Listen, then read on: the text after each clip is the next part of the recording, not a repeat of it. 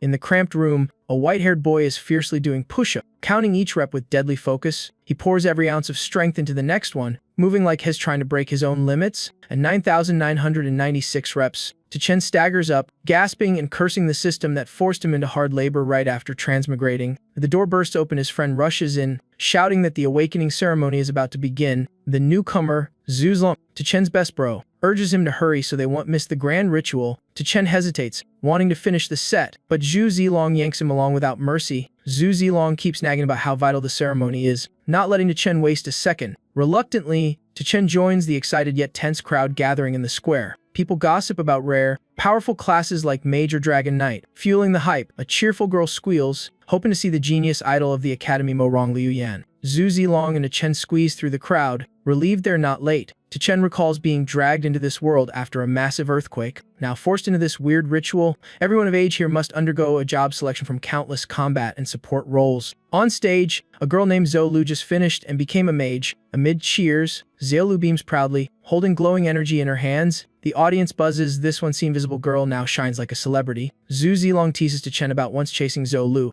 and he awkwardly admits it. He digs through the old memories, remembering the body's past self spending money to buy her affection. After awakening, Zhou Lu is instantly surrounded by boys begging for her attention. She ignores them all, gives Chen a cold glance when he congratulates her, and walks off. Just then, Zhang Lei storms in, furious, and bluntly declares a breakup, leaving Chen confused. Zhou Lu barely reacts, flipping through her notebook to confirm Chen's identity. After a quick check, she coolly announces the breakup too and closes the book. Chen grumbles for the body's sake, muttering like he's just been fired. Zhou Lu sneers, calling him worthless right then. A blonde guy strolls up, acting chummy. That's Li Ling, proudly saying he's becoming a gunner, then suavely invites her to celebrate tonight as Chen eyes him warily. Zhou Lu gleefully grabs Li Ling Xiao's hand, declaring she wants seafood for dinner. He instantly melts, promising the moon if she wishes. Then he turns to Chen, arrogantly asking if he wants to come serve them. Zhu Zilong, furious at the insult, defends his friend and swears everyone will regret this one day. Li Ling Xiao smirks, mocking that the odds of awakening a combat class are nearly zero for commoners. Aside from Zhou Lu, the so-called genius, all regular folks can only hope for trash-tier jobs. When Chen steps onto the stage, every gaze locks onto him. He raises his chin proudly, vowing to make his rival kneel after seeing his result. Li Ling Xiao growls a threat, saying Chen's arrogance is suicide. Still confident, Chen advances, praying to awaken something mighty enough to change his fate. A bell tolls, the test begins, and the progress bar slowly fills on the screen. He throws his head back and shouts, ready to bask in his imagined glory. But a cold gust sweeps by, and shock hits. The result shows no class awakened at all. Li Ling Xiao bursts out laughing, ridiculing him for not even getting a basic job. The crowd erupts. No one's ever seen a zero-class case before. Has the world's first. Stunned, Chen mutters in disbelief, thinking he should at least have a fighter's class as a transmigrant. Li Ling Xiao keeps taunting, yelling for him to crawl off the stage before he embarrasses himself further. Suddenly, the sky shifts ominously, hinting that something big is coming. Thick black clouds swirl as lightning cracks, the crowd gasping at what might be a special awakening sign.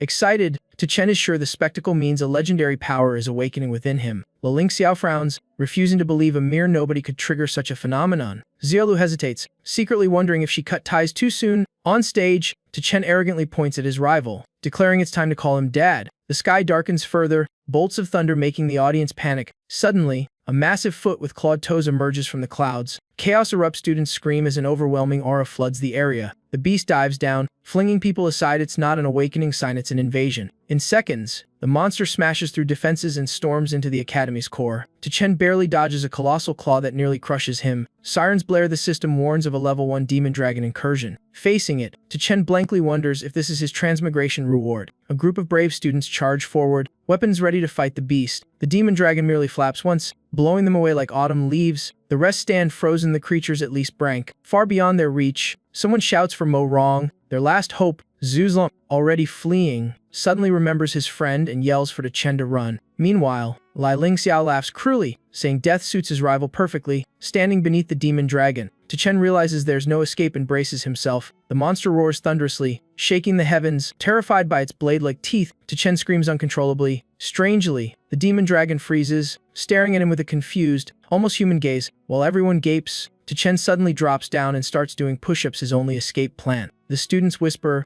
wondering if his joking has gone completely mad. Li Ling Xiao stands paralyzed, pale with terror. At that moment, Chen completes his 9,999th push-up. Upon hitting 10,000, the system congratulates him, granting bonus physique and unlocking a special skill power charging fist. Curious, Chen asks about it, learning its power scales with energy charge time and force index. The system even offers him a free 10-year trial of the new skill. Suddenly, another demon dragon dives from the sky. Aura fierce as a storm, a red-haired girl on a flying sword appears. Tense and alarmed at the chaos, Chen shouts at the beast to stop before more people die. Without hesitation, he channels his strength and throws his first punch using the new skill. Simultaneously, the red-haired girl unleashes a blazing sword strike at the monster. Both powers collide, with Chen's punch landing squarely in the creature's mouth. A deafening explosion follows. The demon dragon disintegrates into smoke. Everyone rushes out cheering for Mo Rong Liuyan, the red-haired heroine they believe slew the beast. Though she senses something off, floating on her sword, Mo Rong ponders silently while Chen below celebrates, praising his skill and begging the system for more quests. Mo Rong lands gracefully, sheathing her sword amid awed stares. Ling Xiao showers her with praise, saying only she could fell a brank monster in one strike. Xiao Lu,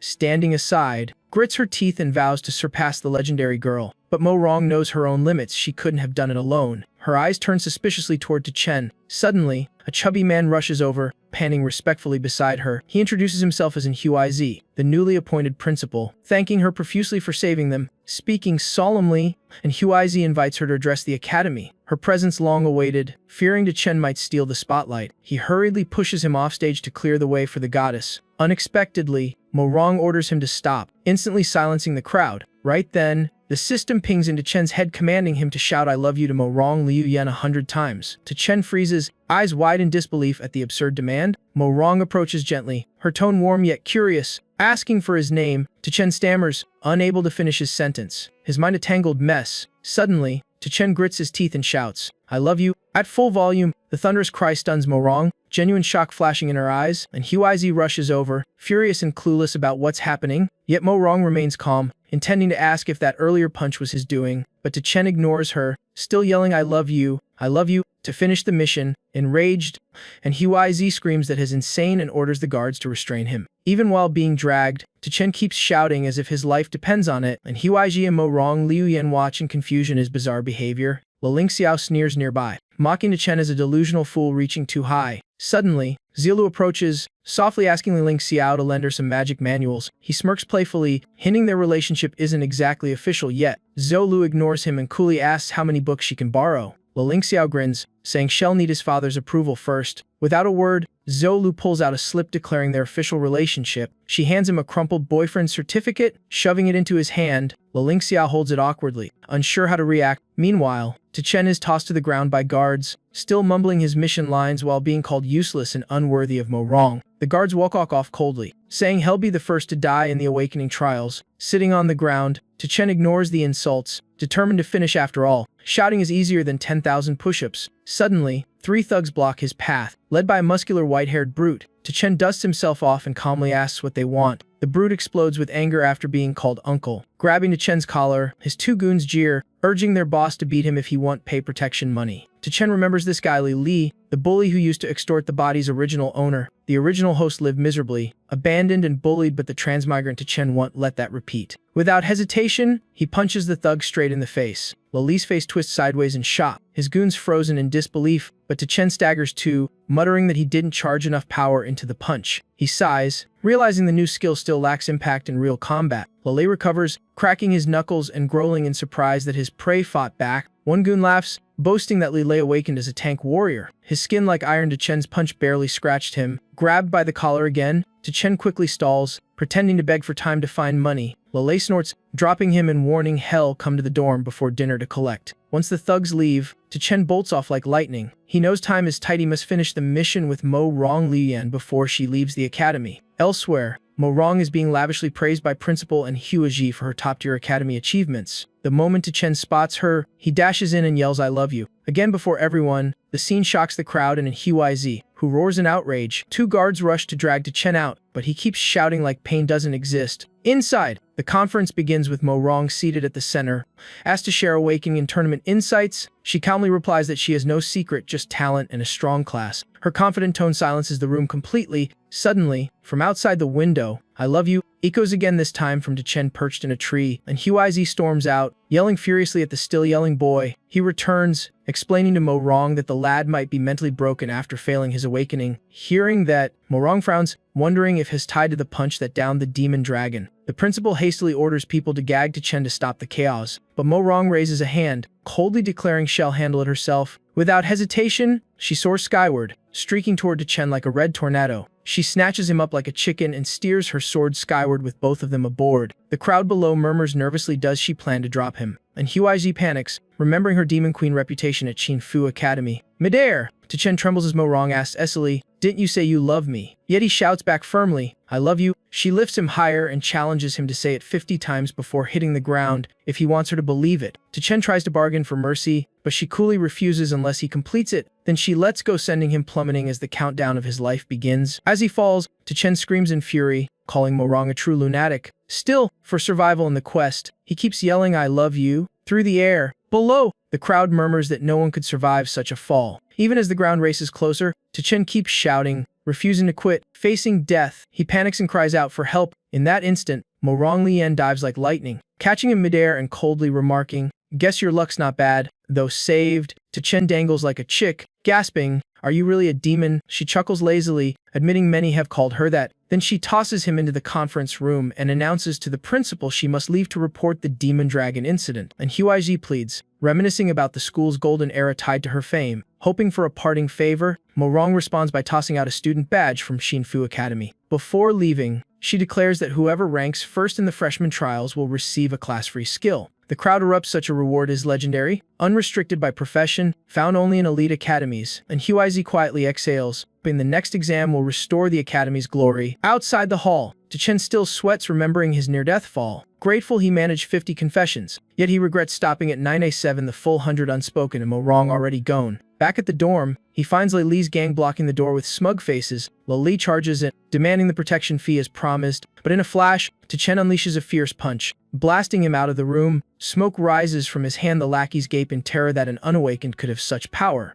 After testing, Chen learns 5 hours of charge can drop a combat rookie easily. Li grovels on the floor, trembling and apologizing. Chen leans down, coldly slapping his face and confirming his name. Then he asks if he knows someone called Mei Mei. Li looks blank, totally confused. Instantly, Chen smacks him again, demanding why he used that nickname if he didn't know her. Li clutches his cheek, whining that the name came from his grandma. Chen snorts, ordering him to find Han Mei Mai or face consequences. Li nods frantically. On stage, and Huizi cheerfully announces the first assessment for all newly awakened students. He stresses that results will directly affect the upcoming martial exam and urges students to reach at least 1-star rank. He adds that this test is joint with 2 other academies, forbidding disorder and requiring teams of 3 to 5. The students buzz with excitement. One shouts his goal to become a 1-star knight for the top military academy. Others whisper about the rare skill rewards. Some boast about taking first place and get doubted for dreaming too high. Chen stands awkwardly alone, annoyed that no one wants to team up. Suddenly, Zhu Zilong calls out, making Chen suspect he's been rejected too. Zhu Zilong scratches his head, admitting he just doesn't want a team, not that he's unwanted. Principal and spots Chen still solo and yells for him to join a group. Ling Xiao adds fuel, mocking that no one would partner with a jobless weakling like Chen. The students agree, calling Chen dead weight, unfit for the exam. Suddenly, a loud roar echoes as an aircraft lands near the campus. A purple-haired young man descends from the private jet with effortless flair. He asks the principal if he's late, calm and composed, and Huizi beams, ushering him to the stage and ordering silence. He introduces him as a transfer from Academy No. 1, coining the joint assessment with Academy No. 2. The purple-haired boy humbly introduces himself, denying being the best or most talented. He looks down at the crowd, saying he's unsure he's stronger or worthy of any special skill. The girls swoon, moved by his beauty and modesty. The boys also clap, finding his humility oddly comforting. Then the purple-haired youth smiles and boldly declares he's here for Mo Rong and will take first place. The hall freezes, stunned by the whiplash after that fake display of humility. Turns out the guy was just pretending modesty to hype everyone up. Principal and coughs quietly, whispering for Ruan Kai-ho to team up with Chen for safety. Groups begin entering the dungeon, chatting about the new beginner-friendly zone. Someone warns that even easy zones have monsters not to be underestimated. Chen and Zhu Zilong still wait outside. Curious about Ruan Q's class, Zhu Zilong shyly admits he's a warrior. Chen grins, guessing it's a female-type combat class. Zhu Zilong blushes and nods, making Chen eager to see the transformation. Hesitating, Zhu Zilong transforms into a stunning beauty. Chen claps in delight, clearly impressed. Before he can say more, the transformed girl punches him 10 meters away. Zhu Zilong panics and reverts, explaining he gets overly emotional when transformed. Despite the pain, Chen laughs, shaking his friend's hand, calling them comrades. Just then, Run Kai-ho walks by, and Chen calls out that they've been waiting. Zhu Zilong adds that the principal assigned him to their team. Run Kai-ho coldly refuses, calling them weak and declaring he works alone. Chen fumes, saying his edgy talk isn't cool, just annoying. Ruan Ki-hai spins around, pointing furiously, accusing Chen of publicly confessing to Mo Rong. He shouts his devotion to Mo Rong, calling her his life's purpose, and scolds Chen for disrespecting her. He orders Chen to stay away, saying just seeing his face makes him want to fight. Chen stays silent, mulling over the angry outburst. Ruan Ki-ho coldly vows to take first place to win Mo Rong's heart. Then he turns and strides off, his proud figure fading into the distance. Suddenly, Lili appears, calling Chen boss and asking why their team has only 2 people. Chen sighs, explaining no one wanted to join them. Without hesitation, Lili eagerly offers to join their team. His girlfriend protests, complaining that Chen has no class. Ignoring her, Lili insists he believes in Chen's strength. The girl snaps, demanding he choose her or Chen. Lili doesn't hesitate and tells her to get lost. She freezes, screaming in disbelief that he dumped her for a loser. Lili coldly says women only get in the way during fights. Furious, she vows to find teammates far stronger than him. Without another glance, she storms off. Chen bursts out laughing, praising Lili's manly resolve. He then declares it's time to enter the trio officially formed, and they step into the dungeon. Inside, Zhu Zilong marvels at the strange energy saturating the place. Chen scans the surroundings, guessing nearby monsters have already been cleared. Urging the team deeper, the group ventures through the dark forest. Chen spots movement and points out a creature matching the book's description. Lili hides and confirms it's indeed a chain fiend. 2 beasts appear in the clearing, the same species. Chen sighs, irritated that his teammates just restate the obvious, and orders them to attack. Lili dumps the mission on Zhu Zilong, telling him to handle it. Zhu Zilong refuses without hesitation. Lili begs Chen to take the field, but he scoffs it's just low-level beasts. Chen orders both to attack, yet neither moves an inch. He loses his temper, smacks Lili's shoulder, and yells that he's a warrior. Lili tries to explain but gets cut off mid-sentence. Chen shoves him out of the bushes, ending all debate. Lili sighs and steps forward. Chen waves encouragingly, and Zhu Zilong cheers. 2 spirit beasts grazing nearby sense movement and grow alert. They charge straight toward Li after spotting him. Lili counterattacks instantly, smashing both beasts away with 2 heavy punches. Chen cheers, praising Lili as a true brute with decent power. Lili coldly collects the beasts' corpses and moves on until a strange sound stops everyone. A horrifying sight, a horde of redayed beasts stampeding toward them. Chen panics, clueless about what's happening. Zhu Zilong drags him behind the bushes, muttering about a whole pack of red chain beasts. Lili turns back, finishing his earlier thought his physique attracts monsters. Chen and Zhu Zilong freeze at that shocking revelation. Lili calmly explains that his beast attraction trait pulls in whole packs whenever he fights. The trio dashes off in panic, with Chen shouting that Lili should warn them. Elsewhere, Linxiao's team and Zolu are battling 3 spirit beasts. Zielu casts a high-level fire spell. 3 blazing fireballs streak toward the red chain beasts. Strangely, before impact, the beasts scatter in terror. Linxiao is baffled, wondering why the monsters fled. One teammate points out the whole horde rushing somewhere else. Zielu frowns, worried that missing kills will slow their level gains.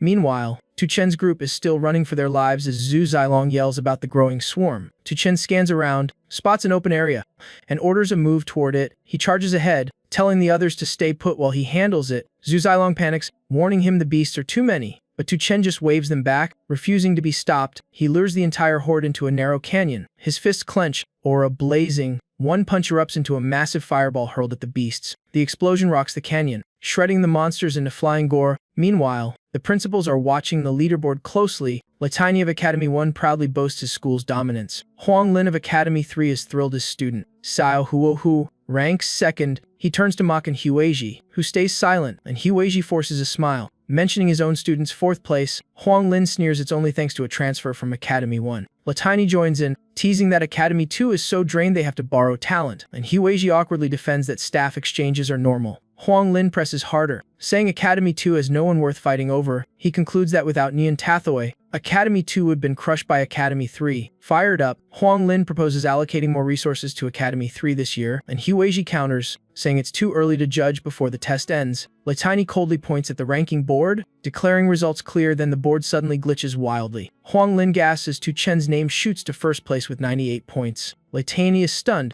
clueless who Chen even is to rise so fast, and Hueji is equally shocked seeing an unclassified student student at the top. He doesn't care why, he instantly claims credit, smugly facing Huang Lin. Huang Lin freezes, insisting there must be an error, but Huaji grows cockier. The gap is so absurd everyone doubts it, yet no flaw can be found. The system, powered by the central mind, is famously infallible. Furious, Huang Lin demands a full data audit immediately, and Huaji lifts his chin, daring inspection, proud that Academy 2 now leads. On site, Zhu Zilong and Li Li gape at Tu Chen's overwhelming power. One punch wiped out the whole horde. Tu Chen still stands dazed, body glowing in golden light. He mutters, baffled by his body's strange radiance. Zhu Zilong panics, realizing Tu Chen is breaking to a 1-star pseudo-class, far ahead of top Academy prodigies. But Tu Chen stays confused. He has no class, so he feels no change. Elsewhere, two bald men face a pack of red-eyed demonic wolves. One scoffs, calling the 1-star beast mere trash, boasting he's beyond that level. The other nods they're not after the wolves but something important hidden nearby.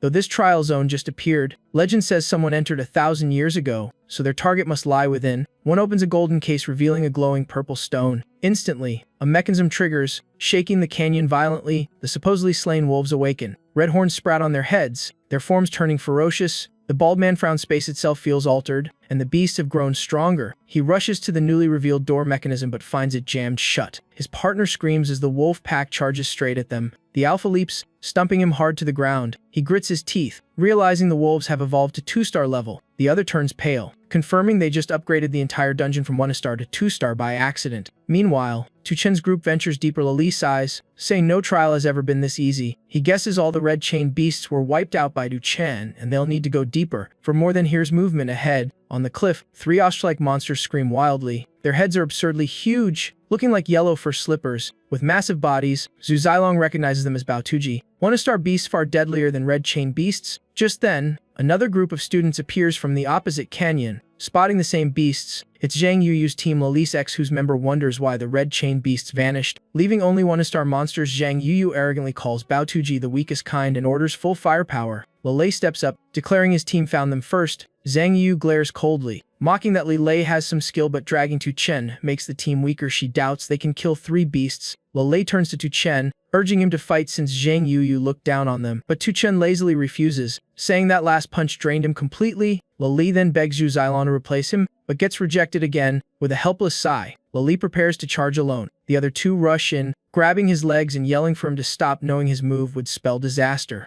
The sight of the 3 clinging together makes Zhang Yu snort and sneer, calling them useless clowns. Just then, a loud shout echoes. Team Academy 3 has arrived. Li looks over and recognizes Huang Kai, Academy 3's 3rd-ranked prodigy and Huang Lin's golden boy. His sidekick Muddy quickly declares the area under their control. Li sighs in annoyance, mocking them for acting like barroom bullies. Zhang Yu instantly approaches Huang Kai, acting all friendly, hoping to be noticed. Huang Kai nods indifferently, acknowledging he knows her. He waves, ordering everyone out except Zhang Yu. But Zhang Yu smirks, suggesting Tu Chen's team stay for her amusement. Huang Kai agrees with a sly grin, promising to show her his cat that can flip tricks at his villa. Immediately, the girl in Zhang Yu's team transforms into a silver-armored warrior and charges. Her 2 teammates join in, attacking from both sides. Tu Chen's team just stares. Zhu Zilong is shocked they're all heavy-armored fighters, while Li Lei sighs, calling them real tanks. Zhang Yu sneers, saying Li Lei will regret dumping her for keeping a useless guy like Tu Chen. Huang Kai, watching till now, suddenly draws his sword, shouting his name and charging like a storm. He leads the armored girls, their battle cry shaking the air. Suddenly, a deafening explosion booms from the nearby mountain. Huang Kai startles, shouting in panic, demanding to know what happened. Before anyone can react, the Baotuji molt, sprouting bladed wings. Huang Kai flails his sword in despair. A single wing slice sends him flying out of the fight. The 3 silver-armored fighters are also knocked down, screaming in pain.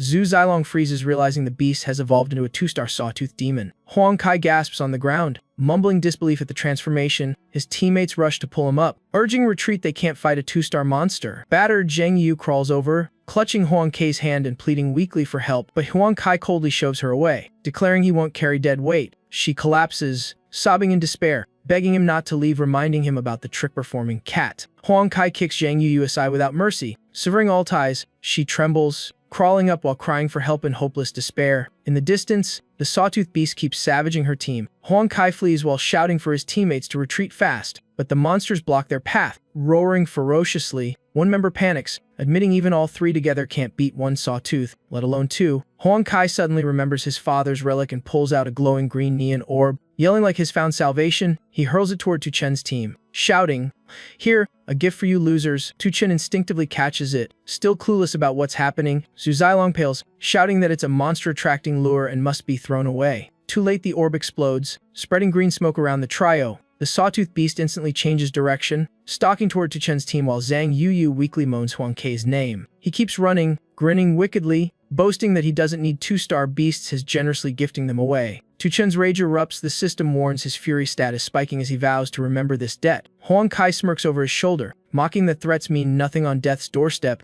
Zhang Yu keeps screaming for help, begging anyone to save her, offering anything to survive. Lai Li yells at her to shut up, they're still here fighting. Zhang Yu snaps back bitterly, calling them useless cowards afraid of even one-star monsters. But before she finishes, the beast leaps over her, charging straight at Tu Chen, has slammed to the ground, crying out in pain. Lele panics, admitting even Tu Chen can't withstand the sawtooth beast. Though terrified, he steps forward, ready to fight to the death, but Zhu Zilong grabs him back, firmly taking his place this time. It's his turn. The monster roars, its spinning blades slashing through the air. Zhu Zilong rushes it, his body shrouded in misty light. When the smoke clears, a purple-haired girl in a sailor outfit holding a staff appears, charming yet deadly. Lele stands frozen, unable to believe his eyes. In that form, Zhu Zilong blocks the attack, shouting for his teammates to retreat. Zhang Yu instantly joins the retreat, babbling promises while staggering away. Tu Chen and Lele exchange glances, nod, then swiftly withdraw. During the clash, Zhu Zilong takes a hit, sliding back a step. Zhang Yu screams,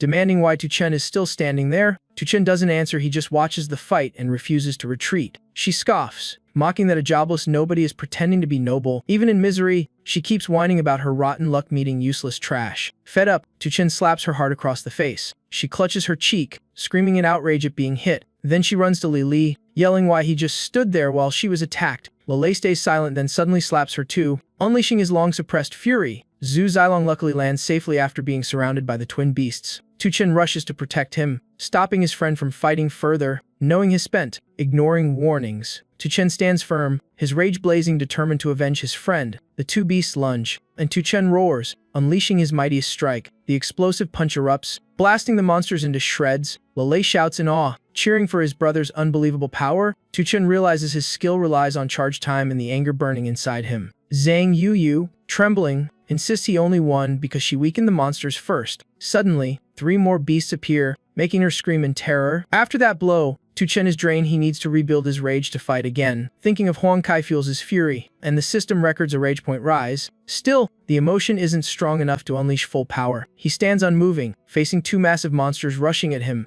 Zhu Zilong and Lele watch anxiously from the side. Suddenly, Tu Chen gathers energy as his rage level spikes. He roars, swings his blade, and knocks both creatures back. He doesn't stop, his fury now surges with patriotic fire. The beasts are obliterated in a blink by his blazing punch. Tu Chen stands tall, shouting out the glorious names of history. His next strike seems to ignite the past itself, channeling ancestral wrath. Lele is swept up by Tu Chen's burning spirit, screaming with excitement. He yells that he wants to pour a lifetime of fury into one blow. Tu Chen channels everything into a punch that annihilates the remaining beasts. He exhales in relief, wiping sweat, feeling the weight lift off. Zhang Yu trembles, unable to believe a jobless man wiped out an entire horde. Under the sunlight, Tu Chen looks divine, vowing to face this perilous world head-on. Lele curiously whispers, suspecting Tu Chen might be a mage with a power boost chant. He still doesn't get what's happening, and Zhu Zilong stands dazed like he's hypnotized. At the monitoring center, the scoreboard shifts wildly. Li Yanjin jumps to first place. Latini beams, boasting that Li Yanjin's talent can never be buried. Huang Lin mocks the silent and Huiji, sneering about Tu Chen's drop in rank, and Huiji calmly replies that third place still proves ability. Huang Lin laughs, calling Tu Chen a useless failure with no real results. He points at the board again, saying Tu Chen will soon be booted from the top ranks. Right then, the system chimes. Tu Chen suddenly leaps to first with 208 points, slapping Huang Lin figuratively. Latani is stunned, unable to comprehend Tu Chen's explosive growth. Principal and smirks coldly while the other two mutter in disbelief. He steps close to Huang Lin, sneering, "Hear that? That's the sound of your slap." Enraged, Huang Lin turns to Li Chini, insisting the system or Tu Chen must be glitched. Principal and shrugs,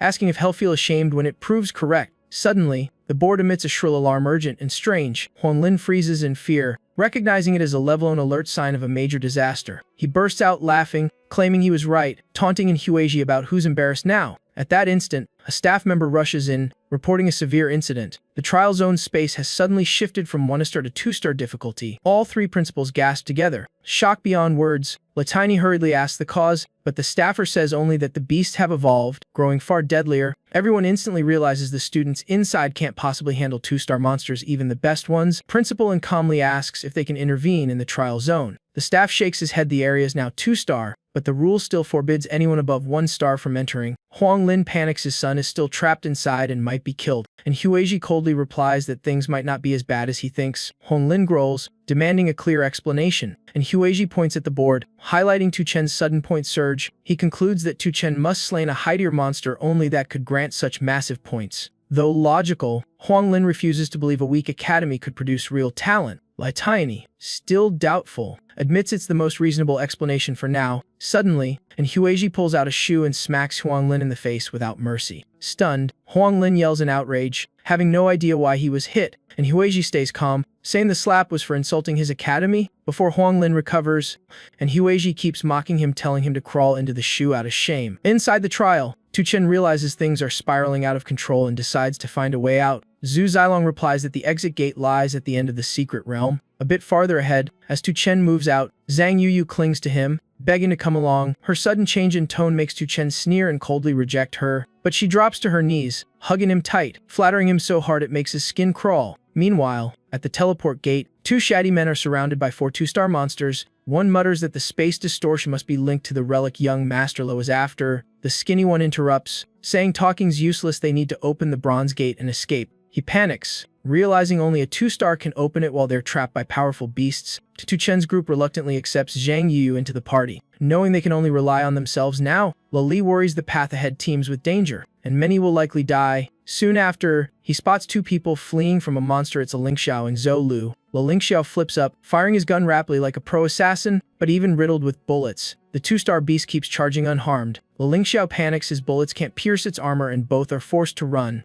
Xiaolu halts, raises her staff solemnly, and radiates a dazzling light. An earth-binding spell lands, rooting the monster in place. Lingxiao praises her magic power, but she coldly says it's only a temporary hold. From afar, Zhang Yuyu and Zhu Zilong watch the clash between Xiaolu and the beast. Lingxiao is stunned to see Tu Chen alive. Shocked a jobless man could survive this long, Xiaolu glances over disdainfully, wanting no involvement, and deliberately takes another route. Before leaving, she curtly cuts all ties with Tu Chen, declaring she won't help him again. Tu Chen stands silent, watching them leave, words stuck in his throat. Lei shudders in disgust at their hypocrisy, saying no one asked for their help anyway. Zhang Yu quickly agrees, calling Zhou Lu a foolish girl blind just like she once was. She keeps ranting in fury, flattering Tu Chen nonstop, making Zhu Zilong burst into laughter. Tu Chen seems heartbroken, but it's pure fury. He decides to vent it on the monsters. He throws a lightning charge punch, obliterating a wolf in one blow. Lei is stunned by the terrifying power, doubting Tu Chen's true identity. Zhu Zilong is equally puzzled, insisting Tu Chen has no class at all. Suddenly, Tu Chen's body glows, wrapped in radiant golden energy. 2 spinning stars appear above his head, leaving him utterly confused. Li instantly recognizes it as a breakthrough. Tu Chen just hit 2-star rank. Tu Chen is shocked by the speed, while Li can't believe anyone finds leveling up that easy.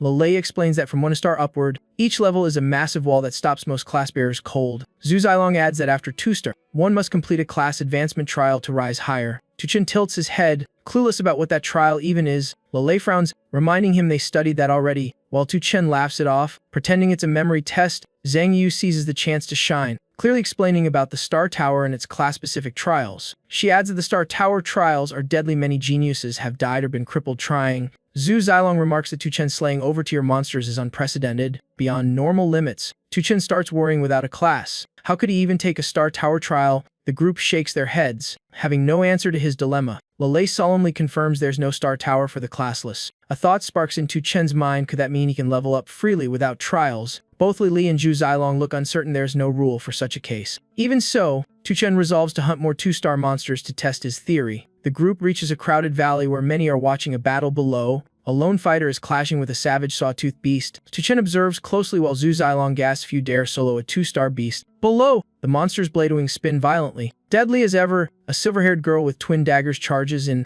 unleashing a close combat technique. Her strike weakens the beast's attack and forces it back. Seizing the chance, she leaps up to deliver a killing blow, but the monster reacts fast, spinning its massive saw wings for a brutal counter. She's slammed into a rock, while the beast also stumbles back, carving a trench in the ground. clinging to the rock. Like Xuanjin Academy 1's prodigy curses, furious that her 1-star rank can't pierce a 2-star beast. From above, girl gasps, asking who's fighting the 2-star monster. Her friend quickly identifies her as the top genius. Lai Xuanjian. Another adds that Li Xuanjian's class is Shadow Assassin, the same type, once birthed a legendary powerhouse. The crowd admires her bravery, calling her humanity's last hope against 2-star beasts. Lele snorts, saying Shiz just average Tu Chen could crush such monsters instantly. Someone nearby laughs, calling Lele a daydreaming fool. The others laughed, thinking it was nonsense and not worth believing. Lele coldly mocked their narrow minds for judging others by their own limits. He turned to Tu Chen, asking if he wanted to show off, but Tu Chen calmly advised humility. The mocker grew angry, asking if Lele even knew who he was. Without waiting, he bragged that he was Xiao Huo, top genius of 3rd Academy after Li Xuanjin. He pointed at Tu Chen, claiming the story of beating a 2-star beast was pure fantasy. He even taunted that if Tu Chen could do it, he'd call him dad on the spot. Suddenly, Lai Xuanjin stepped in, shouting for Xiao Huo to shut up, but he rudely asked who she was. Just when everyone expected a sharp retort, Zhang Yu barged in, yelling, "Don't steal my dad." Xiao Huo blinked in confusion,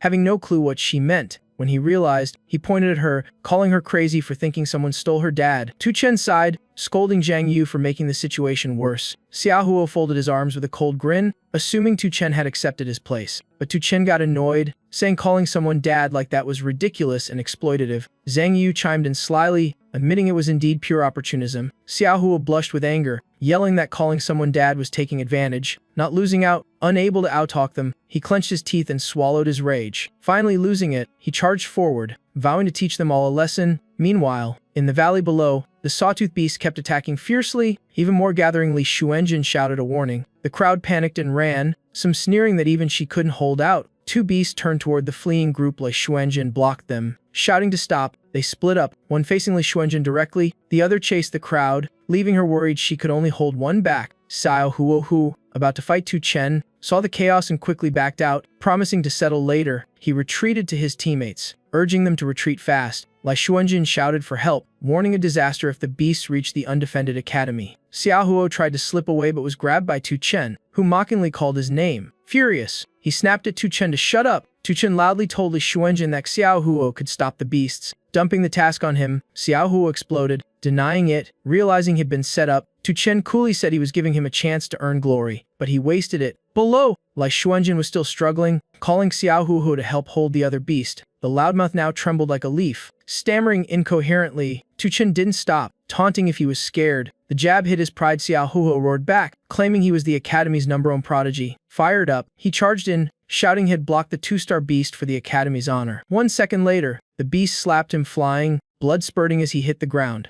Dignity gone, he clutched his head and ran, screaming in terror. From afar came mocking voices calling him useless. Xiao Huo shouted back, venting anger at Tu Chen and daring him to survive. Meanwhile, Li Xuanjin swung her blade hard, knocking away the beast, entangling her. She dashed toward the second beast, yelling for Tu Chen to run to her for help. But Tu Chen didn't move, eyes icy cold, ready to unleash fury on the foe ahead. Xiao Huo kept sneering, saying Tu Chen was just asking for death. Lai Xuanjin also doubted him, thinking he was too reckless to face it head-on. Then Tu Chen delivered a devastating punch, blasting the beast into chunks. Xiao Huo froze, eyes nearly popping out in disbelief. Lai Xuanjin stood stunned, heart racing at seeing someone far beyond her level.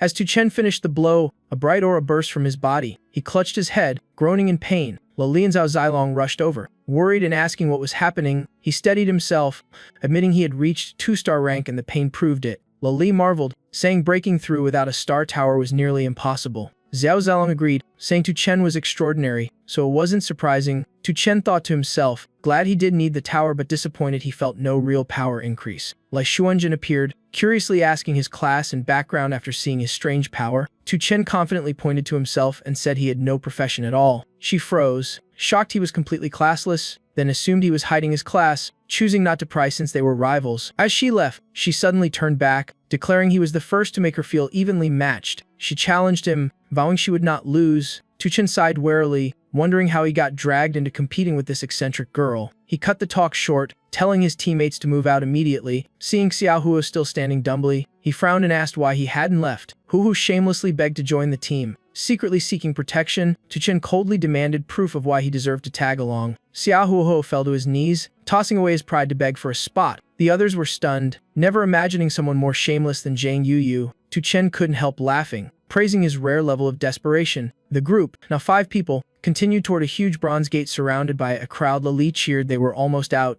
Xiao Zilong grew suspicious why so many waited but none entered the gate. Li grabbed someone to ask what was going on. The person nervously explained only 2-star professionals could open it and they just fought 2-star beasts. Li turned to Tu Chen, saying only he could open it and placing his trust in him. Xiao Huhu looked back, face pale as dust clouds rose with countless shapes charging closer. He realized it was a swarm of 2-star beasts rushing toward them at terrifying speed. The crowd before the bronze gate screamed and shoved, panicking as the monsters neared. The whole area plunged into chaos, people pushing, running, all order and reason lost. Lingxiu shouted angrily, claiming his class wasn't fit for frontline combat. Shiho from 3rd Academy coldly ordered 2nd Academy to handle the monsters instead. 2nd Academy students protested, upset at being bullied and fearing the overwhelming numbers. Zilu stepped forward calmly, trying to mediate using her status and reputation, but Shiho rudely dismissed her, boasting 3rd Academy's superiority. Xiaolu noted his name coldly, making it clear she wouldn't let it slide. Tu Chen's group squeezed through the crowd, politely asking for passage. Lingxiu sneered venomously, thinking they'd already died earlier. Shiho barked orders, forcing all 2nd Academy students to fight. Tu Chen loudly offered to open the gate, shocking everyone. Shiho laughed scornfully at his small frame. Not believing him, he said everyone was waiting for the strongest genius, Lai Xuanjian, to rescue them. Then he mocked Tu Chen, saying if he could open the gate, he'd call him mom. The crowd held its breath. Tu Chen sighed and replied with sarcasm, making Shiho furious. Shiho roared, muscles tensing as he threatened Tu Chen. He jabbed a finger in Tu Chen's face, declaring he wasn't worthy to stand before a genius like him. Losing patience, Tu Chen flipped him off and cursed him right to his face. Lingxiu folded his arms, mocking that Tu Chen wouldn't dare defy Shiho so openly. Zhou teased that maybe Tu Chen liked her and that's why he stood so close. Shiho exploded in rage, raising his hand to make Tu Chen suffer. Lingxiu secretly hoped Tu Chen would get beaten senseless. Suddenly, Xiao Huhu appeared, slapping Shiho hard and shouting for him to back off. Lingxiu froze, mouth gaping like he'd swallowed a melon whole. Shiho stumbled back, accidentally falling on top of Lingxiu. Both yelling in chaos, Xiao Huo shouted, calling him a pig and asking if he knew who he was. Shiho immediately softened, forcing a grin and changing attitude in a blink. The crowd buzzed, realizing Xiao Huhu was the top genius of 3rd Academy. Xiao Huohu slapped him again, scolding him for touching Tu Chen. The impact nearly made Lingxiu spit blood, writhing in pain. Shiho got up shakily, pointing at Tu Chen, furious for being forced to call him dad. Xiao Huohu silently answered with another thunderous slap. By habit, Shiho toppled straight back onto the unlucky Lingxiu again. He roared in humiliation, struggling to rise. Lingxiu crawled to Xiaolu, wondering why Xiao Huohu helped them. She smugly said it was because of her. Lingxiu admired her, convinced only Xiaolu could make a genius act that way. Xiao Huo walked up solemnly, asking Zhou if she was satisfied now. Xiaolu adjusted her glasses and nodded, perfectly pleased. Lingxiu took the chance to flatter him, thanking him profusely on behalf of the academy. Xiao Huo coldly brushed them aside, clearly uninterested. Then he strode straight toward Tu Chen. Meanwhile, Lingxiu and Zhou shamelessly lingered nearby, eavesdropping with zero shame. Xiao Huoho seriously asked Tu Chen to speak up if anything displeased him. Lingxiu was baffled why Xiao Huo showed such respect to Tu Chen. Xiaolu quietly noted his name down, vowing never to forget it. Meanwhile, the 2-star beasts had closed in, their roars shaking the earth. Lai Xuanjin led the 1st Academy elites charging straight into battle. She struck with blinding speed, cutting down horned wolves and sawtooth beasts in succession. The crowd cheered wildly as the top names arrived to help. Lai Xuanjin rushed forward, declaring she would open the bronze gate herself. She pushed with all her strength, but the gate didn't budge an inch. The beast grew fiercer, nearly kicking someone out of the battlefield. A frantic shout warned that the situation was spiraling out of control. Lai Xuanjian, drenched in sweat, admitted desperately that only 2-star fighters could open it.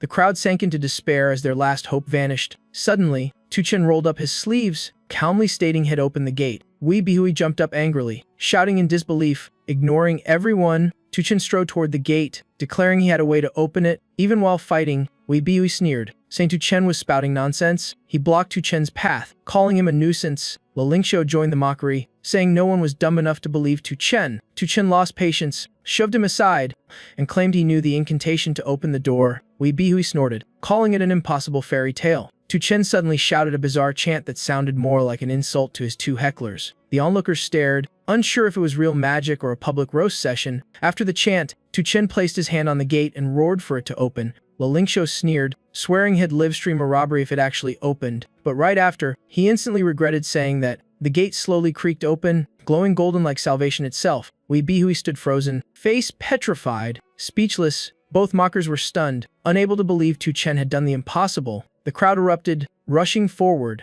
buzzing if the strange chant really worked. Lai Xuanjin was in utter shock, unable to fathom how Tu Chen reached 2-star so fast. Before the amazement faded, a horde of monsters suddenly charged in, radiating killing intent. The savage sawtooth beasts attacked the nearest students mercilessly. Chaos spread as screams filled the air and everyone scrambled for the gate. In a shadowed corner, a bald man muttered in disbelief that Tu Chen had opened it that way. Another bald man urged him to hurry and finish their assigned task. The students poured through the bronze gate in groups, entering the secret realm. Lai Xuanjin and Wei Bihui led the way, but she soon screamed in terror. Before them appeared a spider demoness half-woman, half-beast hauntingly seductive. Surrounded by horses-eyed spiders, the Spider Queen raised her claws, her horn glowing eerily as she laughed coldly about memories and her craving for human flesh. The students panicked when they realized it was a 2-star boss, normally found only in hide-ear dungeons. Before anyone could react, lunged forward, attacking like a predator hunting prey. One student was snatched up by its claws, screaming desperately for help. The Spider Queen devoured the victim instantly. Without hesitation, blood splattered everywhere as the monster licked its lips in pleasure and hunger. The gruesome sight plunged everyone into utter despair. Seeing the danger,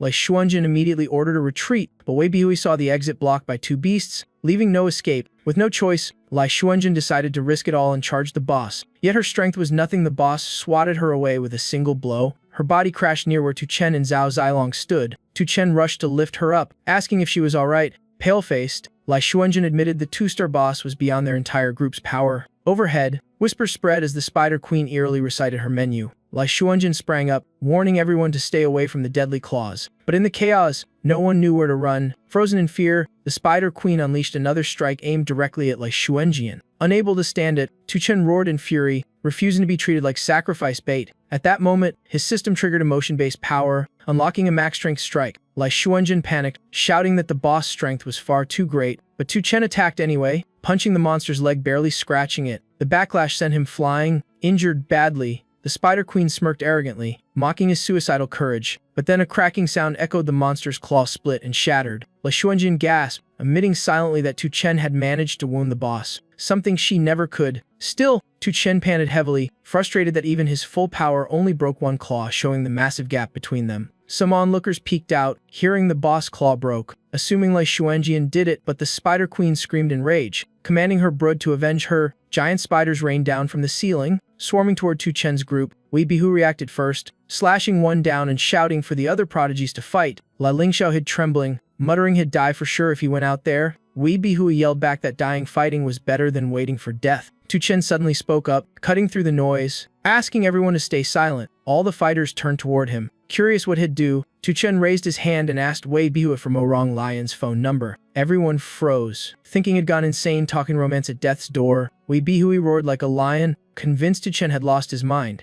Meanwhile, at Tianjing Academy, Morong Lian was training against a monster. She wondered aloud if that scarecrow-like beast was really worthy of being a 4-star boss. Instead of answering, the monster lunged forward like an angry rebuttal. Morong Lian swung her sword once, slicing it down in an instant. After her slash, Morong Lian coldly remarked that the opponent was too weak. Her name glowed brightly on the 4th floor ranking board, proving her strength. A pink-haired girl beside her jumped up cheering, calling her someone's wife. Morong Lian left the arena expressionless. The pink-haired girl ran after her, demanding a celebratory kiss for leveling up. Morong pressed her head down, warning her in a threatening tone. Meng Miao teased, sticking her butt out and asking to be punished. Morong ignored her, sighing about being forced to do tasks beyond her role. Meng Miao trotted behind like a tail, calling wifey nonstop. Back at the battlefield, Tu Chen impatiently urged Wei Bihui to call Morong Lian. Wei Bihui snapped, refusing to involve the goddess in their mess. Tu Chen explained he just wanted to save everyone. Wei Bihui still didn't believe, saying even if she answered, help wouldn't come in time. Tu Chen, annoyed, reminded him how they doubted him before, then shouted to hand over the phone.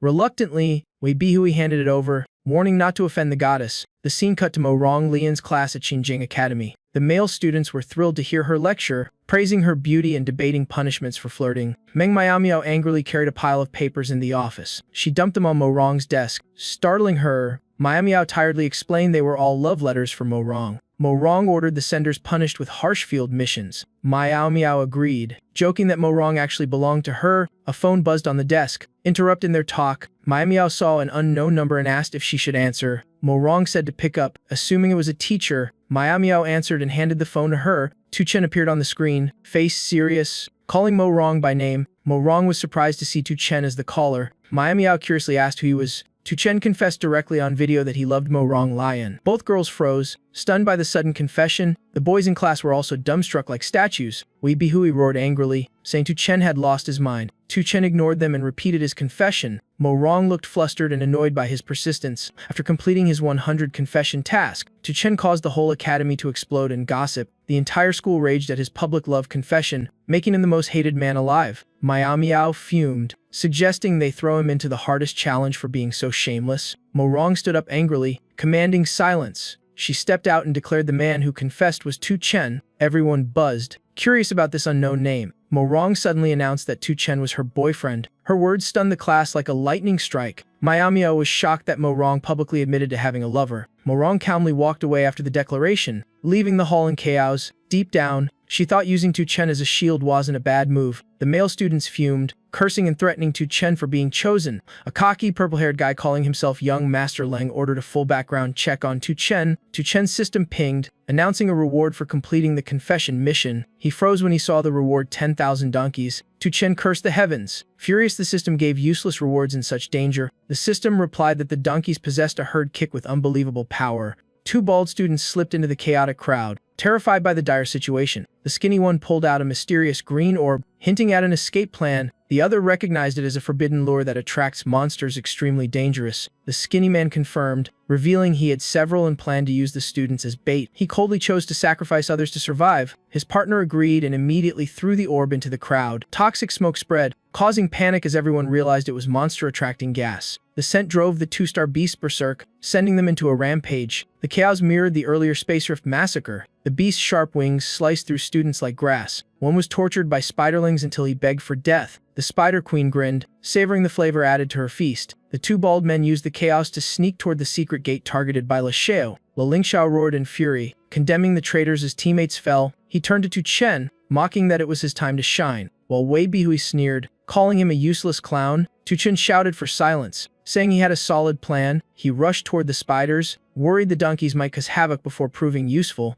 Wei Bihui yelled for him to stop, while Li Lingxiao secretly hoped to die to buy time. Tu Chen muttered a bizarre chant, invoking the names of his two rivals for power. The spiderlings smelled humans and charged wildly. At the decisive moment, Tu Chen raised his hand and shouted the summoning order for the Donkey Legion. Wei Bihui thought he was raving mad and shouted in frustration. Suddenly the sky lit up as thousands of fat donkeys dropped from above. They landed straight in the midst of the rampaging spiders. Wei Bihui was stunned, unable to process what he saw. Everyone panicked, expecting an attack, but the donkeys didn't harm them. Even the Spider Queen was baffled by the appearance of these odd creatures. Before she could react, the donkey horde charged like a tsunami, sweeping everything away. The lead donkey leapt up and delivered a devastating kick, draining the queen's full power bar. The rest followed like a tidal wave, trampling her mercilessly. Crushed beneath them, the Spider Queen wondered why divine beasts had betrayed her. The donkeys kept pounding until the Spider Demoness was nearly obliterated. Meanwhile, Le Lingxiao and Wei Bihui smugly assumed they had escaped safely. Their group hurried toward the teleportation array when space itself suddenly trembled. A strange sound echoed, forcing them to turn back. Before them, tens of thousands of raging donkeys thundered forward at terrifying speed. The two schemers were trampled flat before they could scream. The donkey horde swept through, smashing everything in its path toward the teleportation array. Outside, La Xiao's subordinates grew anxious that the pair hadn't returned as planned. One shouted with joy when the teleportation array lit up, thinking someone was coming back. La Xiao rejoices, believing that precious item will help him reach the ultimate realm. But his joy vanishes the moment he sees who steps out. Not a person but a herd of fat donkeys charging in, plunging him into chaos. Inside King Tong sect, students gossip in shock about the donkeys wiping out monsters. Lai Lei grills Zhao Zilong about whether Tu Chen is a summoner, but no one's sure. Wei Bihui is utterly baffled who on earth summons thousands of donkeys. Tu Chen calmly approaches the corpses of the two ringleaders and picks up a strange box. He opens it, revealing a dazzling golden key inside. Suddenly, the key flies toward him, as if trying to merge with his body. Li Yangyan arrives at the scene where the Spider Demoness was crushed. She stands there stunned, unable to believe a mighty boss lost to dumb donkeys. A survivor weakly lifts his head through the smoke and asks what just happened. He wonders why an entire herd of donkeys appeared out of nowhere. Many students cheer for surviving and wonder who saved them. Someone wants to learn the summoning spell, while another shouts the weird chant again. Nguyen Bihui and Li Lingxiao fume, faces dark with embarrassment for being mocked. Wei Baihui grits his teeth, admitting to Chen is no simple man, perhaps a hidden master. Yet Ling Xiao denies it, refusing to believe Chen saved them all. Wei Baihui suddenly realizes Ling Xiao truly is the big sand idiot Chen mentioned. As the group still reels, the two-star sawtooth beasts start moving menacingly again. A terrified student yells for everyone to retreat through the teleport array. Zielu strikes amid the chaos, using the Mother of Earth to hunt her old foe. That foe, Sheihao, once her enemy, is trapped by sand and can't escape. Just then, a sawtooth beast lunges in and finishes Sheihao with a brutal blow. Blood spills. Zhou Lu notes his name in her book, says she warned him, and walks off coldly. Meanwhile, Chen suddenly clutches his head in pain. Suspecting it's from overkilling monsters, Xiao Zilong rushes over, and Chen forces a smile, saying is now 3-star. Lily is stunned by Chen's insane rank-up speed, thinking he'll become a legend. In the principal's office, Le Xinyi angrily demands a report on the Space Mage's support. Staff reply that help is coming but will take another hour to arrive, and Huizi loses patience, ordering them to break the barrier now to save the students. Huang Lin despairs, admitting their 4-star power isn't enough to shatter it. He worries for his son, Huang Can, trapped inside, holding his head helplessly, and Huizi shouts, calling Huang Lin a coward and threatening to act alone. Suddenly, the leaderboard lights up. Chen tops it by a ridiculous margin. The tech staff panics, urging the deans to check the results immediately. Huang Lin freezes, unable to believe Chen's score exceeds 1,000. Le Xinyi suspects a system glitch. Such a score seems impossible. Huang Lin grows angrier, calling it an unreal number that smashes every record ever. Even the mightiest freak in history, Lei Shen, never scored above 980, and Huizi stands firm, claiming Chen might be the next legend. The other two principals immediately reject that as nonsense. Lai Xinyi insists they must uncover the real reason behind such absurdly high points, and Huizi hesitantly admits Chen was originally a jobless student. Huang Lin scoffs, saying that comparison insults Lei Shen's reputation. Just then, a tech staffer rushes in, shouting that the students have escaped. The 3 principals are stunned and demand confirmation. The staff happily confirms, saying they saw students being teleported out. Outside, Chen strides out proudly with the students from the teleport array. The system announces everyone's safe and rewards are being calculated. Chen marvels, realizing this world works like Enrapi and is getting more fun. The system reports his earned shrank, soul points, and the rare Spider Queen's sleeping elixir. The 3 principals rush over, relieved the students survived but curious who saved them. Le Xinyi is certain the miracle was caused by genius Li Yangyan, and Huizi argues it's more likely to Chen. Given his insane score, the other 2 principals instantly reject that ridiculous idea. Huang Lin snaps, declaring if Chen really saved them, he can enter his academy's ultimate dungeon. And Huizi sighs, realizing the second academy nearly beat the third this time. All 3 principals surround Li Yangyan, eager for her heroic story. She blushes and denies it, saying clearly she wasn't the savior. Huang Lin hurriedly tries to credit his student, proudly patting Xiao Hu. Xiao Hu awkwardly admits he did absolutely nothing in the secret realm. Huang Lin doesn't believe it and presses him about any achievement. He calmly replies, does recognizing a foster dad count? Stunning everyone, Huang Lin is speechless, jaw-dropping as if struck by lightning, losing control. He slaps Xiao Hu in fury, thinking he's being mocked. Li Yangyan intervenes, clarifying that Chen was the true savior, and Huizi is shocked, turning his gaze to Chen, the unexpected hero. Doubt echoes in his mind. He can't believe Chen pulled it off. Chen calmly asks if saving people earns any rewards. Lai Xinyi solemnly replies that his merit will be reported to the Star Tower Alliance. Chen nods coolly, confirming he was indeed the one who turned the tide, and Huizi beams proudly, declaring the second academy has officially risen to the top. Huang Lin roars in rage, refusing to believe a jobless Chen could achieve that. Without arguing, Chen decks Huang Lin with one punch, leaving everyone frozen, and Huizi smirks, reminding Huang Lin of his promise about the ultimate dungeon. But Li Xinyi steps in, saying the donkey summoning incident is too complex and needs Star Tower review. After hearing that, the crowd quietly disperses. Only Chen stays, still curious about the Godslayer points, and Huizi cheerfully explains that Godslayer points appear only at peak performance, rare even among Shrankers. Lai Xinyi coldly asks Chen if has actually achieved one already. Chen calmly confirms has only gained a single point. Lai Xinyi is stunned, noting even university geniuses rarely reach that. She eyes Chen with both doubt and admiration, saying he's the first from the Central Party Academy to do so, and Huizi pats Chen's shoulder, excitedly congratulating him for topping the trial and earning a precious skill. Chen shivers, remembering Mu Rong Liu Yan and fearing she might come for him. Li Yangyan steps up, declaring she'll take the top human ranking in the next exam. Chen replies coolly, advising her not to compare herself to him. Li Yangyan frowns, suspecting his looking down on her. Chen turns away, saying indifferently he's just an AF player. Li Yangyan is baffled by the strange phrase and murmurs guesses, but Chen vanishes without a trace. The scene shifts to a hellish volcano-like realm blanketed in red earth.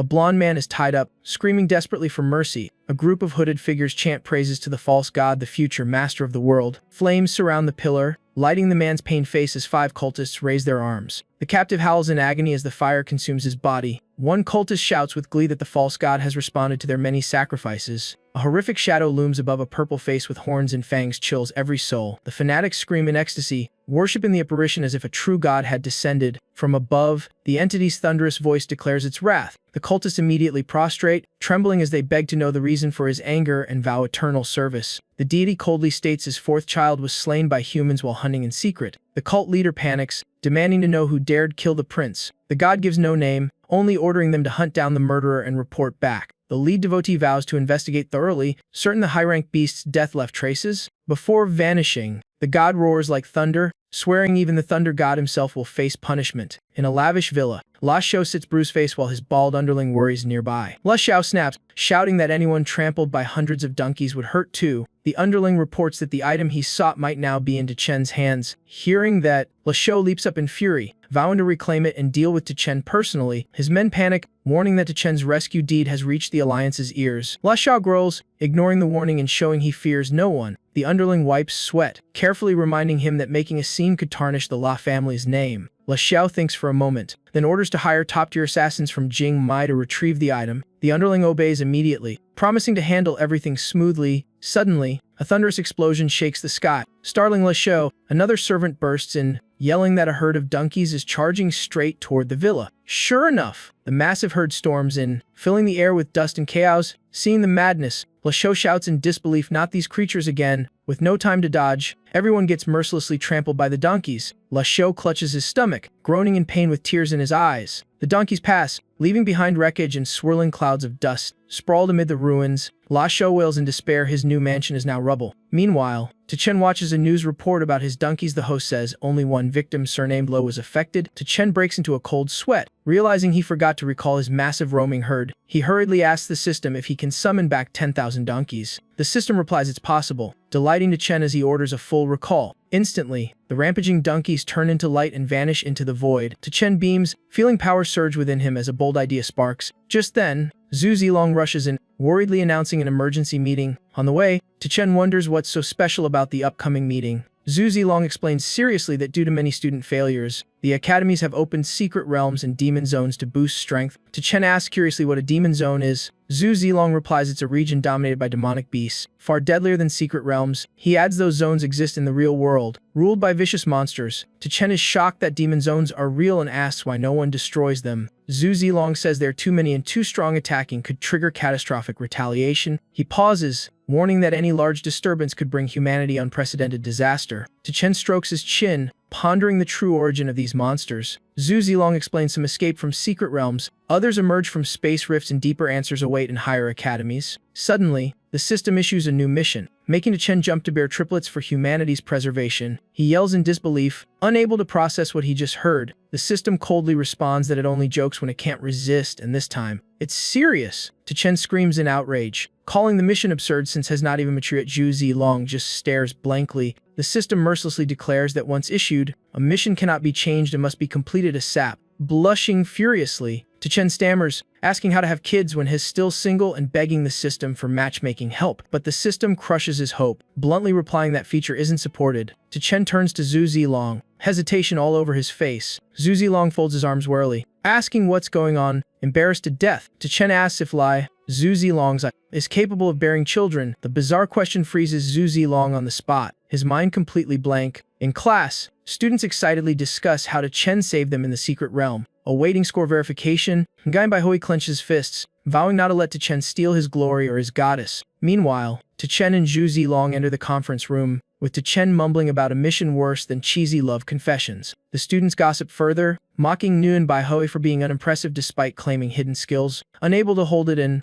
Nguyen Bai Hui jumps up, eyes blazing. He points at Chen and angrily orders him to stand. Chen calmly complies, asking what he wants. Nguyen Bai Hui shouts that everyone in the room is useless trash. Chen freezes briefly, then regains his cool demeanor. He smirks and tells Nguyen Bai Hui to sit down, then invites him to join a game. Nguyen Bai Hui grinds his teeth, face red with rage. Just then, Principal N appears, Restoring order with a single authoritative tap, he solemnly announces that thanks to Chen's excellence, the Academy will be rewarded by the Star Tower Alliance, and Chen himself earns access to the formless secret realm of Academy No. 3. The principal hands Chen a special card, instructing him to visit Chenjing Academy and meet Mu Rong-Ilian for a rare job-free skill. Half an hour later, Principal stresses that the human college entrance exam is near and all 3 academies have opened demon zones. His words excite the students. He urges them to form groups for demon zone training, especially praising Academy No. 2 for its dominance. Smiling proudly, he notes it's the first time in years the Academy ranked first and urges everyone to seize the chance. Leaving the meeting, Chen sighs that the principal's short speech somehow lasted over an hour. Lili rushes up, thrilled,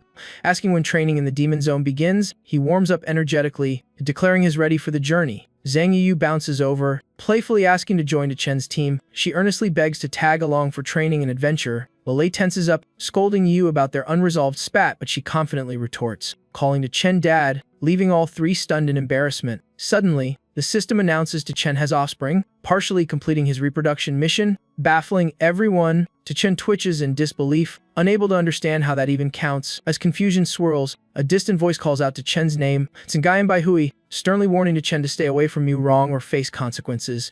Chen quickly assures him he has no interest in Mu Rong and promises to keep his distance. To sound convincing, Chen offers to sell his Jobble skill slot Tsengayan Bai for 10 million star coins, flashing a shiny VIP card. Nguyen Baihui freezes, thrilled yet suspicious, unable to hide his desire for the valuable card. Chen smiles and confirms but adds one small condition. Nguyen Baihui instantly agrees and calls Chen his brother. Suddenly, Chen grins wickedly and demands he say daddy to finalize the deal. Nguyen Baihui screams in disbelief, feeling betrayed. He thought he gained a brother, not a father. Chen turns away coolly, saying it's fine if he want hell, just revoke the offer. Nguyen Baihui panics, shouting for Chen to stop withdrawing the card. Face red as a tomato, he mutters a reluctant daddy. Chen beams, pats his head, while Nguyen Baihui burns with embarrassment, staring at the floor. Just then, the system chimes step 2 of the Reproduce for Humanity quest completed. Chen clenches his fists, thrilled that the impossible task now needs only one final step, just finding Xiao Hu. Suddenly, his phone vibrates. It's a call from the only relative of the original host in this world. He answers softly, agreeing to visit that afternoon at his uncle's house. The man sighs heavily, worry etched across his face. From the kitchen, the aunt brings out fruit, scolding her husband for contacting the nephew she's long disliked. Slamming the plate down, she snaps that Chen is useless and jobless, insisting he be thrown out. The uncle pleads gently, worrying where the boy would go if kicked out now.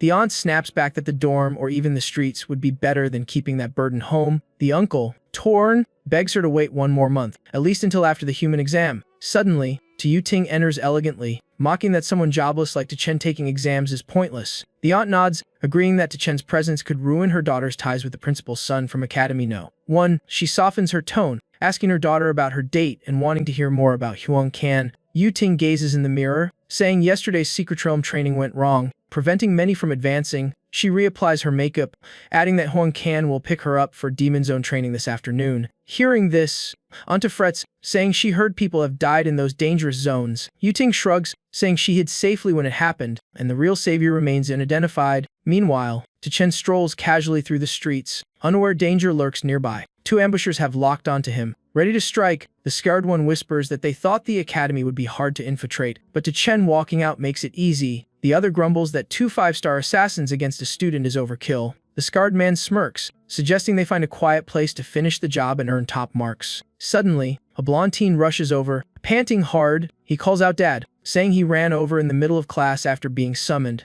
The system dings again, another offspring confirmed. Many kids, much luck, mission completed. The boy wipes sweat, asking curiously what his foster dad needed. Chen calmly says nothing, leaving the kid utterly confused. The system immediately announces a reward, a new skill called Escape. Chen face palms, grumbling how running away counts as a skill. The system seriously explains that when carrying a bucket, Escape boosts speed tenfold. Chen just sighs, clicks his tongue, and continues on his way to his uncle's house. On the way, he walks deep in thought, lost in endless musings. Based on memory, his uncle's house is just a few steps away. Suddenly, a man jumps out from the shadows, shouting that hell take his life. Chen frowns irritably, though a flicker of caution glints in his eyes. The scarfist attacker grins, thinking Chen is frozen in fear. But the moment he strikes, Chen throws a blazing energy punch straight at him. The devastating blow stuns the assassin. He can't believe Chen reacted that fast. Screaming, his blasted backward, crashing violently into the ground. Trembling, clutching his wounded arm, He stares in disbelief at Chen's power. Chen looks at his glowing hand, judging the opponent stronger than a two-star beast. Despite his injuries, the scarred man glares hatefully, admitting he underestimated him. Chen coldly demands to know who hired him for the hit. The man mutters that an anonymous client posted the job on Jingmi just as another figure appears behind Chen. Feeling danger, he realizes both are three-star professionals, and the fight's gone out of control. Staying calm,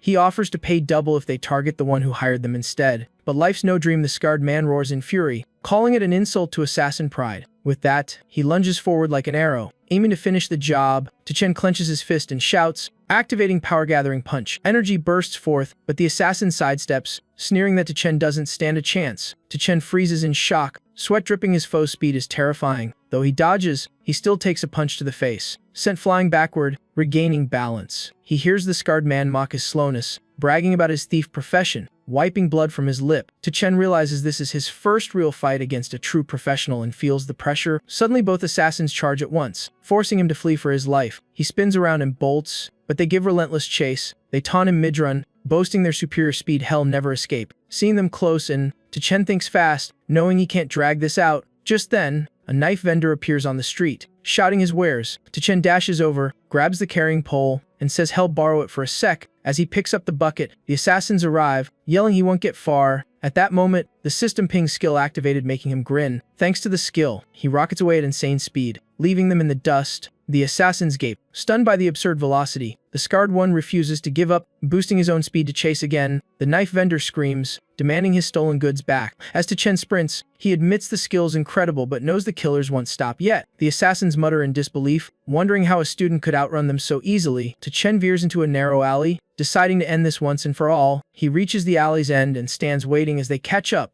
The scarred one, clutching his arm, looks shocked as not running. The other sneers, thinking he's surrendered. Chen calmly announces he's about to unleash a powerful strike, and that the confined space will limit their dodging. The enemies scoff again, saying his speed won't help in real combat. Chen unleashed his special skill with a sharp shout. A massive herd of donkeys appeared, charging straight at the foes in panic. Within seconds, both were trampled into dust under the storming donkeys. The shopkeeper froze, utterly baffled by what just happened. Seeing the stampede, he darted into an alley, muttering about danger. Minutes later, the two assassins lay sprawled in the smoky haze. Chen stood akimbo, sighing in regret for missing the mastermind. He turned to leave, realizing he'd been away too long from his people. Suddenly, the old man grabbed his pant leg, shouting for him to stop. Startled, Chen quickly returned the borrowed item. Awkwardly apologizing, the old man furiously accused him of being hit by the donkeys. Refusing to forgive, Chen bent down to help, saying they should talk once he stood up, but the old man jumped in anger, demanding 100,000 in compensation. Chen gawked, stunned by the absurd demand, and snapped back. He argued the old man wasn't hurt at all and was clearly faking. The elder kept lying on the ground, wailing for money out of sheer stubbornness. Calmly, Chen took out his phone, saying he'd call someone to handle it. Over the phone, he spoke with chilling menace, ordering a large transfer to deal with the man. The old man broke into cold sweat, baffled by his tone and actions. Chen coolly assured him that funeral money would be sent home soon. Then he summoned the donkeys again with a curt command. The herd surged back like a thunderstorm, hooves thundering as he grinned. The shopkeeper bolted in terror, cursing for being pranked so hard. Chen waved goodbye, teasing and warning not to mess up again. On a perilous peak,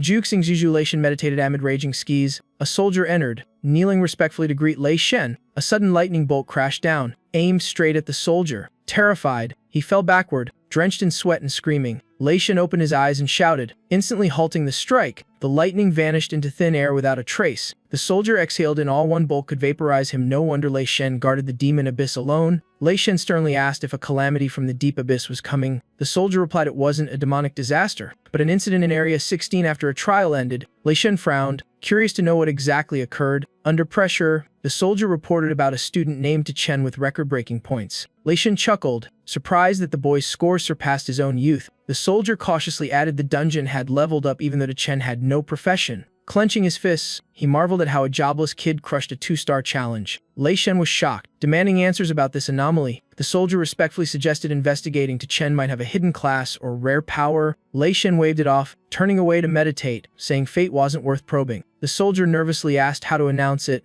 as the academies awaited higher orders. Lei Shen calmly ordered to report the truth. Chen is jobless and unranked. He added permission for the boy to enroll in Xinjing Academy. The soldier was stunned. Only 3 people a year ever made it into that elite school. Finally, he bowed and accepted the order without a word. Lei Shen gazed at the sky, lightning swirling around his hands, murmuring that Chen might be the first jobless one of the Star Tower era. On the familiar road, Chen carried a gift bag, planning to use his new wealth to move out. Passing his old house, he felt his dream of independence still burned, only delayed by circumstance. Suddenly, he froze. His belongings were thrown outside amid his aunt's shrill scolding. His uncle tried to stop her, pleading to wait until Chen returned. She ignored him, tossing more things out, saying keeping Chen was a burden best ended. Uncle Chen scrambled to collect the usable items before they were ruined. As he bent down, he froze, seeing his nephew already standing there silently. Chen greeted him calmly. Unfazed by the chaos, his aunt, holding a box, snapped that she couldn't live peacefully unless he left. Her tone was icy, declaring that moving out was inevitable for him. Chen nodded, saying he came precisely to say goodbye and announce his move. His uncle turned,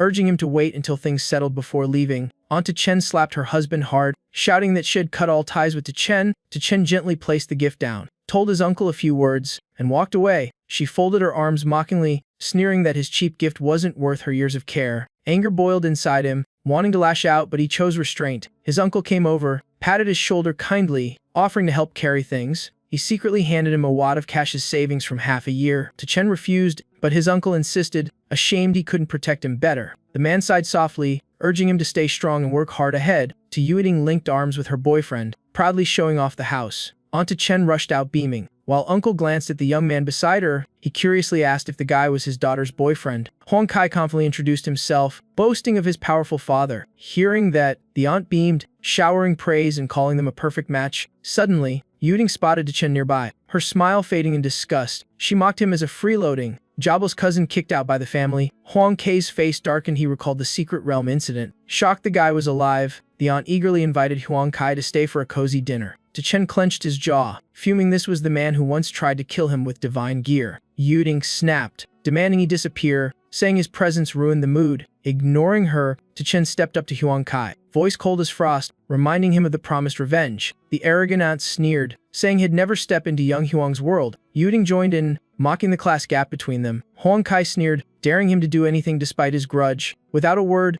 Chen lunged forward and punched the traitor square in the face.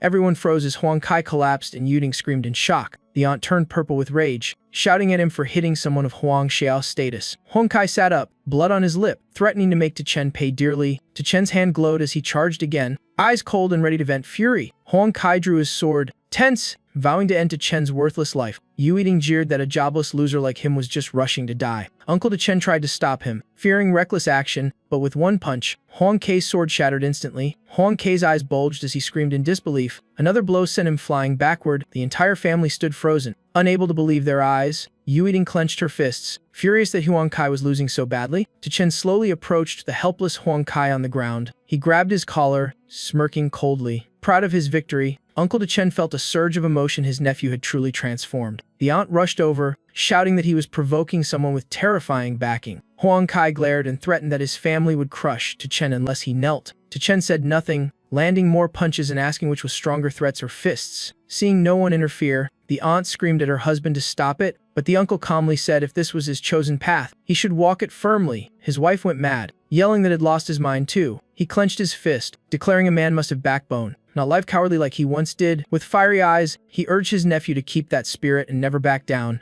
Moved, Chen called out to his uncle, determination swelling. The uncle continued, saying chaotic times need warriors whole bleed for humanity. But mid-speech, his wife smacked him down with a thunderous slap. Chen's eyes lit up. It was the first time he'd seen his uncle so bold. Huang Kai's face was wrecked, yet he still taunted Chen to finish him. Chen raised his glowing fist, coldly vowing to do just that. Aunt Chen folded her arms, sneering that Huang Kai's father could erase him in seconds. Helping Huang Kai up, Yuting urged him to endure, convinced Chen wouldn't dare strike. But Chen roared furiously, unleashing 5 blazing punches to end it. As the blow neared, Huang Kai panicked, screaming surrender. Chen halted mid-strike. Huang Kai sat in a puddle of his own urine, crying for mercy, while Yuting begged beside him. Trembling, Huang Kai confessed had once used divine gear to harm Chen. Ashamed before his father, Chen turned away, coldly warning that next time he'd beat him till he peed again. Aunt Chen rushed over in panic, shouting for Huang Kai to stand and save face. Yuting fussed over him, trying to soothe her humiliated lover. Leaning on her shoulder, Huang Kai forced a grin, claiming it was all just an act. He laughed boastfully, claiming the act was so real it fooled everyone. He blamed banned drugs for his loss, vowing revenge once they wore off. Auntie Chen nodded in agreement, insisting his sudden power came from stimulants. A few drops of Huang Kei's pee still leaked down his pants. Not yet dry, he smugly said that puddle was part of his perfect acting performance. Yu Yiding gave a thumbs up while the aunt praised young Huang's Oscar-worthy role. Suddenly, a massive sky screen appeared with an urgent message from the Star Tower Alliance. Yu Yiding pointed excitedly it was news from the Supreme Star Tower. Source of earth-shaking announcements, a clear voice echoed, announcing the global rankings of the 3 academies trial. Huang Kai shouted proudly that anyone using illegal boosters would be exposed, and had rank high. Yu Yiding beamed. Certain Huang Kai would crush that useless cousin. The board flashed to Chen ranked first with 1,388 points. Miles ahead of second place's 186. Yu Yiding screamed in disbelief while the aunt turned pale as paper. Huang Kai muttered blankly that his father once mentioned to Chen the one who humiliated his academy's history. Auntie Chen trembled, whispering if the ranking system might be wrong. Huang Kai frowned, asserting the Star Towers A could never make mistakes. Still, she clung to false hope, stammering about the strange score gap. Huang Kai looked up, equally stunned by the astronomical difference. Yu Yiding and her aunt exchanged blank stares, too shocked to speak, clueless. Huang Kai cheerfully promised to introduce to Chen to them someday. Auntie Chen broke into a sweat, hastily refusing with nervous panic. Huang Kai scratched his head, baffled by their odd reaction. She covered her face, pointing at the boy carrying luggage, revealing he was to Chen. A thunderclap exploded in Huang Kai's mind. He stood speechless. Yu Yiding quickly cut in, claiming it must be a name coincidence. Huang Kai nodded furiously, praying it was just that. Just then, Principal Anihai ran up, calling to Chen's name aloud. He proudly declared to Chen the top of the trial and winner of a special award. Huang Kai stood frozen while the aunt screamed in disbelief. Uncle to Chen burst out laughing with pride at his nephew's glory.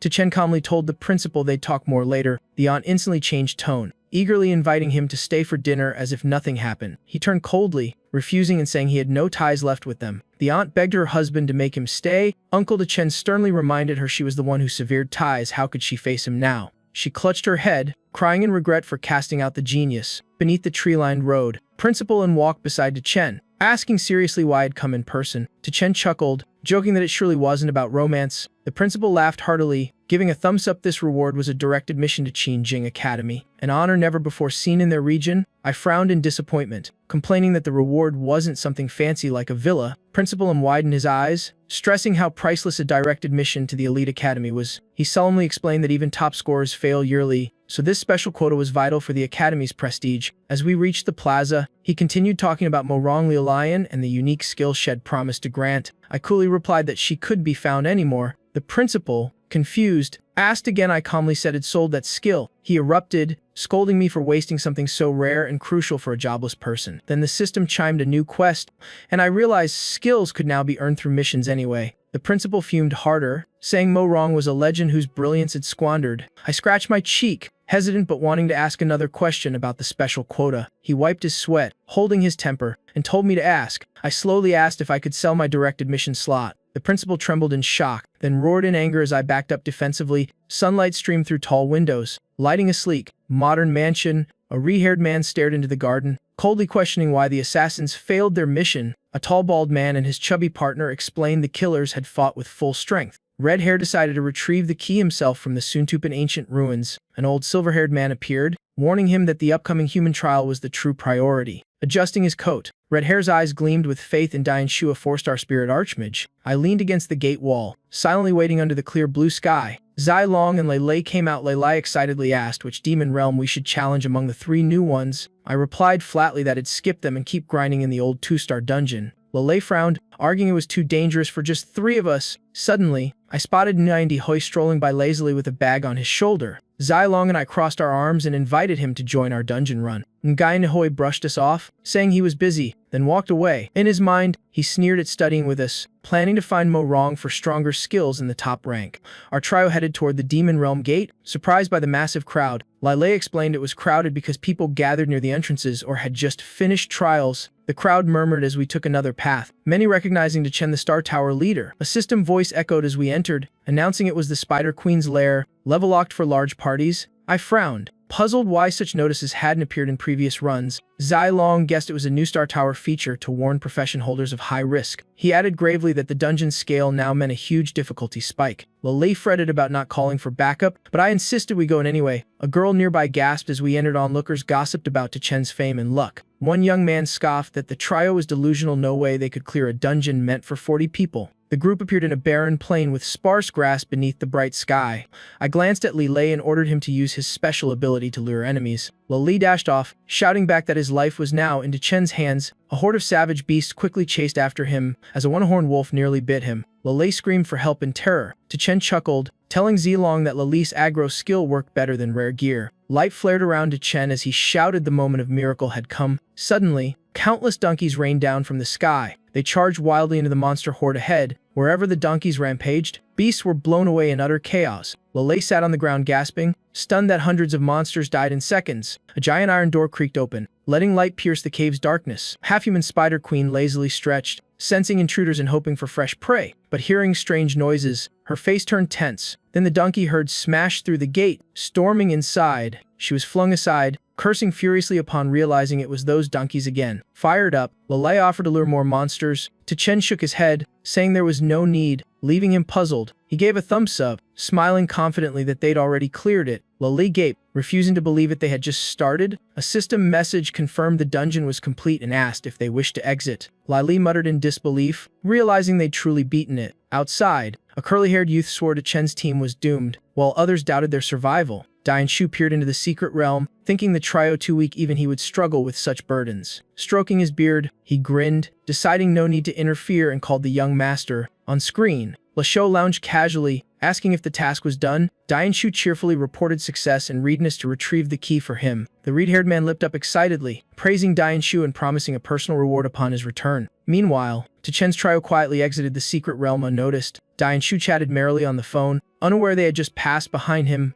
Shu laughed heartily, saying a great reward awaited him. Shu froze, shouting in confusion. Shu crossed his legs and pointed, telling him to look behind. Shu turned, stunned to see the trio standing there, stammering when they had escaped. The crowd swarmed around Chen's group, murmuring in disbelief at their speed. One man insisted such a fast clear was impossible, swearing to livestream robbery if proven wrong. Another theorized they'd used an exit stone, a rare item, and lamented Chen's waste. Just then, a system alert congratulated Chen's team for clearing the dungeon. The next line revealed they'd set a new record, only 7 minutes and 28 seconds. The crowd froze in shock, then erupted in astonishment. Someone stammered that even without monsters, travel time alone should take longer. The guy who guessed about the exit stone mumbled, utterly lost for an explanation. Li burst out laughing, bragging that breaking records was child's play. Chen received and shrank notice and the tears of the Spider Queen reward, but no bottom mark point this time. Li reminded him that each dungeon grants only 1 mark on the first clear and only for exceptional feats. Suddenly, red light engulfed Li and Zilong. As it faded, Zilong cheered had reached 1-star rank with barely any effort. Li clenched his fists in joy, also hitting 1-star, mocking Hui for skipping the chance. Chen confidently led the team back into the dungeon, aiming to clear it 10 times for rapid skill evolution. Dang bowed, begging Le Xiao for another chance to fully eliminate the problem. Le Xiao leisurely raised his wine, convinced Shu could crush Chen's group with their massive level gap. Fired up, Dang vowed to livestream the kill for Le Xiao as proof of his strength. Minutes later, the donkey stormed in again, attacking the Spider Queen madly. The queen screamed in terror, calling out to Night God as the herd appeared. Defeated for the 10th time, she collapsed once more under the hooves as the donkeys calmly left. A bright notice appeared. Chen's team had set a new record, 6 minutes 18 seconds. The shocking result flipped public opinion. Haters now praised Chen. A fiery-eyed girl admired him, wanting to join,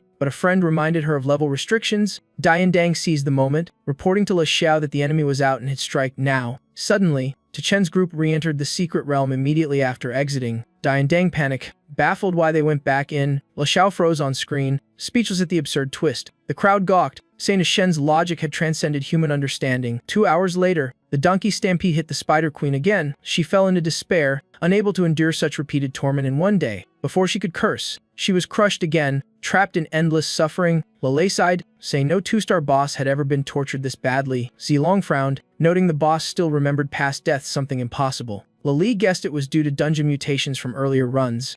Then, strange purple energy seeped from the Spider Queen's body. Chen calmly told the team to leave, the job was done. The battered Spider Queen shrieked, vowing a curse upon them and their loved ones. Her body flared with violent violet light the curse had activated. At that moment, Chen's team stepped out as if nothing happened. He stretched leisurely, awaiting the final quest reward. Suddenly, a blinding beam shone on him, making him stop in his tracks. Chen clutched his head as searing pain struck without warning. Li and Zilong panicked, thinking he was leveling up. Chen reported had reached 4 stars but doubted it. Each upgrade brought pain yet no power change. Zilong noted they hit 2 stars before climbing the star tower. losing stored progress but still had a chance for 3-star if they cleared the next mission. The system announces the team cleared 10 2-star dungeons in 10 hours and earned a new skill. Chen turns to Zilong to confirm, unable to believe his eyes. The system repeats the new skill allows instant item swapping, making Chen curse it as a stripping skill. Suddenly, a faint ghostly aura silently seeps into his body. He shivers, feeling something invading him. The system warns he's under attack by the despair curse from the Spider Queen. Chen reels, not understanding what this curse means. A purple slime appears on his chest, spreading deadly cold over his body. Zilong panics and points,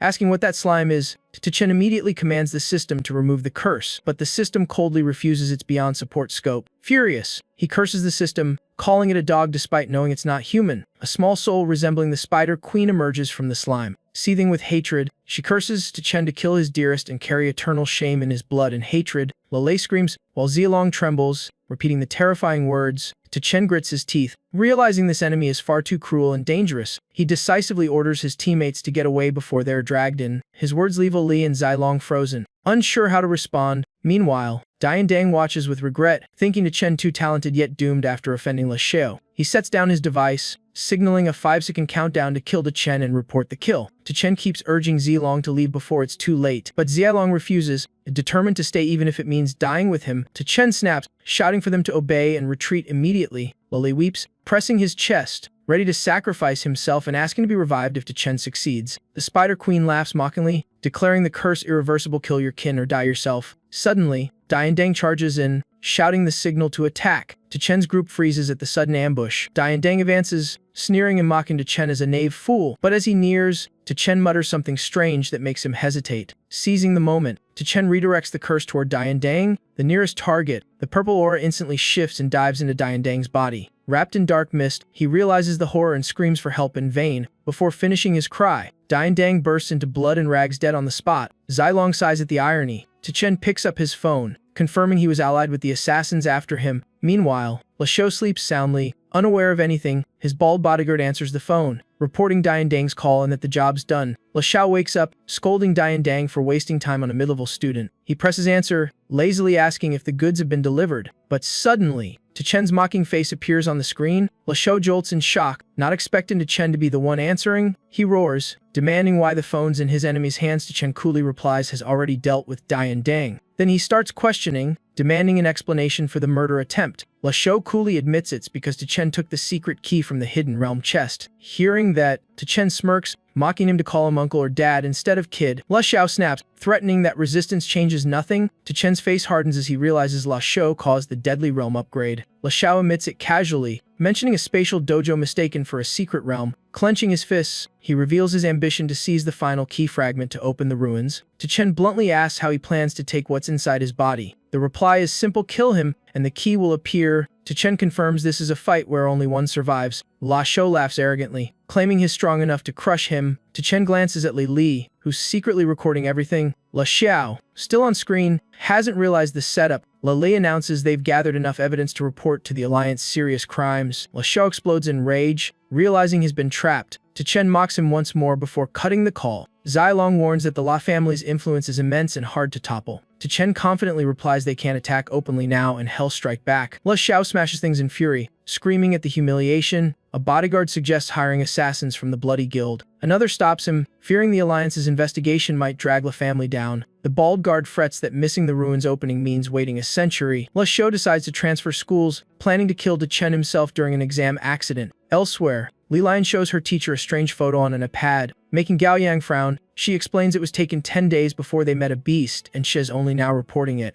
Gao Yang studies the creature in the photo, asking with hidden meaning. Liu Lian honestly replies that the beast has been slain. Gao Yang nearly drops the device in shock, unable to believe it. Seeing his panic, Liu Lian looks confused, thinking he's overreacting. Gao Yang, sweating, reveals it's a descendant of the creature that once doomed humanity. Liu Lian is stunned, admitting she sensed strange energy from it. Gao Yang worries about the wild god's vengeance but promises to protect his disciple. Liu Lian hurriedly clarifies the killer was a student named Chen. Leaving Gao Yang puzzled, she recounts how Chen broke records in the recent exam with dazzling results. The more Gao Yang listens, the graver his tone, acknowledging the boy's rare talent. Yet he fears the wild god and its followers once spared Chen, clouding his fate. Just then, a pink-haired girl arrives, saying someone's come to see Liu Lion. She smiles brightly, saying the visitor's here to receive a classless skill. Liu Lian quickly guesses the visitor must be to Chen. Gai Nihoi excitedly introduces himself, thrilled to meet his idol. Liu Lian stays cold, immediately asking about to Chen's whereabouts. Tihoi explains he's only here to claim the skill on to Chen's behalf. Liu Lian grows suspicious since only the top ranker can receive that reward. Tihai honestly confesses he bought the slot directly from To Chen. Hearing that, Liu Lian's fury ignites. Trembling with rage, she curses To Chen outright, vowing to give him a beating he'll never forget. As she turns away, Tihui panics, calling after her, clueless what to do. Liu Lian coldly refuses to accept and demands To Chen meet her in person. Meanwhile, La Xiao and his gang arrive, hunting To Chen relentlessly. One henchman reports To Chen is heading to meet Mo Rong Sr. to claim his reward. La Xiao sneers in anger, shocked Mo Rong fancies just a mid-level student. He grows nastier, saying To Chen is unworthy of being a human prodigy. Just then, the reed-haired thug yells they've spotted To Chen ahead.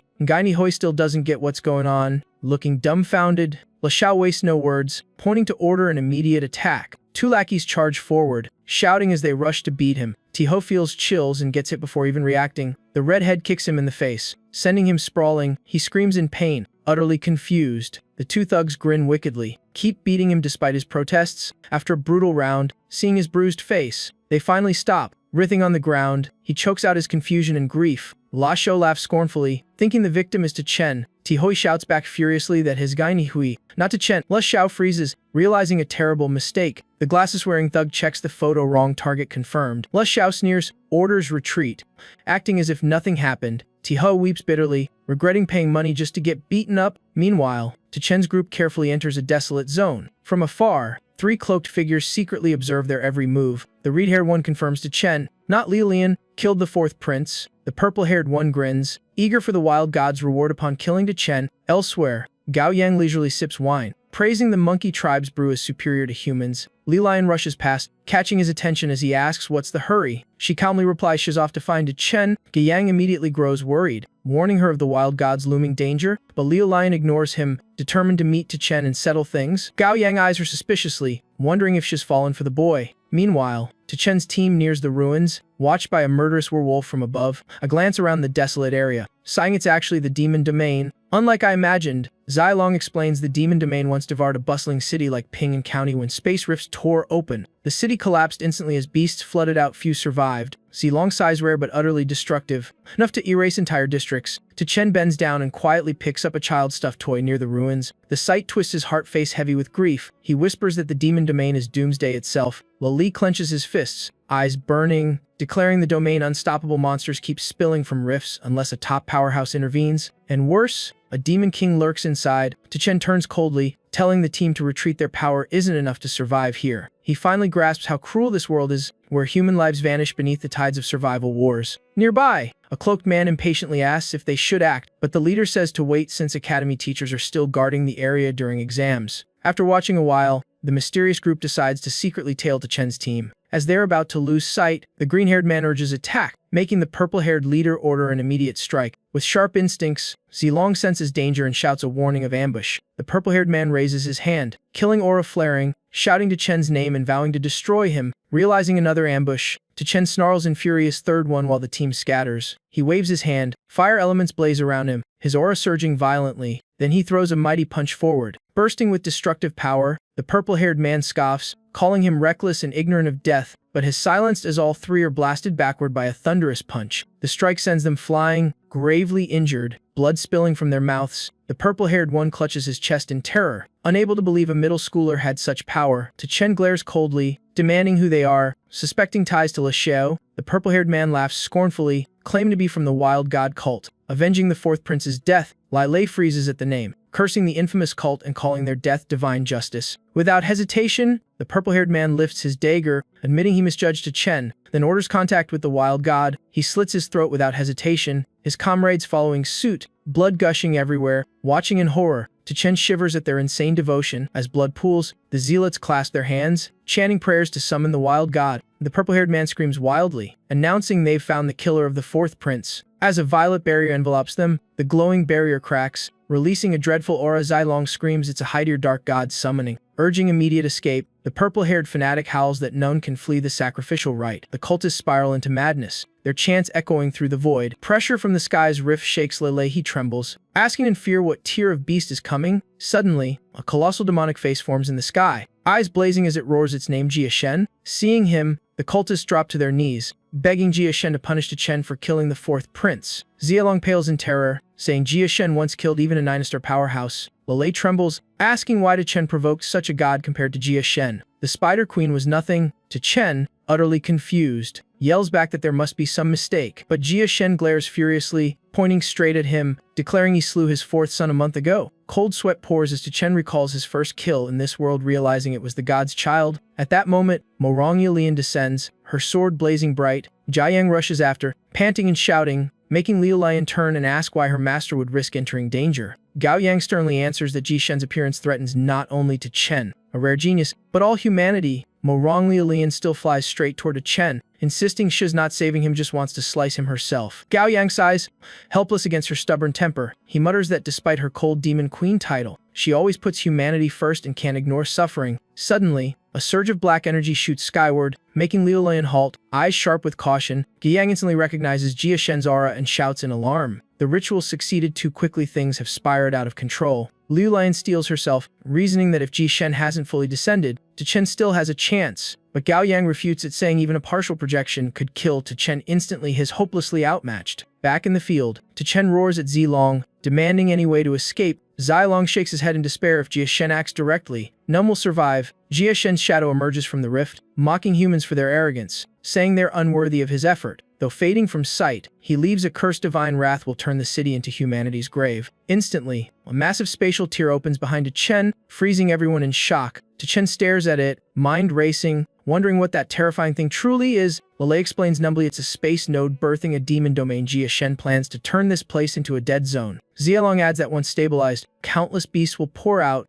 erasing the city like Pingham before. Hearing that, Chen blazes with fury, shouting for a way to stop it. Zilong replies grimly only by destroying the node before it stabilizes, though success is nearly impossible. Just then, a seductive demoness steps from the rift, her honeyed voice announcing her arrival. The wild god cultists cheer madly. She's a hightier entity with deadly powers, proof this demon domain will be monstrous. The demoness bows to Jia Shen, pledging loyalty and asking to guard this place under his command. Jia Shen immediately orders her to destroy Chen's team and then massacre the entire city. From afar, Morong Lian and Gao Yang halt, sensing an overwhelming surge of power. Li Lian anxiously asks her master if she's mistaken or if something truly catastrophic is happening. Gao Yang confirms the mad god intends to forge a demon domain by ripping open new space. Liu Lian worries they're too late, their speed can't stop the spatial core from forming. The cultists gasp that a mid-level student killed a class beast, only rescue is left. The two dash forward, their figures blurring like wind. Jia Shen crushes the demoness beneath his power, declaring coldly that all humanity shall die. Rage surges into Chen as the death toll climbs past 1,000. He refuses such an ending. The demoness sneers, mocking his warnings as worthless. Unable to contain it, he lunges forward, fist clenched tight. His blow sends the demoness flying backward. Furious at the humiliation, she screams in rage, smirking slyly. She casts new enchantments through seductive sorcery. She threatens to drain everyone's life force for a slow, miserable death. Li warns everyone not to look at her to stay lucid. The demoness boasts that hearing or smelling her scent also enslaves men. Chen blushes, nearly succumbing, but calls out to Zilong for help. His mind starts slipping, overwhelmed by her allure. A shadow appears, vowing to kill them all as sacrifice to Jia Shen. Suddenly, Zilong transforms, stabbing the demoness in the back before she reacts. She gasps that no man could resist her. Zilong coolly replies his gender is flexible. He swings again, unleashing a fatal slash. The demoness collapses in agony, bleeding and cursing her unjust death. Chen and Li snap free from her charm, both praising Zilong's perfect strike. Zilong humbly says if not for the sneak attack, defeating a class beast was impossible. Jia Shen, enraged at human defiance, bellows to annihilate them all. Chen shouts back profanities, daring the god to come down himself. The cultists howl in fury at his blasphemy. Chen keeps provoking, taunting Jia Shen for hiding behind threats. Jia Shen roars, hell, let monsters devour humanity till none remain. A two-headed hellhound steps from the rift, snarling. Zilong screams to destroy the spatial crack now or face extinction. Chen gathers power and charges at the rift, determined to end it. Jia Shen laughs mockingly, calling him a weak mortal. Chen says nothing, slamming his fist into the spatial tier. The impact compresses the rift, shrinking it significantly. Jia Shen stares in disbelief, muttering at such absurd power. Chen strikes harder, vowing no tragedy will repeat. His next punch halves the portal size. Seeing danger, Jia Shen commands his minions to stop him. Dozens of two-headed hounds rush out in a frenzy. One mighty punch from Chen smashes most aside as he roars for them to move, but overwhelmed by numbers, two hellhounds bite down, locking Chen in place. He immediately calls for Lili's aid. Voice sharp and firm, Lili obeys, charging recklessly to draw the beast's attention. He smashes one on the head, trying to provoke them, but his blows barely scratch their hides. Lili changes tactics, running off while shouting that Jia Shen is his biological son. The taunt enrages the beasts, sending them charging after him in fury. Seizing the moment, Chen gathers his full strength. His final strike completely shatters the spatial point. The cultists stare in disbelief. A mere student achieved the impossible. Jia Shen roars in wrath, vowing to personally kill Chen no matter the cost. He swings a colossal hand to obliterate him. Chen, desperate and trapped, screams for the system's help. The god strike shakes the heavens and earth. Zilong screams Chen's name in panic, but shockingly, Chen survives, dazed by his own survival. His savior is Mo Lion, sword glowing as she blocks the divine blow, eyes fierce. Jia Shen admits she's strong enough to withstand it, sounding almost impressed. Li Lion doesn't reply. She retaliates with a blazing slash, vowing to destroy him. Her strike is so fierce it severs Jia Shen's massive hand. Instead of anger, he laughs maniacally, saying killing her means ending humanity's future. Then he releases the Black Star Pillar, raining violet comets down on them. The cultists scream in ecstasy, praising their god and welcoming the apocalypse. Zilong gasps it's a forbidden spell, utterly unavoidable. Just then,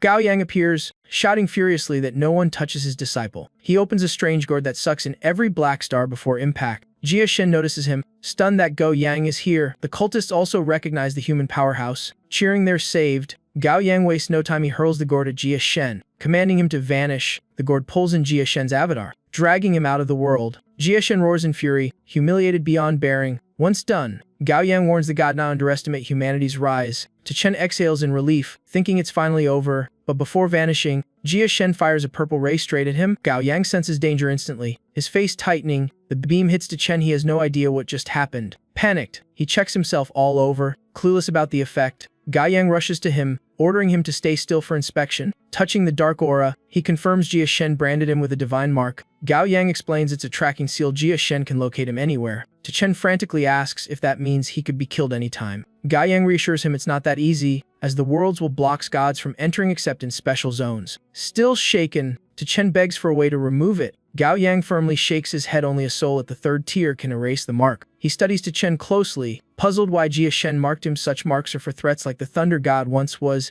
Chen calmly said it was because it killed the other guy's kid. Gao Yang dismissed that, since spirit gods don't care about descendants. He pondered, guessing it might be from destroying a spatial junction. Hearing that, Gao Yang was stunned. He hadn't realized the node was gone. They looked around and saw the space points truly vanished. Yang grew suspicious. Stopping a demon realm's formation was absurdly rare. Chen confidently claimed everyone had witnessed his deed. Gao Yang beamed, patting his back and praising his great feat. Nearby, Li was panting, chased half dead by monsters, crying for help. Zilong, in female form, appeared just in time and kicked them off him, yet she ended up dragging the whole monster pack after her. Suddenly, a group dressed like weird superheroes flew in. They charged right in, slaying demon hounds without hesitation. Lu Wuqian led the attack, slaughtering every last beast. Zilong joined fiercely, her sword art cutting down many foes. Once safe, Li proudly introduced them as the famed Blood Core Squad. Morong Lilium suddenly shouted his name, voice filled with killing intent. Lele noticed her deadly stare and whispered in worry. Chen also sensed danger creeping close,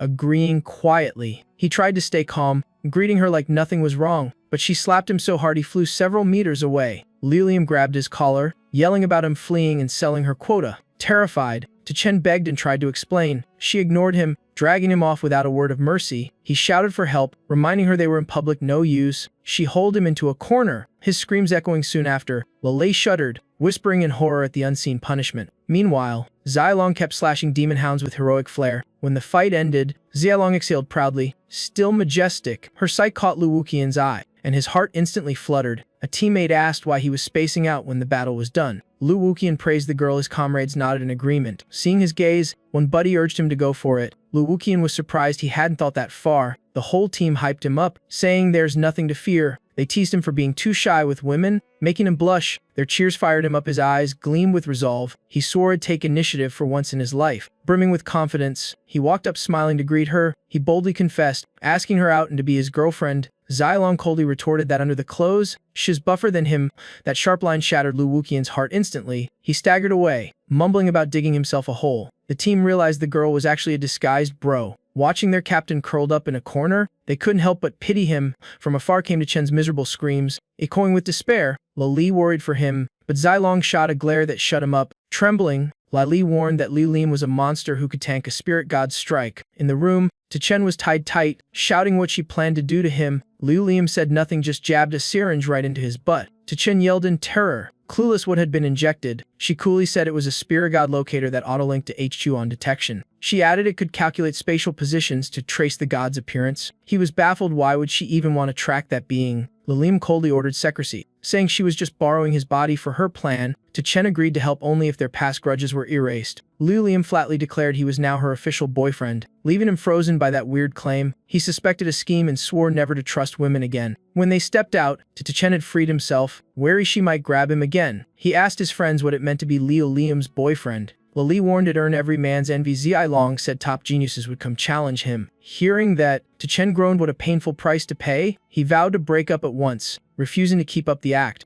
Just then Gao Yang arrived, announcing their great merit and that the spirit god affair must stay secret until the alliance's release. Chen ignored it, begging Liu Liam to break up. She threatened violence if he spoke again. Terrified, he dropped the idea, planning to avoid her school at all costs. 3 days later, crowds filled the plaza for the grand university exam ceremony. The Misi cheerfully announced the total candidates, wishing them luck to shine as future elites. The students buzzed. One whispered that pass or fail. It was all for humanity's future. Chen gazed around, nostalgia stirring from his past life college exams. Suddenly, a colossal tower appeared floating in the sky. Zilong quickly reported the star tower had manifested. The exam was about to begin. Chen stared up, sensing the tower's deep bond with humankind's fate. Lei explained it was one of the supreme tower's thousands of branches, a stepping stone to greatness and alliance. Notice, remembering the spirit god mark, Chen swore to grow stronger and change destiny. Right then, his system issued a mission: break 3 records in the human university exam. Staring at the task list, he tensed. Those records were near impossible to beat. The Star Tower announced 3-point-based rounds with eliminations and duels among elite students. The crowd erupted, amazed at such a bizarre exam format. Zilong explained it was a special stage for the most powerful to compete with top contenders. The Star Tower officially declared the exam begun, calling the Hedong province candidates. Instantly, countless space portals opened, linking to the battle's secret realms. Each student burned with resolve to clear the first round and rack up points. In another corner, Lingxiao clung to Xiao Lu, asking why she broke up. Xiao Lu coldly ended it, saying he'd failed his internship. She turned and walked away, leaving Lingxiao shattered in despair. He knelt, begging and tossing away pride, only wishing her happiness. Li watched, goosebumps rising. Something about it fell off. Chen ignored them,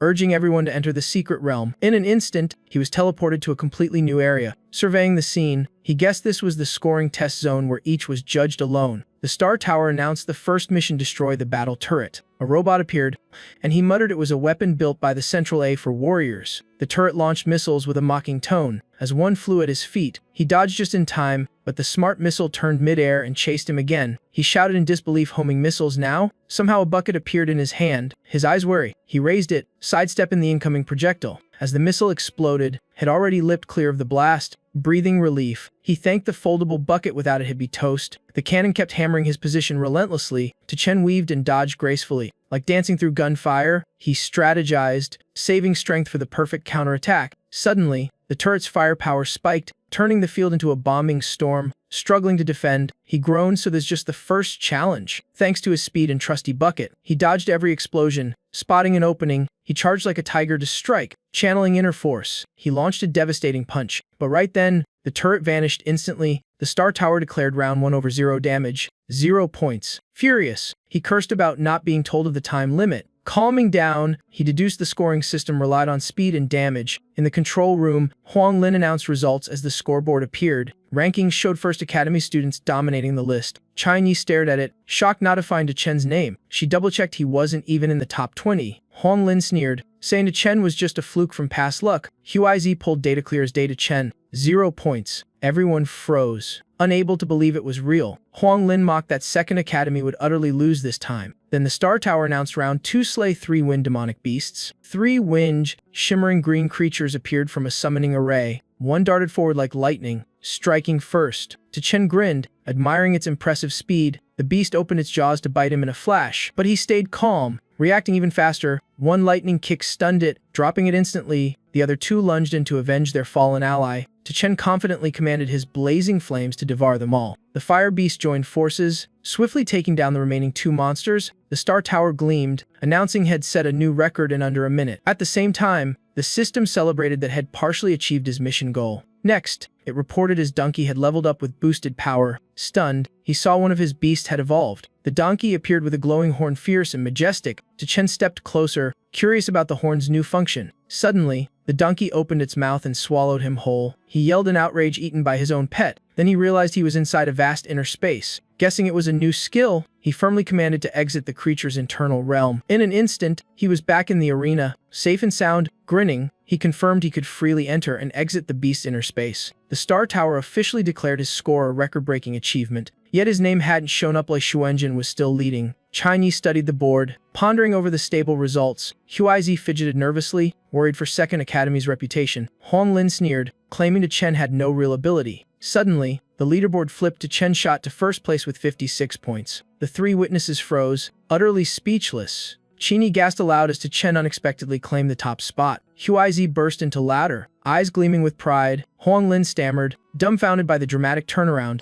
In contrast, Huizi shouted in triumph, saying record-breaking was only natural. Just then, a stern supervisor appeared, demanding to know the cause of the commotion. Everyone gathered and Huizi greeted politely while Huang Lin scrambled to explain. Kanxing eyed the board, mocking Zone 16's pathetic performance, and Huizi smoothly defended his district's honor. The supervisor sneered, declaring he'd personally test each zone through the Star Tower. Qinyi bristled, openly challenging his unfair remarks, but Kanxing only smirked, mocking the repeated weak results. Scene shift. Chen stepped into a new arena, eyes blazing with resolve for round 3. Before him, 3 massive vortex gates opened, hinting at fresh dangers. Colossal stone creature emerged, shaking the ground with each stump. Facing the mighty foe, Chen calmly deduced this trial focused on quantity. He shouted orders, ready to unleash his full strength this round. The fiery beasts behind him went wild, their aura blazing, prepared to fight to the death. They stormed forth like a hurricane, obliterating all stone monsters instantly. Chen didn't even need to move. Meanwhile, Lei Xuanjin struggled hard, surrounded by stone fiends with no escape. Elsewhere, Xiaohuohuo panted helplessly as the number of enemies kept rising. Lei ran for his life, cursing his monster-attracting physique and regretting not having Chen nearby. The stone horde surged like a flood, showing no sign of stopping. Suddenly, he noticed the rock monsters were idiots trampling each other to death. Meanwhile, Chen's fire beast had nearly wiped them all out, leaving just one twitching survivor. Riding his fiery beast, he smirked, planning to cut off the monsters at their source. Suddenly, the system announced Chen had slain 100 monsters in 5 minutes, scoring 50 points and setting a record. His personal system chimed that the second of 3 missions was complete. Kanxing left but sneered, saying only scores above 100 were truly champion-worthy. Right then, the board flashed. Chen's name appeared with 106 points. Shocking everyone, the inspector gawked, mumbling doubts about the score's accuracy, and Huizi burst out laughing in sweet vindication. Lei Tiny mockingly jabbed at the inspector's earlier arrogance. Even Huang Lin smirked, beaten. Yes, but no longer belittled. Fuming, Kanxing ordered a check on the current top scorer. The system replied Han Yan. Zone 1, 110 points. 25 people total above 100. He puffed up, loudly stressing how many surpassed Chen to save face. Qinyi calmly retorted that their side was simply being humble. The inspector frowned, asking what exactly she meant by that, and Huizi smiled slyly, delivering the blow. Chen only played 2 rounds, skipping the first. Hearing that, Kanxing froze like a statue in disbelief, principle, and laughed uproariously, delighted by his opponent's shock. Kanxing stood numb, muttering how 106 points in 2 rounds could even be possible. Lei Tiny snapped, criticizing his poor comprehension and low-key oversight, struggling to save face. Kanxing reluctantly admitted fault and compared Zone 16 genius to Morong Lilium. Before leaving, he snidely remarked that the elimination stage would prove true strength and wished Zone 16 luck surviving. Once he vanished, and Huizi spat in disgust, venting his fury at the humiliation. Qinyi sighed, recalling the great catastrophe 2 decades ago that left Zone 16 disgraced and despised, and Huizi clenched his fists, vowing they'd rise again and shame their doubters. Huang Lin cautiously warned the next round was dangerous. Students could steal points from each other. Qinyi analyzed that Chen's high score and unaffiliated status would make him everyone's target. Huang Lin bitterly admitted had already ordered all Third Academy students to gang up onto Chen if found, and Huizi fumed, roaring that such dirty tactics had no place in a regional exam. Huang Lin shrugged coldly, saying surpassing Second Academy was his only goal. Meanwhile, The referee announced the survival battle phase. Chen nodded. Ready to begin, the system added breaking another score card would transfer their points, everyone's score visible to all. Seeing the live leaderboard,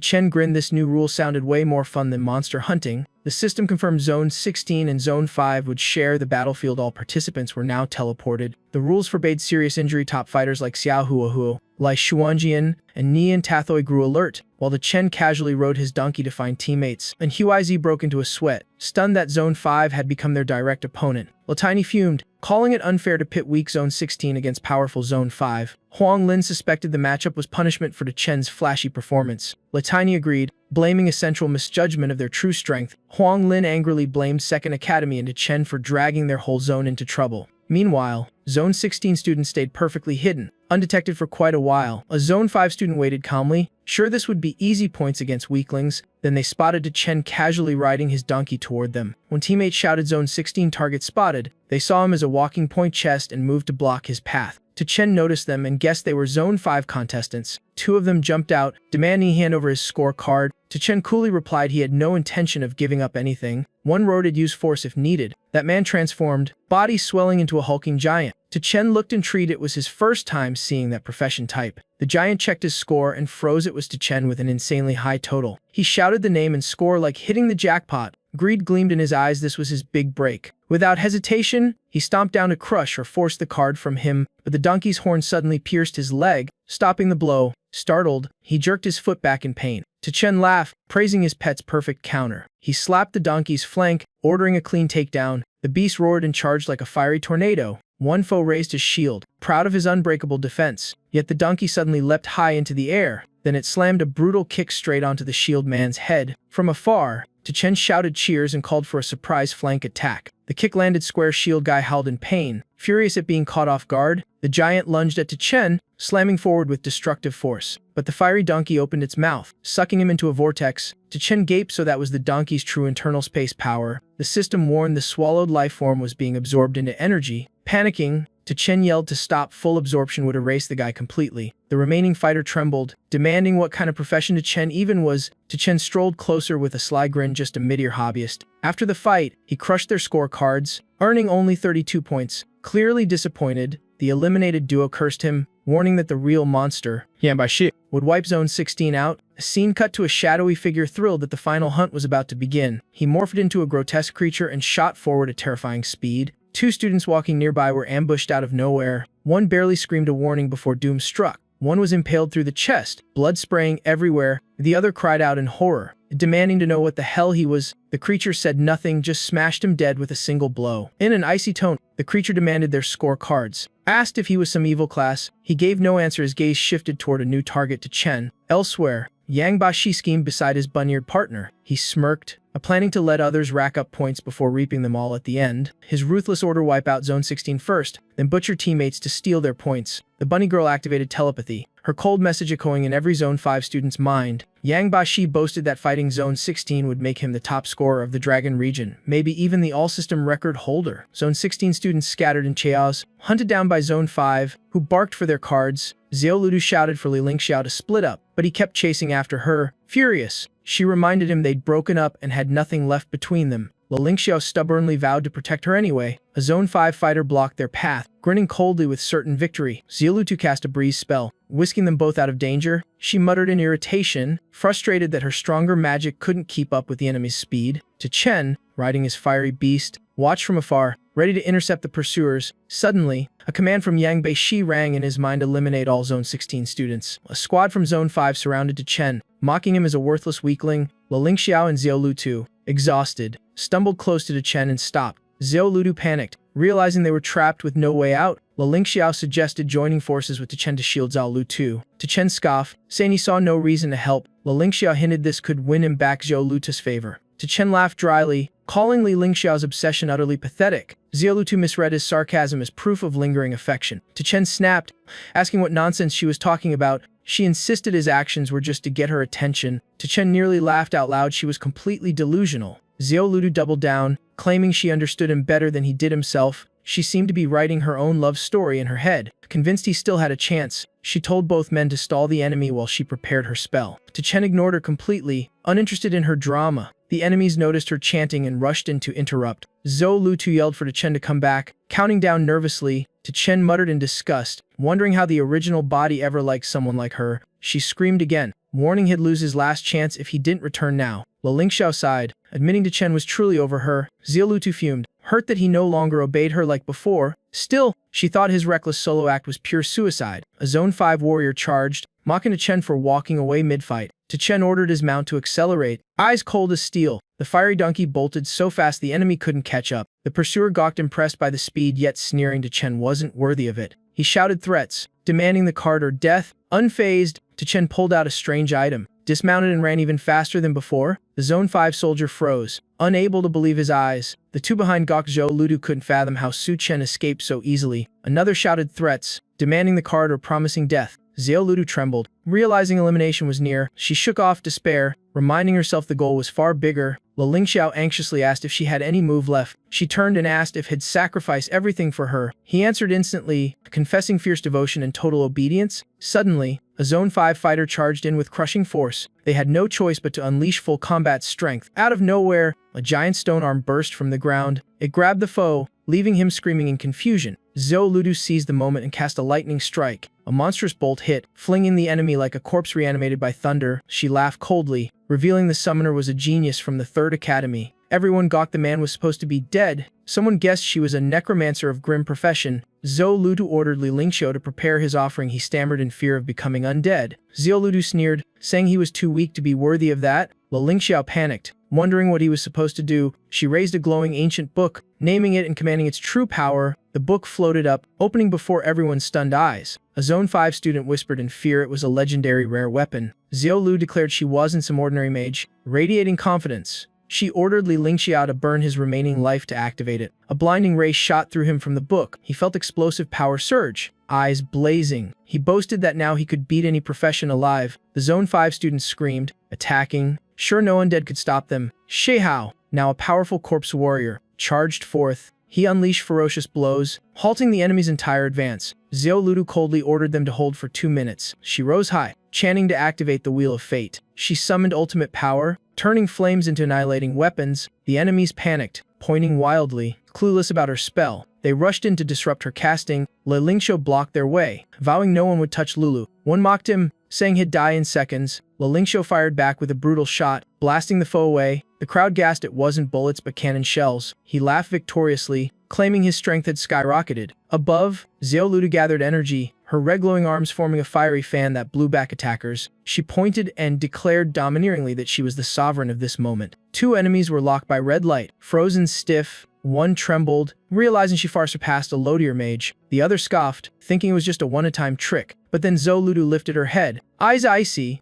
and told them to look up. Hundreds of blazing meteors fell like a rain of doomsday stars. The Zone 5 students screamed in panic, clueless about the terrifying spell. One realized it was a forbidden fire spell, shocking everyone that a low-tier mage could use it. The meteors poured down like a storm, sealing all escape routes. A trembling student suspected Zhou Lutu might be of a dark profession, not a normal mage, someone worried about punishment, urging her to stop before the Alliance intervened. But before he finished, a meteor crashed right beside him. The meteor rain continued, shaking the entire arena violently. Zhou Lutu arrogantly declared she cared nothing, for lives power ruled all. The Zone 5 group clutched their heads, fleeing from the forbidden spell's pressure. One instantly activated his retreat token to leave the match. Others followed, screaming they'd rather quit than die. The system coldly announced 11 Zone 16 students eliminated. Zhou Lutu gained 210 points. She grew prouder, dreaming of wiping out all contestants and making her name echo across Long Zone. The remaining ones panicked, wondering if this was still part of the exam. Those too slow were struck by meteors, bodies flying and blood spraying. Elsewhere, Rabbit Girl sensed the anomaly, standing up in shock at the forbidden spell. Yang Bashi lost his calm, while Chen frowned. Watching from afar, he judged that Zhou Lutu had played her final card. None could stop her now. She mocked Chen, ordering him to return to her side like fate intended. Chen smirked coldly, saying he'd only consider it if he were her dad. Zhou Lutu raged, commanding meteors to strike Chen. He shouted, ready to face her head-on, refusing to act weak again. Lingxiao laughed, doubting Chen could survive the forbidden spell, and even swore to change his surname if he did. The fiery meteor hurtled toward him. Chen calmly ordered it to be swallowed. The fire donkey opened its mouth, gulping the meteor into nothingness. Lingxiao froze, unable to comprehend what he'd just seen. Chen praised his pet, moving as it devoured every attack Zhou Ludu cast. Lingxiu screamed in disbelief, watching the donkey consume forbidden magic. Zhou Ludu furiously ordered the severing of the forbidden spell's link. Su Chen sneered, commanding it to swallow her too. A barrage of forbidden spells rained down like a storm, yet the fire donkey kept swallowing them all effortlessly.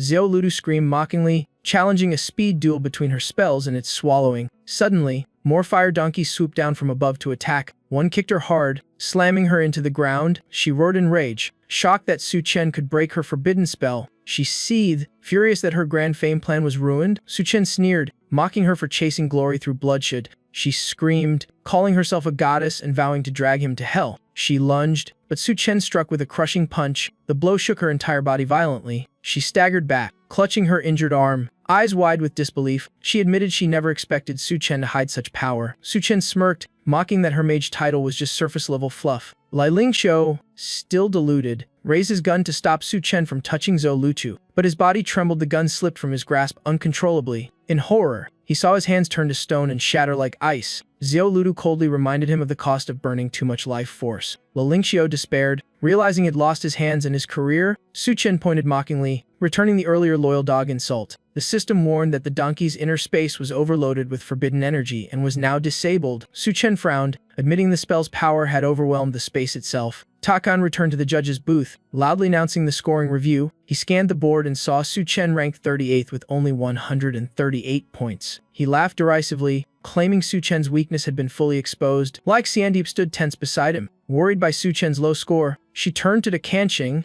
angrily insisting low points didn't mean Zone 16 was weak. Suddenly, the system declared shocking news: Su Chen eliminated Zhou Lu, broke the forbidden spell, and saved both zones, earning 2,000 points. His total shot up to 3,527, leading the entire second academy. Everyone gaped, sweating in disbelief at his sudden leap. Even in the first round, that score rivaled past provincial champions. One judge laughed heartily, thrilled by Su Chen's extraordinary feat. Yet some grew jealous, whispering it simply turned luck into strength. Then the system warned of abnormal point fluctuations, preparing to reveal the reward reason. A sneering voice claimed Su Chen's 3,000 points made him everyone's prey. Xiandeep frowned, questioning Kanqing about the system's interference. Kanqing calmly replied the system could act for fairness, though even he was shocked it granted mid-test bonuses. With that monstrous score, Su Chen was now the prime target in this brutal survival exam. Meanwhile, on-site, some contestants noticed the strange energy shift. The rabbit-eared girl gasped as the forbidden spell completely vanished. At the same time, Su Chen's image appeared on the main screen with his terrifying score. The system declared had been rewarded for stopping the curse, boosting his total to a crushing lead. The news spread everywhere, leaving crowds shouting in disbelief. Su Chen's name instantly became the #1 target in the southern exam zone. A feral creature saw his name on the board and roared viciously. Its red eyes gleamed murderously. Su Chen, this time you die. Su Chen sighed helplessly, realizing the points had dragged him into danger. A bloodthirsty group surrounded him. One stepped forward to confirm his identity. Su Chen answered coolly, voice like ice, yes, that's me. The man grinned wickedly, calling him golden prey and vowing he'd never escape. He ordered his team to force Su Chen to withdraw or be dealt with. Su Chen smirked, eyes sharp as blades, saying, those points weren't free, don't even dream of it. They laughed scornfully, claiming 5 of them were enough to drop him. Even Yang Bashi would hesitate.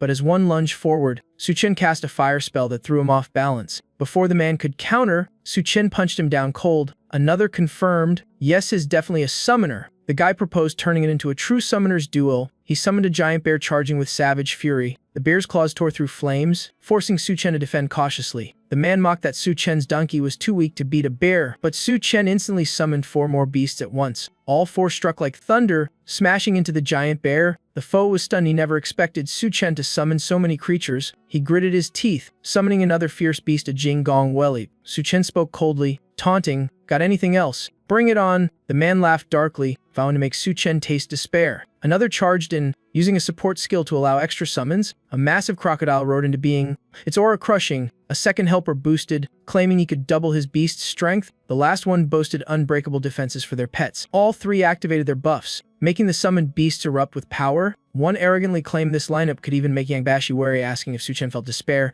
Yet, Su Chen stayed calm, lips curling as if ready to move. The group mocked his composure, teasing him to surrender. He replied icily, threatening to show them true despair. He waved his hand, summoning a sky full of blazing firepower. The sight left the enemies frozen, eyes wide in shock. One gawked, unable to believe he saw tens of thousands of beasts. The whole group panicked, unable to grasp how one man could summon so many. Someone shouted they couldn't win, urging the others to run. Another cried hopelessly that there was no escape left among the beasts. He gave up, crushing his retreat token to withdraw. The system announced 4 students eliminated. Su Chen gained 159 points. Though the group was strong, none could counter Su Chen's unorthodox style. His image now dominated every screen. From afar, Su Chen spotted Lele being chased. The pursuers shouted, ordering him to stop and reveal Su Chen's location. Su Chen didn't hide. He called out loudly and appeared. They turned, eyes gleaming with greedy ambition upon recognizing him. Lele, panting, ran towards Su Chen. He confirmed in shock that it was truly Su Chen. Lele asked about Zilong's whereabouts. Gasping for breath, he said he'd been hunted since the start and was exhausted. One attacker laughed, saying it was time to settle all old and new debts with Su Chen. Lele panicked, tugging Su Chen to flee, warning that Third Academy was going all out. Su Chen remained calm, eyes sharp, saying there were still many ways to fight back. One shouted that Su Chen was completely surrounded. Su Chen pointed back, declaring that they were the ones trapped. He summoned a massive herd of donkeys encircling the enemies. The students screamed, confirming he was a rare Hydeur summoner with overwhelming power.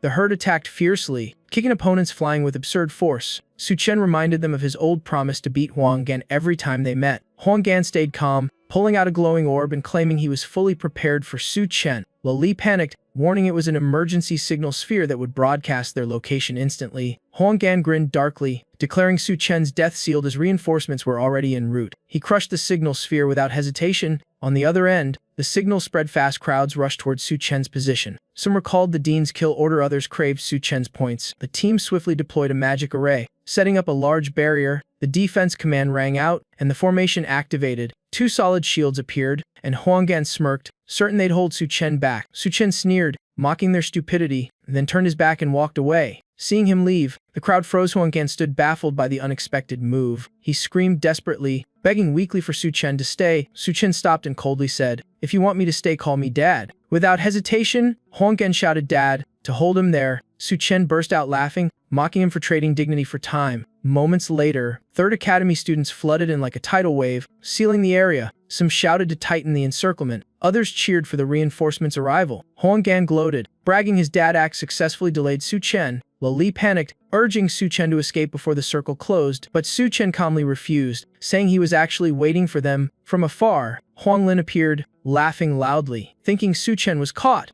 he proudly announced to everyone that victory was his. Huang Lin was convinced his son had subdued Su Chen. Another student mocked the Third Academy's cowardice for ganging up on one man but still believed in Su Chen. Someone suggested using the 10-second observation right to check Huang Gan's status in Zone 16 of Star Tower. The screen showed Huang Gan clinging desperately, begging Su Chen not to leave. Su Chen teased him again, forcing him to call Dad one more time. That line left Huang Lin speechless, as if splashed with cold water before the crowd, and Huichi laughed uproariously, mocking Huang Lin for his son's dad-powered achievement. Like Xiandeep couldn't hold back louder either, teasing Dean Huang for the absurd scene. Huang Lin fumed, cursing his unfilial son, then growled at Huichi that Su Chen would soon die. In the test chamber, Rabbit Girl panicked, reporting that Su Chen now fully surrounded in Zone 16. A command came instantly. Yang Bashi entered the field, calling Zone 15 to advance as well. A Third Academy student boasted confidently, praising the Dean's strategic foresight. Su Chen stood amid the encirclement, his icy gaze unwavering. His control over the donkey herd had evolved. They moved like a disciplined army. Huang Gan, after dispelling his barrier, shouted in denial that the donkeys were nothing to fear. Su Chen challenged him, summoning donkeys from the flames beneath his feet to strike back. Tens of thousands of donkeys appeared at once, surging outward from his center like a tidal wave. The crowd was terrified. Some stammered in disbelief at the absurd number. More people arrived by signal, surrounding the entire zone. A worried voice, someone from Zone 5, called out as Huang Gan realized the enemy force was overwhelmingly larger. He tried to rally his side, shouting that numbers didn't matter, whoever killed Su Chen would win. Su Chen stayed calm, eyes gleaming, declaring the enemies had arrived right on time. Lele was horrified, unable to believe most contestants had gathered just to face one man. In the sky, Yang Bashi and Rabbit Girl descended, their presence overwhelming. Yang Bashi roared that Su Chen was his target as Zone 5's leader and a newly awakened legendary class. He pointed at Su Chen, demanding the scorecard immediately. Su Chen replied coldly, "If you want points, call me Dad first." He added Esily, mocking that his opponent's death was already near. Suddenly, a distant voice yelled Dad, stunning everyone who couldn't tell who said it. A figure charged in, shouting for everyone to move aside. She was looking for Su Chen. Lele gasped, recognizing her as Zhang Yuyu, and asked why she was there. The girl's eyes blazed, declaring she couldn't stand people bullying her dad. From afar, Lai Shuangyan appeared too, announcing she'd come for Su Chen. Su Chen blinked in surprise and asked to confirm. She nodded firmly, saying she came to repay his life-saving favor and lift the old curse. Su Chen laughed, waving both Yu and Shuangyan to join him for an all-out fight. Yang Bashi sneered, mocking that the four of them were too weak, no number of donkeys could save them. He urged them to surrender, pretending it'd be a contribution to Zone 16 in exchange for Su Chen's card. Zhang Yu furiously pointed at him, condemning his betrayal of the man who once saved them all. Yang Bashi replied coldly, justifying his ambush under exam rules. He began channeling power, aura flaring as he swore to end it quickly. Yu shouted a direct challenge, cursing them as ingrates attacking their savior. Yang Bashi smirked, saying only strength was truth, then hurled an energy orb at Su Chen. Lai Shuangyan instantly drew her sword, blocking the fierce blast. The shockwave flung her backward violently, yet she roared, eyes blazing, charging right back into battle. Su Chen raised his hand to stop her, calmly telling her not to risk her life for him. Yang Bashi sneered, demanding Su Chen hand over his scorecard for safety or face certain death. Su Chen looked around, declaring had once saved them all. Was there truly no gratitude left? The crowd burst into laughter. Someone mocked that no one ever needed his help. Another jeered that Su Chen just faked heroics for points and was now begging for pity. Yang Bashi laughed, claiming only the weak spoke of gratitude. They lived by strength and gain. He dismissed Su Chen's deeds, insisting they'd have survived fine without him. Su Chen's eyes turned icy, his voice storm-cold as he vowed a merciless fight. He swept his hand, drawing back all surrounding flames, stunning everyone. Someone screamed in panic, thinking he was about to flee, ordering his death for points. Su Chen stood tall, shouting that he'd returned the forbidden spell to them all, commanding his donkeys to unleash their ultimate move. A torrent of energy exploded from above, shaking the entire battlefield violently. Rabbit Girl was the first to realize, eyes wide in terror, it was a real forbidden spell. She cried out in shock, unable to believe the longband magic had returned. With an icy face, Su Chen raised his hand and ordered the meters to fall. Instantly, blazing rocks rained down like shooting stars guided by an unseen force. The crushing pressure blanketed the arena. Many couldn't breathe. Crying for mercy, Su Chen gave no reply. He simply watched their despair, cold as stone. Yang Bashi roared furiously, charging recklessly to resist till the end, but a massive meteor smashed into his face, stopping him instantly. With one strike, Yang Bashi collapsed unconscious, completely defeated. Trembling, he begged for mercy, admitting his fault and pleading for his life. Yet Su Chen's eyes stayed frigid, utterly unmoved. He said coldly, if you believe someone else will save you, then wait for them. At his words, meteors kept raining down like fire, cracking the earth. Yang Bashi was pinned immobile. Lele burst out laughing, unable to hide his joy at seeing the enemy crushed. He clapped and praised Su Chen, calling him dad, admiring his absolute dominance. Meanwhile, Huanggan fled in panic, cursing Su Chen as he ran, but a meteor slammed down, flinging him like trash, leaving him motionless. The survivors were terrified beyond reason, breaking their surrender tokens to escape. The observing teacher stood frozen as Su Chen's points skyrocketed like a rocket launch. One teacher rejoiced, thinking his son Huanggan had climbed to the top after Su Chen's fall. But turning to the board, Huang Lin froze. Su Chen sat alone at rank 1 with 11,988 points. Far beyond all others, Huang Lin's eyes bulged. He couldn't believe the number 11,988 points. And Huichi was also stunned, rubbing his eyes as if dreaming. Both doubted their senses, thinking it must be an illusion. They panicked, demanding to contact Judge Te, suspecting a system glitch. Judge Te appeared, eyes stern, scolding the staff for losing composure. Hong Lin hastily reported Su Chen's score. Filled with dread, Judge Te calmly replied that such phenomena weren't rare and remained under control. The mention of prodigies surpassing 1,000 points made Huang Lin drop his badge in shock. He shouted frantically to report the situation to the Star Tower Alliance, believing the system had gone haywire. Meanwhile, the battlefield was now nothing but ruins after the Forbidden Storm. Most players were scattered. The few left crushed teleport stones to escape. Lai Shuangyan stood stunned, unable to believe the destruction she'd just witnessed. Anyone who saw that devastation and didn't call dad must be insane. Su Chen coldly scanned the wreckage, ordering his team to collect points from the fallen. Suddenly, Yang Bashi crawled up from the ground, bloodied but still defiant. Lili gaped, astonished that he'd survived the apocalypse. Yet Yang Bashi shot into the air again, drawing his sword for a final challenge. He shouted mockingly that Su Chen was just handing him free points. Screaming arrogantly, he charged, believing himself invincible. Su Chen only smirked, unleashing a single palm that shook the air. The barehanded strike shattered Yang Bash's sword in an instant. Yang Bashi panics, unable to believe a summoner could have such a powerful palm strike. Before he can react, the next blow slams straight into his gut. His body is hurled dozens of meters away, crashing and rolling along the ground. He mutters bitterly, unwilling to accept defeat by someone he once deemed weak. Before leaving, he warns he won't forget today's humiliation, then crushes his teleport card to retreat. Tu Chen calmly replies that remembering won't help Hell never be the father he wants. Lei exhales in relief, thrilled that the weakest team in Zone 16 defeated Zone 5. Just then,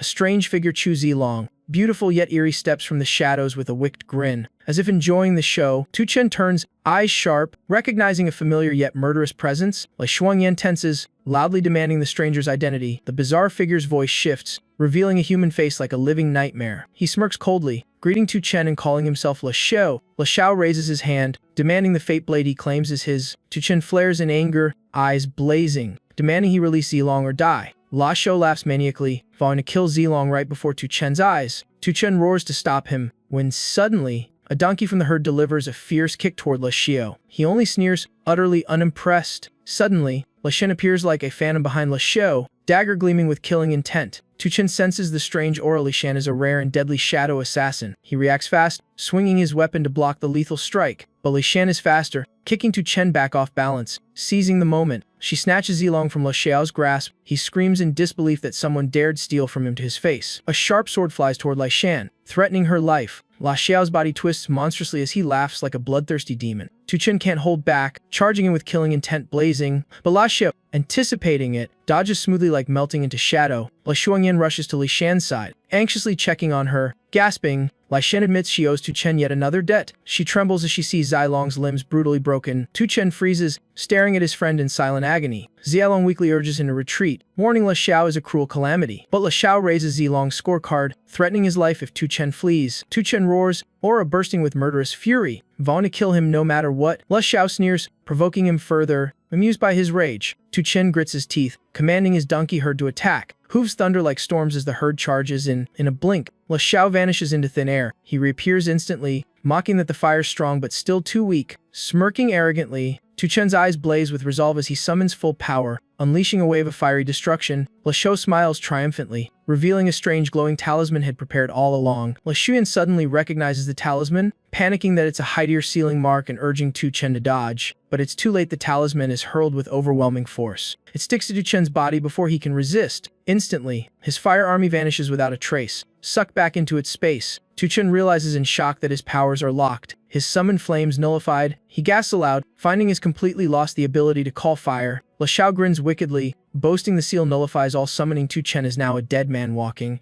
Lei roars in fury, vowing to report this to the Alliance's higher-ups. Le Xiao sneers, mocking that no complaint will ever reach them, hinting at his powerful backers. Atop Mount Chadvode, far away, a new disturbance unfolds. The Thunder God sits silently, eyes cold as he observes. A heavy voice suddenly accuses him of meddling in the human trial. The Blood God Ashla appears, declaring opposition, but the Thunder God smirks mockingly. He insists his student Ami has extraordinary potential, destined to glorify humanity. The Blood God protests the trial must stay fair, but the Thunder God twists the rules to shift the scores. He declares his pupil will face Tu Chen, burning with intent to win. Then he leaves, while the fuming Blood God curses under his breath and departs too. Suddenly, Gao Yang appears, his gaze piercing the Thunder God's intent. He questions why the Thunder God pays such attention to Tu Chen. The Thunder God smiles darkly, saying those who are different must walk a different path. Yet he admits such growth always demands a heavy price. The coming times will be brutal. The demonic races will invade, and humanity's time runs short. Back in battle, Tu Chen unleashes lightning, blasting Le Xiao back, though he quickly closes in again. Tu Chen keeps striking, proving he can still fight without fire. This rage is his first true one.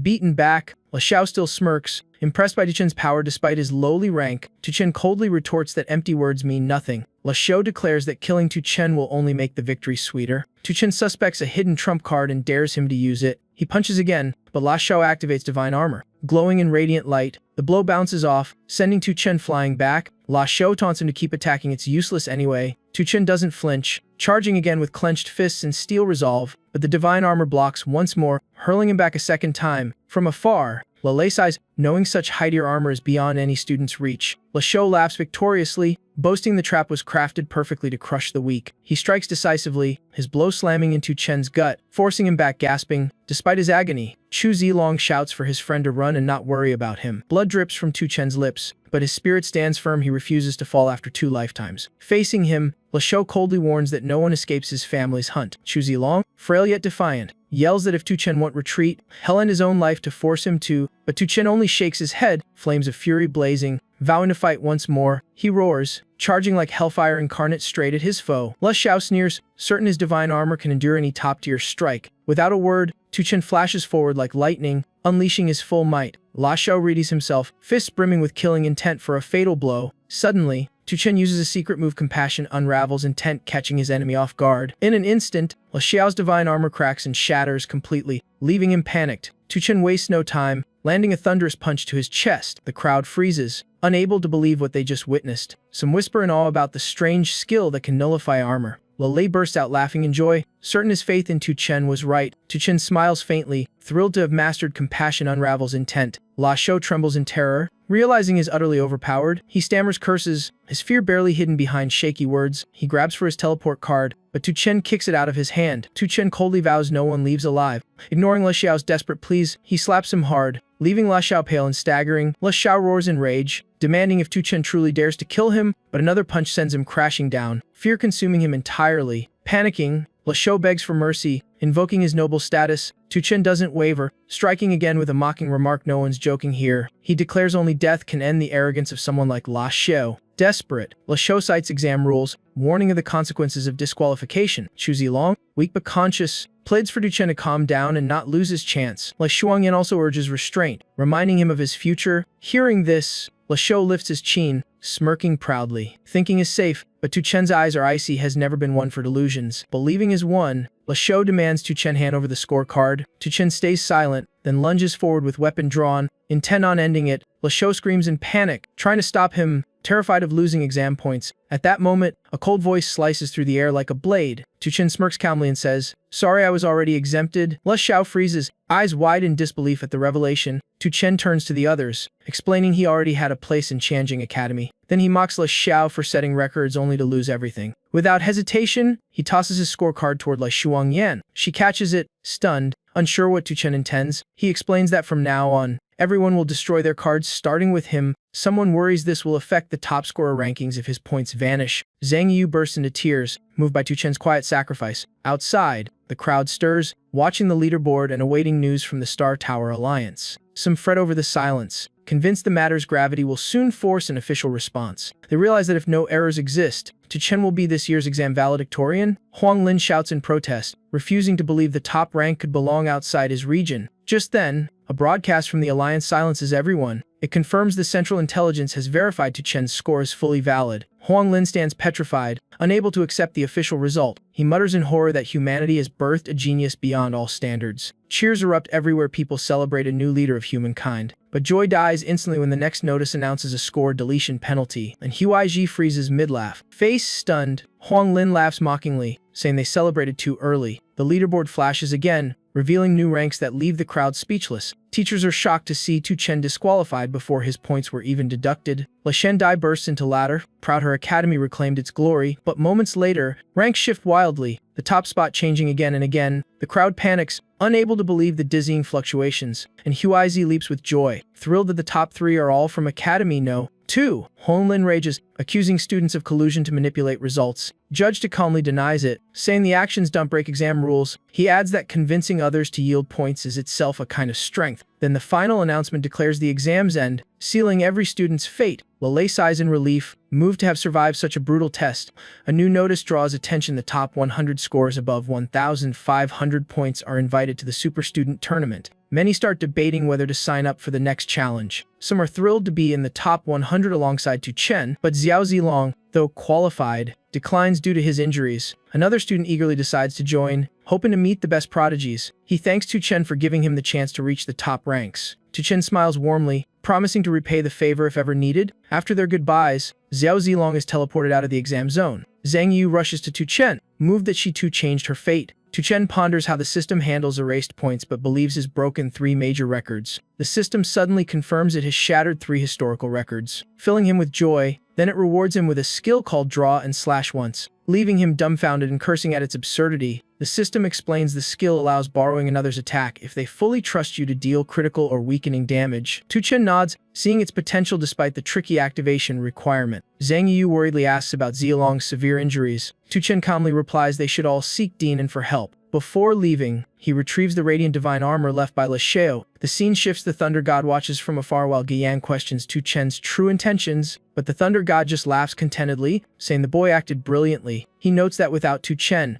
Dragon Zona's team will suffer badly in the Super Student Tournament. The Thunder God praises Tu Chen's point-sharing move as ingenious, something he should have invented himself. Gao Yang agrees, seeing that Tu Chen resembles the Thunder God and breaking every old rule. Back with Tu Chen, he faces Dinan, worriedly asking about Zilong's condition, and Huaiji delivers grim news. Zilong's not only fractured but poisoned by a rare toxin, fatal within a week without cure. Tu Chen reels in shock, losing composure at the severity of it, and Huaiji reassures him a detox herb exists in the Wuxiang secret realm. Place Tu Chen once qualified to enter, but Tu Chen refuses the dean's help, volunteering to go himself and asking the dean to care for Zilong. Without hesitation, he mounts his fiery steed and speeds into the Wuxiang realm. Through thick mist, he rides the flames across perilous terrain, determined to seize the cure for his friend. Meanwhile, elsewhere, Huang Can punches a wall in fury, crushed by total defeat as Tu Chen surpasses him. His father Huang Lin can only sigh helplessly, accepting the unchangeable truth. He laments that Tu Chen claimed the secret realm, wasting his son's 3-year wait. He concludes fate's decided Tu Chen is simply too formidable. Consumed by malice, Huang Can suggests releasing the realm's boss to kill Tu Chen. Huang Lin roars, calling his son insane and threatening to send him to factory work after the exam. Huang Can protests angrily, demanding to know why he must lose so miserably to Tu Chen. A cold voice echoes from afar, questioning his resentment. Figures in red cloaks appear, each step heavy with menace. Huang Lin tenses, demanding to know which dark cult they serve. Their leader introduces himself as Nguyen Yunla,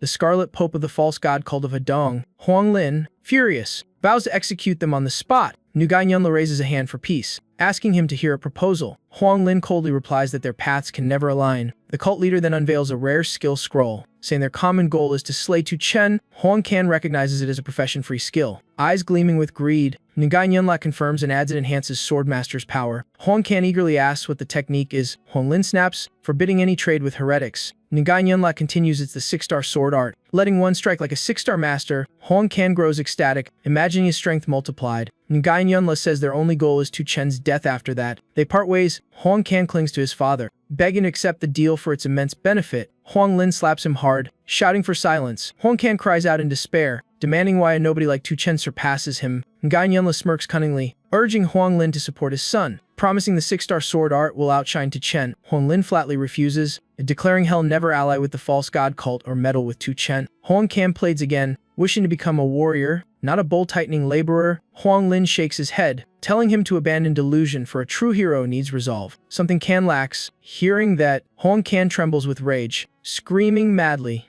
A sudden strike drives a blade into Huang Lin's chest, making him stagger, eyes wide. He gasps a dying warning for Can to flee, but Can ignores him, blinded by fury, and charges Nguyen Yunla, is instantly struck down by a blow like thunder before he can attack. Nguyen Yunla smirks coldly, declaring that with the dean dead, cooperation is now possible. Huang Can screams, accusing them of murdering his father. A blade presses against his forehead, steel glinting in the tense air. Nguyen Yunla threatens him join or die. Trembling, Can agrees in terror, begging for mercy and promising obedience. Satisfied, Nguyen Yunla tosses him the 6-star skill scroll. Calling them allies now, Can clutches it tightly, meditating as his aura surges. He shouts triumphantly, feeling the power of the 6-star sword art awaken. Eyes burning with hatred, he demands Nguyen Yunla lead him into the secret realm to kill Tu Chen, but Nguyen Yunla stops him, saying they can instead unleash a hidden boss within Wuxiang. Can kneels beside his father's corpse, searching for something with a frozen stare. At last he retrieves a strange glowing token, holding it up victoriously. Nguyen Yunla looks doubtful, demanding proof that this plan will work. Can confidently claims the hidden boss is stronger than even 9-star professionals. Nguyen Yunla is astonished that such a creature forged the realm itself, agreeing it's safer to release it than fight. Can crushes the token, breaking the seal with eyes blazing vengeance. He screams with hatred, vowing to end his grudge against Tu Chen. Meanwhile, Tu Chen discovers a strange flower radiating pure spiritual energy from the ground. He guesses it's the detox herb and smiles with relief. Suddenly, the system chimes secret realm cleared with Shrank. Reward Wuxiang's strategy manual. Holding the book, his stunned to also receive a rare body mark point usually found only in special dungeons. Flipping it open, he mutters in confusion it's just an ordinary skill. Without hesitation, he decides to leave after collecting the herb since Zilong awaits. He bends down carefully to uproot the spiritual flower, but the ground quakes violently as if about to collapse. He jumps up, clutching the flower tightly. The system pings again, logging his points and reclaiming the Wuxiang manual. A black column of smoke rises, twisting as though tearing space apart. Ruby hovers, glowing crimson and shaking the realm as a deep voice declares an ancient seal broken. Tu Chen stares in shock, unsure what the ruby is. The voice from within explains the hidden boss has been awakened by external force, trapping everyone inside. The ruby names itself Wuxian, the supreme being beyond material existence. Tu Chen realizes Wuxian must be the very core of the secret realm. Suddenly, the ruby vanishes from behind him. In a blink, it reappears right before his eyes.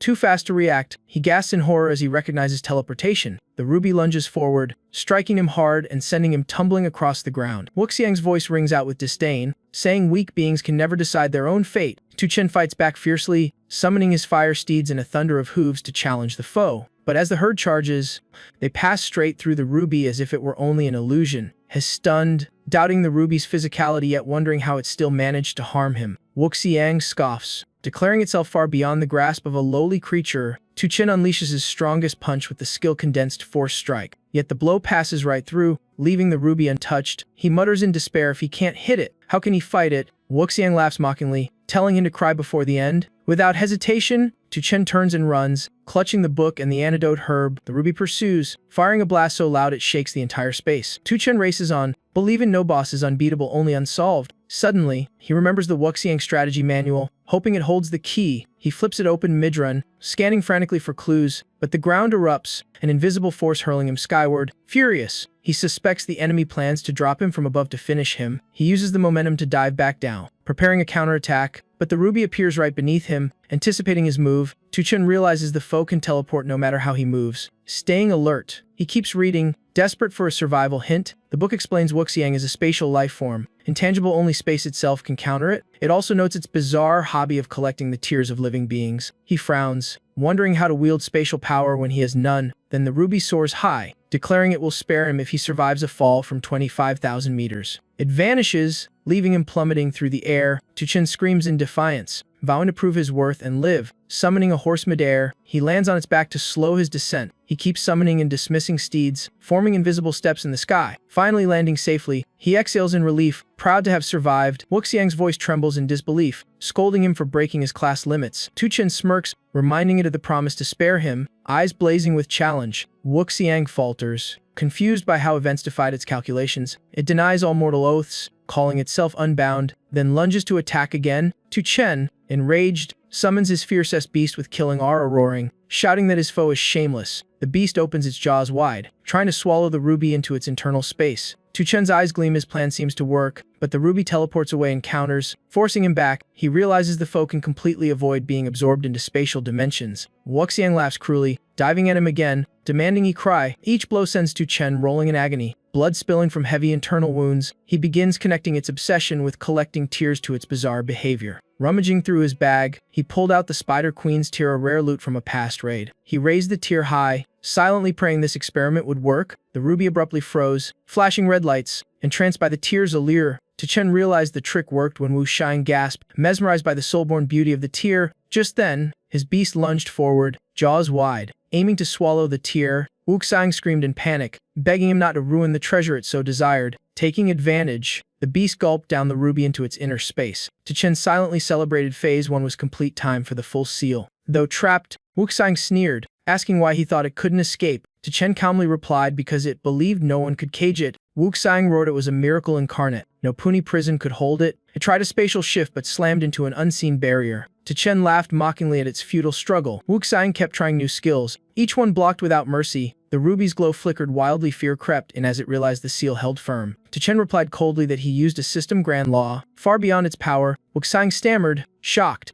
asking what a system grand law even was. Tu Chen smirked, spat a final insult, and left the space, leaving it trapped. Wuxiang went berserk, unleashing everything. but the invisible wall mocked its madness. Chen returned, handed the elixir to Huaiji, who confirmed Zilong's poison was mostly cured. Though full recovery required the higher academy's aid, he nodded firmly, assuring Zilong that at Qinjing Academy had healed completely. Someone rushed in, announcing the alliance had arrived to reward Chen for stopping the abyssal incident. Stepping out, he spotted the legendary Xuhi team, among them Lu Wuqian, who had once ogled Zilong's female avatar. Lu Wuqian solemnly presented him the rank of lieutenant and heartfelt thanks for defending humanity, and Huizi stared jealous yet proud, wondering if he'd one day salute his former student on the battlefield. He stepped up, patted Chen's shoulder, proud that Academy No. 2 had birthed a true genius. Lu Wuqian declared Chen the youngest lieutenant in human history, showering him with praise. Chen half grinned, half serious, asking if there was a bonus prize. Lu Wuqian laughed, saying the rank itself was the greatest reward, symbol of glory and power. Chen then asked,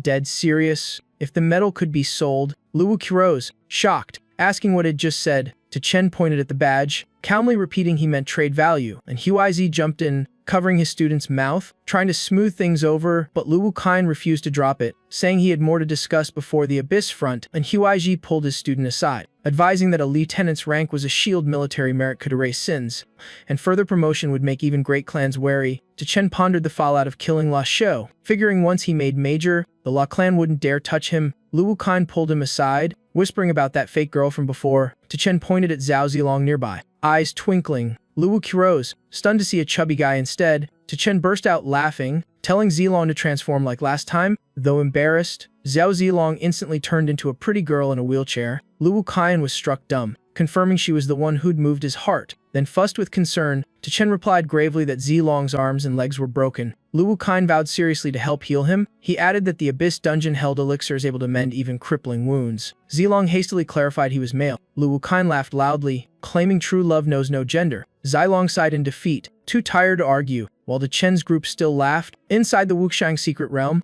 Guanyin led the false god cult in. He grew suspicious there were no traces left inside. Suddenly, a massive energy burst shook the ground. Someone screamed that an earthquake came from the Wuxiang secret realm. Guanyin tensed up, realizing the realm was collapsing, something only possible if the boss had left. Hongkan smiled smugly, only caring about Chen's fate. He swore Chen was surely dead, even making an oath to prove it. Guanyin nodded in satisfaction, ordering a return to the altar to report the good news to false god. But he turned back coldly, asking how they should deal with Huangcan. Huangcan bowed, pledging absolute loyalty to the false god cult to save his skin. Back at the academy, once things settled, the group prepared to head for the higher academy. None knew when or if they'd ever return. Chen felt a pang of regret, still not having found Kai Henmei as his brother once mentioned. Suddenly, Zhang Yuyu appeared, lugging a mountain of baggage, shouting to join them. Chen frowned at the mess, suspecting she was moving house just to follow him. Zhang Yuyu giggled, claiming it was normal for girls to have lots of stuff. Chen didn't waste time, urging everyone aboard since the train was about to leave. Zhang Yuyu pouted, asking for help with her luggage but got flatly rejected. She immediately dumped it all, declaring she'd rather abandon everything than fall behind. She pointed to a nearby house, reminding Chen it was his second uncle's place, asking why not say goodbye. He thought for a moment, agreed, and told them to wait 5 minutes. Inside, the family was happily eating. An elder comforted Xiao Huang that failing the higher academy wasn't the end. Another frowned, wondering why Chen's name came up now. Yuding bragged Shed just called to check his exam score. She laughed smugly, saying he'd scored 0, mocking that even sleeping couldn't make someone that bad. One person slammed the table, warning Yuding to stop before patience ran out. But she kept sneering, calling Chen a loser who vanished without a trace. In the corner, Huangcan smirked quietly, sure Chen was dead by his hand and gone forever. Suddenly, loud knocking shattered the house's calm. A young man cheerfully ran to open, thinking the cake delivery had arrived. But when the door swung open, Huangcan froze. Chen stood there, shocked and terrified. Huangcan collapsed to his knees, unable to believe his eyes. Chen looked down coldly, smirking that it was smart of him to kneel on his own. His second uncle stepped out, happily inviting him to join dinner like nothing happened. Yuding immediately sneered, spitting that there was no food for him here. Huangcan,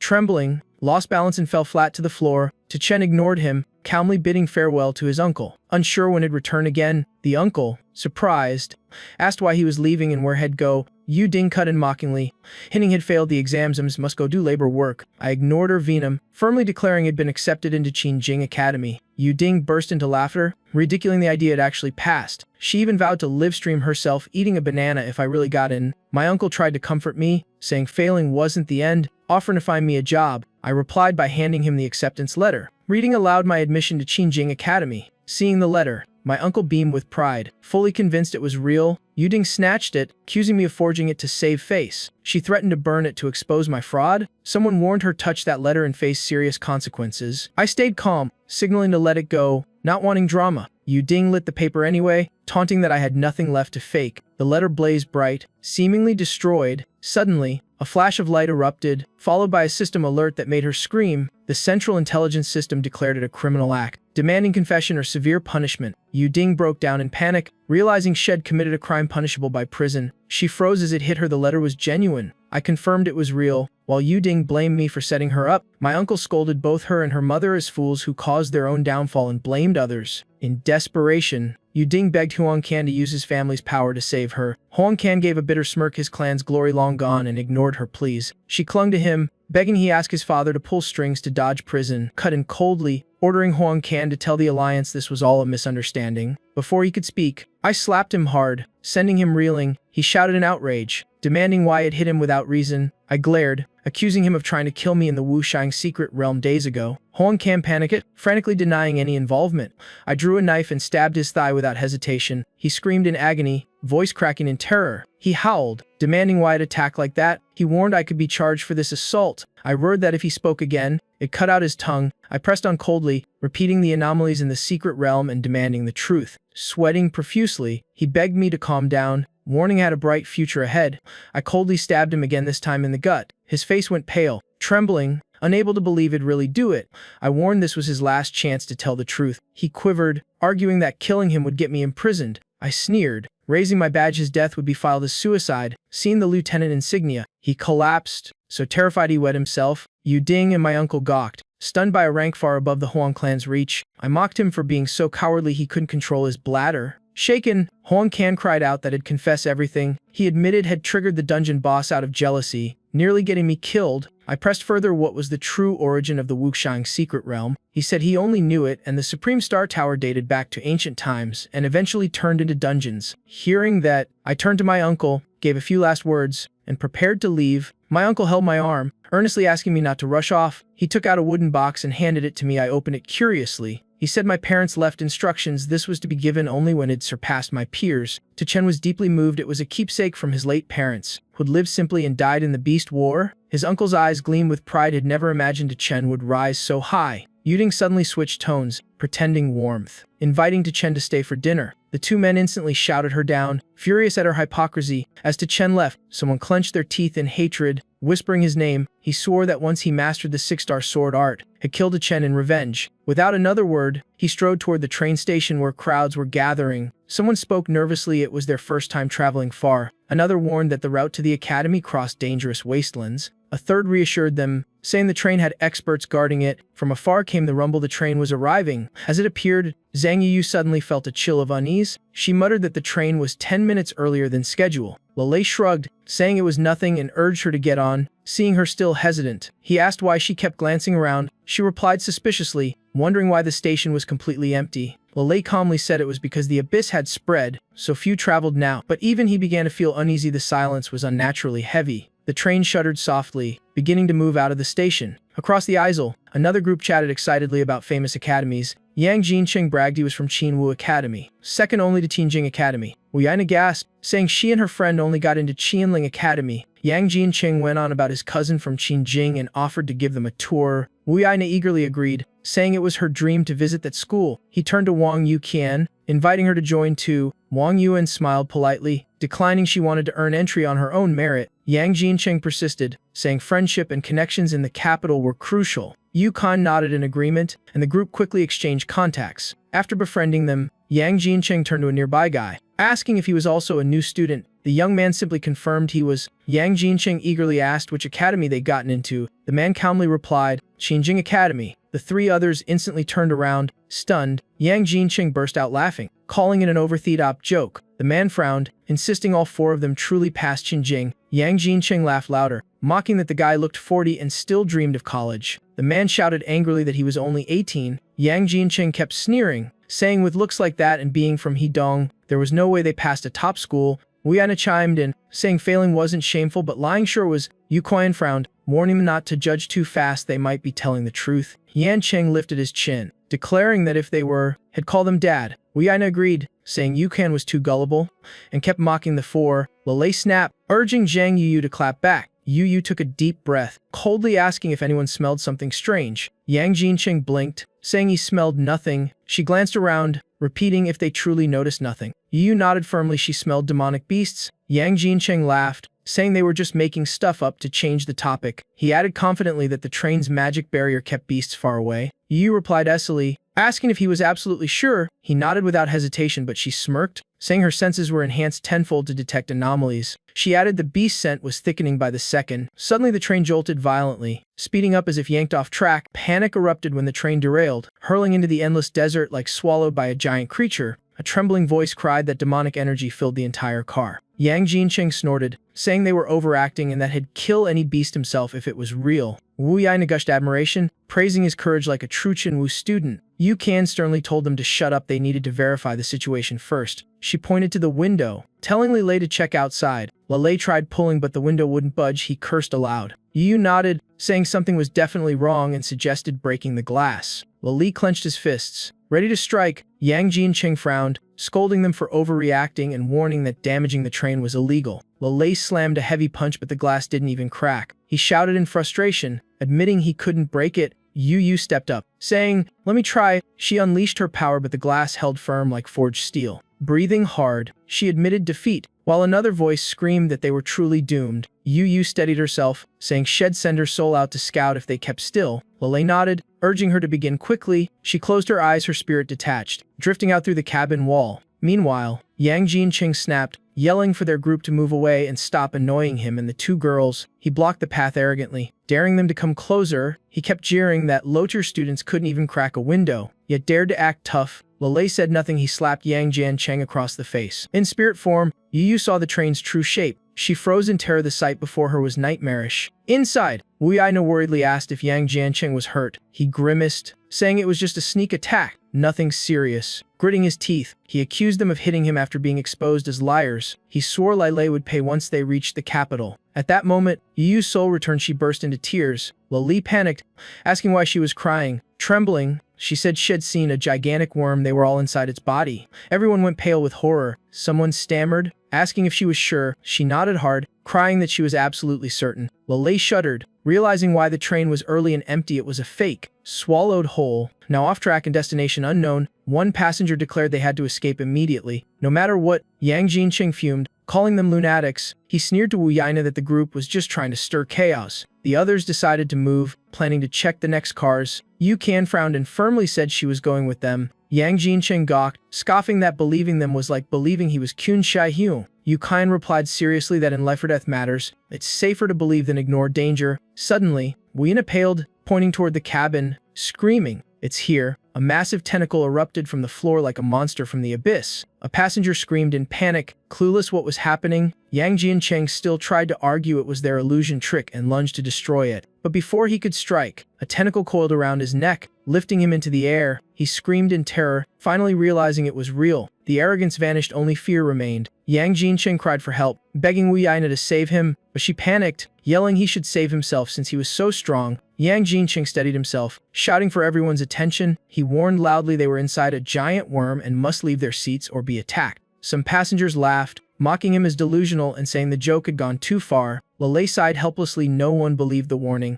Then dozens of tentacles burst from the floor, wrapping around screaming passengers. Many cried for help, regretting not believing sooner. Lei charged forward, eyes blazing, ready to fight. His powerful punch smashed a tentacle apart, spraying red blood. He calculated 3 solid hits could kill one, but Yu Qian stepped up, saying his strikes were too slow. She'd handle it. She swung her sword, lightning-fast slashes slicing tentacles to pieces. A passenger gasped in awe, realizing she was a high-ranked sword immortal. But more tentacles kept rising, swarming toward Yu Qian. Though her blade struck true again and again, sheer numbers wore her down. Just then, a figure charged in Lei's flaming fist blazing, shouting for everyone to move. His punch obliterated a cluster of tentacles in a single instant. Passengers gaped. The power far exceeded a typical 2-star fighter. Freed from the bindings, everyone gasped in relief, narrowly escaping death. Yu Qian spoke gravely, saying they must either escape or slay the worm or all would die. She asked if Lei had a plan. Lei reasoned that a creature this powerful wouldn't attack randomly, it was after a specific target. Yu Qian agreed, suspecting they were just collateral in its true hunt. Lei said finding the real target might help them counter it.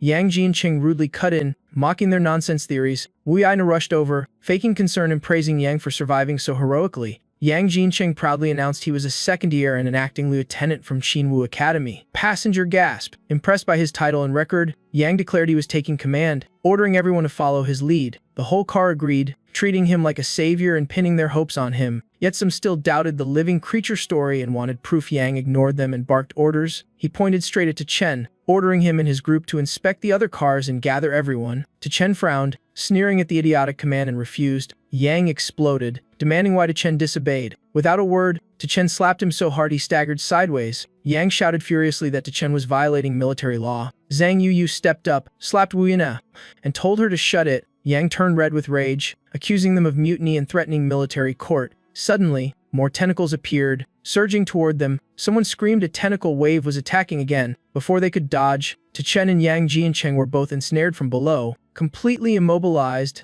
Around them, countless new tentacles erupted, plunging the cabin into chaos. Passengers screamed for help, asking Yang what to do. He turned away coldly, yelling for everyone to run and abandon the danger zone. Others nodded, trembling, urging the group to flee. Zhang Yu shouted angrily, calling them ungrateful cowards for deserting their saviors. One weakly replied they were too powerless to fight and had to survive. Chen roared in fury, cursing their heartless betrayal. He turned to Wu Yana, begging her to help, but she coldly looked away, muttering, "Sorry," then fell silent. Yu spoke firmly, "Some mistakes can't be undone, and saving others can sometimes mean betraying yourself." She nodded quietly when told to stay safe, eyes filled with resolve. The danger escalated, tentacles multiplied, fast escape was urgent before full restraint. The strike team rushed in to assist, trying to approach the beast, yet the moment they appeared, the tentacles coiled tight, catching them instantly. A fire user cried out as power failed to ignite, panic and despair setting in. At that instant, an idea struck him. He recalled a long-forgotten skill. He turned to the group, asking someone to slash him. Everyone froze. Puzzled by the strange request, he shouted for a real strike to destroy the binding tentacles. Someone objected, confused by his true intent. He insisted just trust him and do it. No arguing. Yu Qian stepped forward, ready to help and fully trust him. She swung her sword fiercely, slicing through a mass of thick tentacles. Someone gasped at the overwhelming power of that single slash, unheard of before. Yu Qian was stunned herself, not expecting to be that strong. The guy rejoiced, realizing the slash triggered a debuff weakening the enemy. But before celebrating,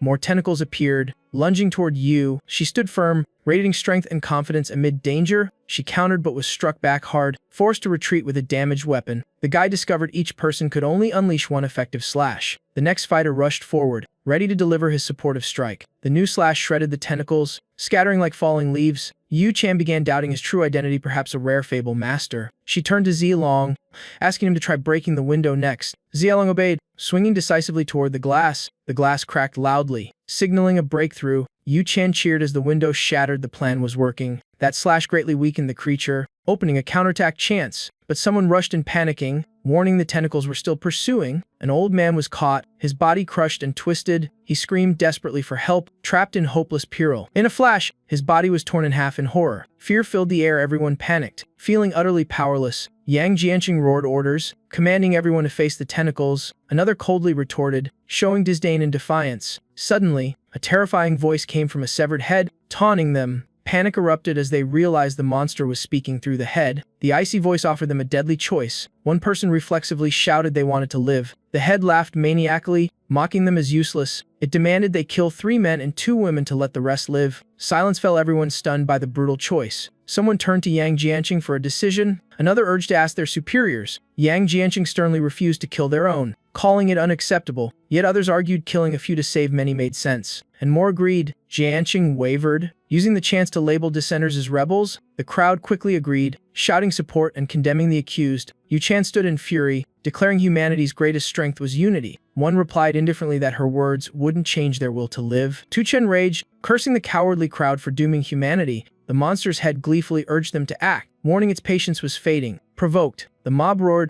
calling to attack the so-called traitors. One justified the slaughter as following orders. A fighter lunged forward, declaring his hatred for people like Chen. Yang Jianqing laughed, claiming their deaths were well-deserved. He noticed someone in Chen's group was a rare sword immortal. Pointing ahead, he told the mob not to fear he'd restrain them for easy killing. Tu Chen shouted that the worm was manipulating them like pawns and called Yu Chan for help. He spoke her name firmly, and she nodded in response. He asked if she truly trusted him. She smiled, saying she wouldn't have come this far otherwise. Relieved, he left the rest to her, asking for the final slash. Yu Chan agreed calmly. Ready to strike, the furious mob charged, determined to kill Tu Chen's group to survive. Tu Chen bravely fought back, summoning a herd of donkeys with a special skill. The donkeys rampaged, trampling attackers and spreading chaos and screams. Meanwhile, Yu Chan dashed toward the window with her sword. Her mighty slash tore through space itself, creating an escape path. She shouted in excitement the plan had finally worked. Tu Chen's eyes gleamed, impressed beyond expectation by her strike. He praised her and leapt forward, signaling everyone to follow. The others screamed in protest,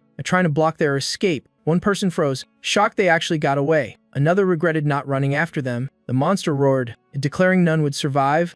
After a fierce struggle, the main group finally escaped, some crying, others regretting their choices. But before they could rest, the giant worm charged again. Menacingly, someone screamed. Sure, this clash meant certain death. Yuan decided to risk everything for one final gamble. He summoned a colossal donkey, radiating crushing power. To everyone's shock, the donkey opened its mouth and swallowed the worm into another dimension. The group stared, dumbfounded, not knowing where the worm had gone. Yu Chan was stunned, demanding Tu Chen reveal his true identity after seeing such power. In a strange void, the worm tumbled, lost and disoriented. A mysterious being appeared, eyeing it with amused curiosity. It threatened to play with the worm to death as revenge. The worm was baffled, unable to grasp its absurd fate. The being treated it as a toy, gleefully torturing it for fun. Outside, Lai Lei surveyed the area and concluded they entered an unknown wasteland. He reassured everyone, saying he'd sent a signal and alliance reinforcements were on the way. From afar, Yang Jianqing approached with a group, requesting a private talk with Tu Chen. Tu Chen coldly questioned him, unimpressed by the offer. Yang Jianqing forced a smile, claiming it was all a misunderstanding and begging Tu Chen to keep quiet before the alliance. Tu Chen frowned, unsure what the real purpose of the talk was. Yang hinted a threat, reminding him of past violations and boasting that no one would believe Tu Chen since he held the power. Wu Yana hurried over, pretending warmth, hoping to reconcile with Yu Chan. Yu Chan's face froze. She brushed Yana's hand away with clear contempt. Jianqing's followers chimed in, urging everyone to forget the past and share credit. Jianqing issued a veiled threat, warning of consequences if they didn't stay silent. Tu Chen sneered, asking bluntly what he planned to do next. As Jianqing cursed, Tu Chen punched him, sending teeth and blood flying. Yana screamed in defense, scolding him for attacking a soldier. He instantly slashed at her with no hesitation. She panicked, begging for mercy. Hiding behind her gender, he replied harshly, spitting insults full of disdain. Jianqing roared, threatening to have him jailed. Tu Chen struck again, slicing his thigh. Jianqing screamed in pain. Clutching his leg, Tu Chen vented his fury with relentless knife blows. Jianqing writhed and cried, limbs shredded and bleeding. He cursed through the agony, still refusing to yield. Tu Chen coldly stated that scum like him must be cut down for the world's sake. He pointed at him, saying his filth exceeded even monsters. Just then, engine roars echoed. The Blood Crane rescue team arrived. The crowd rejoiced at the sight of the famed squad. Captain Lu Wuqian strode up solemnly, asking about the beast's whereabouts. Jianqing rushed to claim credit, flaunting his rank. Lu Wuqian asked sharply who had dealt the finishing blow. Jianqing's followers scrambled to claim merit for themselves. Tu Chen laughed, mocking their shamelessness in stealing glory. Jianqing's face went pale. He stepped forward, crying injustice. Lu Wuqian raised an eyebrow, asking who dared strike him. Yana pointed straight at Tu Chen, blaming him entirely. Lu Wuqian removed his glasses, confirming Tu Chen's name. Jianqing smirked inwardly, thinking it turned the tables, but Lu Wuqian stepped up, patted Tu Chen's shoulder, and smiled like an old friend. Jianqing froze, eyes wide in shock. He couldn't believe Tu Chen knew such a renowned captain. He tried to argue, citing military protocol to save face. He shouted to arrest Tu Chen under his warrant officer title. Lu Wuqian sneered, saying his rank wasn't high enough to touch Tu Chen. Jianqing screamed, accusing Lu Wuqian of bias and corruption. He refused to accept it, insisting he still outranked Tu Chen. Lu Wuqian burst out laughing, calling him an idiot. Jianqing fumed, unable to understand what made Tu Chen superior. Lu turned to Tu Chen, asking him to prove his status publicly. Tu Chen calmly presented a gleaming rank insignia. Wu Yana scoffed immediately, saying it proved nothing, but Jianqing's face went ashen. He recognized it as a Supreme Commissioner's badge. Lu Wuqian thundered that Tu Chen was the true hero, while Jianqing wasn't fit to polish his boots. Yang Jianqing trembled, unable to accept that a mere student outranked him so highly. He whispered in panic, realizing he was completely finished. Tu Chen recounted everything, and Lu Wuqian seriously asked how to handle it. Tu Chen coldly declared that the liars and frauds must pay the price. Yang Jianqing knelt, begging mercy, citing their old-school ties. He turned to Yu Chan, pleading for help, even offering to be her slave. Others also knelt, pretending remorse, begging the Supreme Commissioner's pardon, but Tu Chen stayed firm, demanding military justice be carried out. Lu Wuqian agreed and promised to report Tu Chen's new merits to superiors. He then turned to Chu Zilong. Looking slightly awkward, hesitating, he asked if he could make a small request.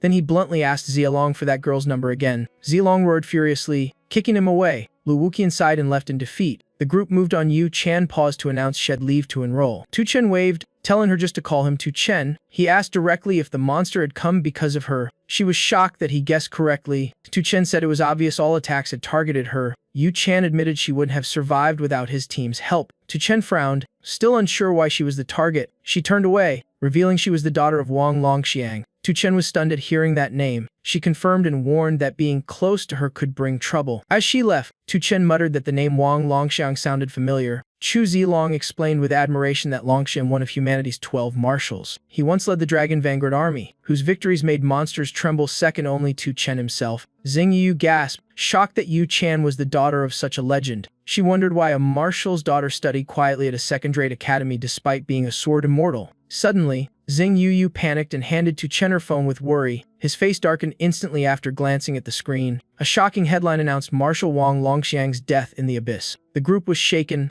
realizing the news had broken 3 days earlier. Ceremonial gunfire thundered, marking a great tragedy for the Alliance. It was a right reserved for humanity's highest losses. Before them, a holographic screen appeared, broadcasting an urgent notice. The Alliance officially confirmed Marshal Wang Longxiang's sacrifice. His funeral would be held at Longdu. The group fell silent, stunned that one of the 12 marshals was the first to fall. Tu Chen spoke gravely, sensing something suspicious. Zilong nodded, noting the delay and vagueness of the announcement. Yu Chan stood quietly, tears streaming as she vowed to carry her father's will. The four, heavy-hearted, continued their journey and finally reached Tianjing Academy. Lele sighed in relief they'd made it at last and could tend to Zilong's wounds. Xing Yu pointed toward the gate, saying the guard looked familiar. Tu Chen squinted and realized it was Wei Tihui. The group confirmed it was indeed their old acquaintance now working as a guard. Wei Tihui snarled irritably when he noticed them staring. Tu Chen smirked, teasingly asking why he took this job. Wei gritted his teeth, admitting he failed the Tianjing Academy exam. Lele was surprised someone like Wei could easily pass other schools. Wei lifted his head proudly, declaring he stayed only for Tianjing and Senior Mo Rong. Guarding if he must, Chu Zilong applauded his spirit, and the group moved on. Wei shouted after them, vowing to surpass Tu Chen even as a guard. The four entered the registration area, finally reaching their turn after a long wait. Lele sighed in relief they were finally called. Just then, a man cut in arrogantly, demanding to go first. Xing Yu fumed, asking if he had no manners. He sneered that when he said move, she should move. She retorted that everyone must queue, no exceptions. He boasted of his noble bloodline. Yu scoffed even if he were her own kin, he had no right to cut the line. The man snapped and slapped her hard for her insolence. Lele exploded, ready to fight the jerk, but Tu Chen held him back and asked the supervisor to intervene. The teacher, named Deng Kongming, calmly said Hong Fian broke no rule. Tu Chen frowned, insisting cutting was clearly wrong. He cited Hong Qianfei's own claim of privilege as proof of abuse.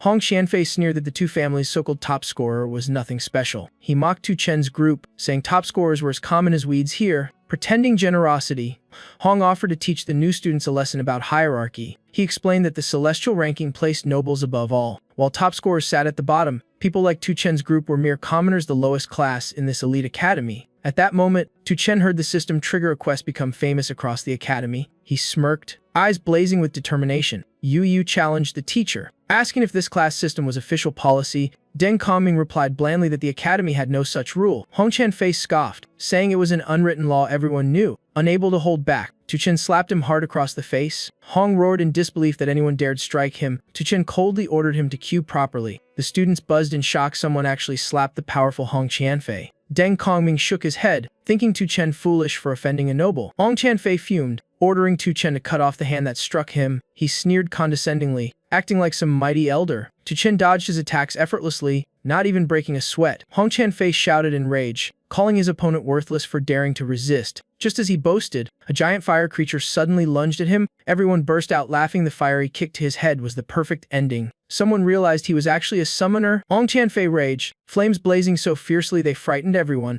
A student whispered that he was a powerful fire warrior from a noble clan. He charged, shouting he'd show the top scorer the true gap in strength, but Tu Chen summoned a giant barrel and dodged with ease. Hong attacked nonstop, yet Tu Chen slipped away effortlessly. The difference was clear: his reputation wasn't worth a dime. The crowd gawked at the freshman's daring mockery. Hong roared, pushed to the point of unleashing lethal force. He fired his ultimate move, a fiery cyclone engulfing his foe. Tu Chen's teammates panicked, calling his name in fear. Xing Yu worried, while Lei scolded Tu Chen for showing off. Hong Chan's face smirked. Thinking his rival was now ash, he waved smugly, telling everyone to stop watching and continue registering. But as the fire cleared, Tu Chen stood unharmed, icy calm. Hong froze, stunned that his attack had failed completely. Tu Chen smiled, saying the flames had been absorbed on contact. Hong panicked, clueless about what kind of trick that was. Deng Kongming observed silently, wondering who Tu Chen really was. Hong Qianfei thought it was his turn to strike back. A single fire beast couldn't possibly threaten him, he thought. As it lunged, he dodged and spat out another insult. But suddenly, another beast appeared and kicked him to the ground.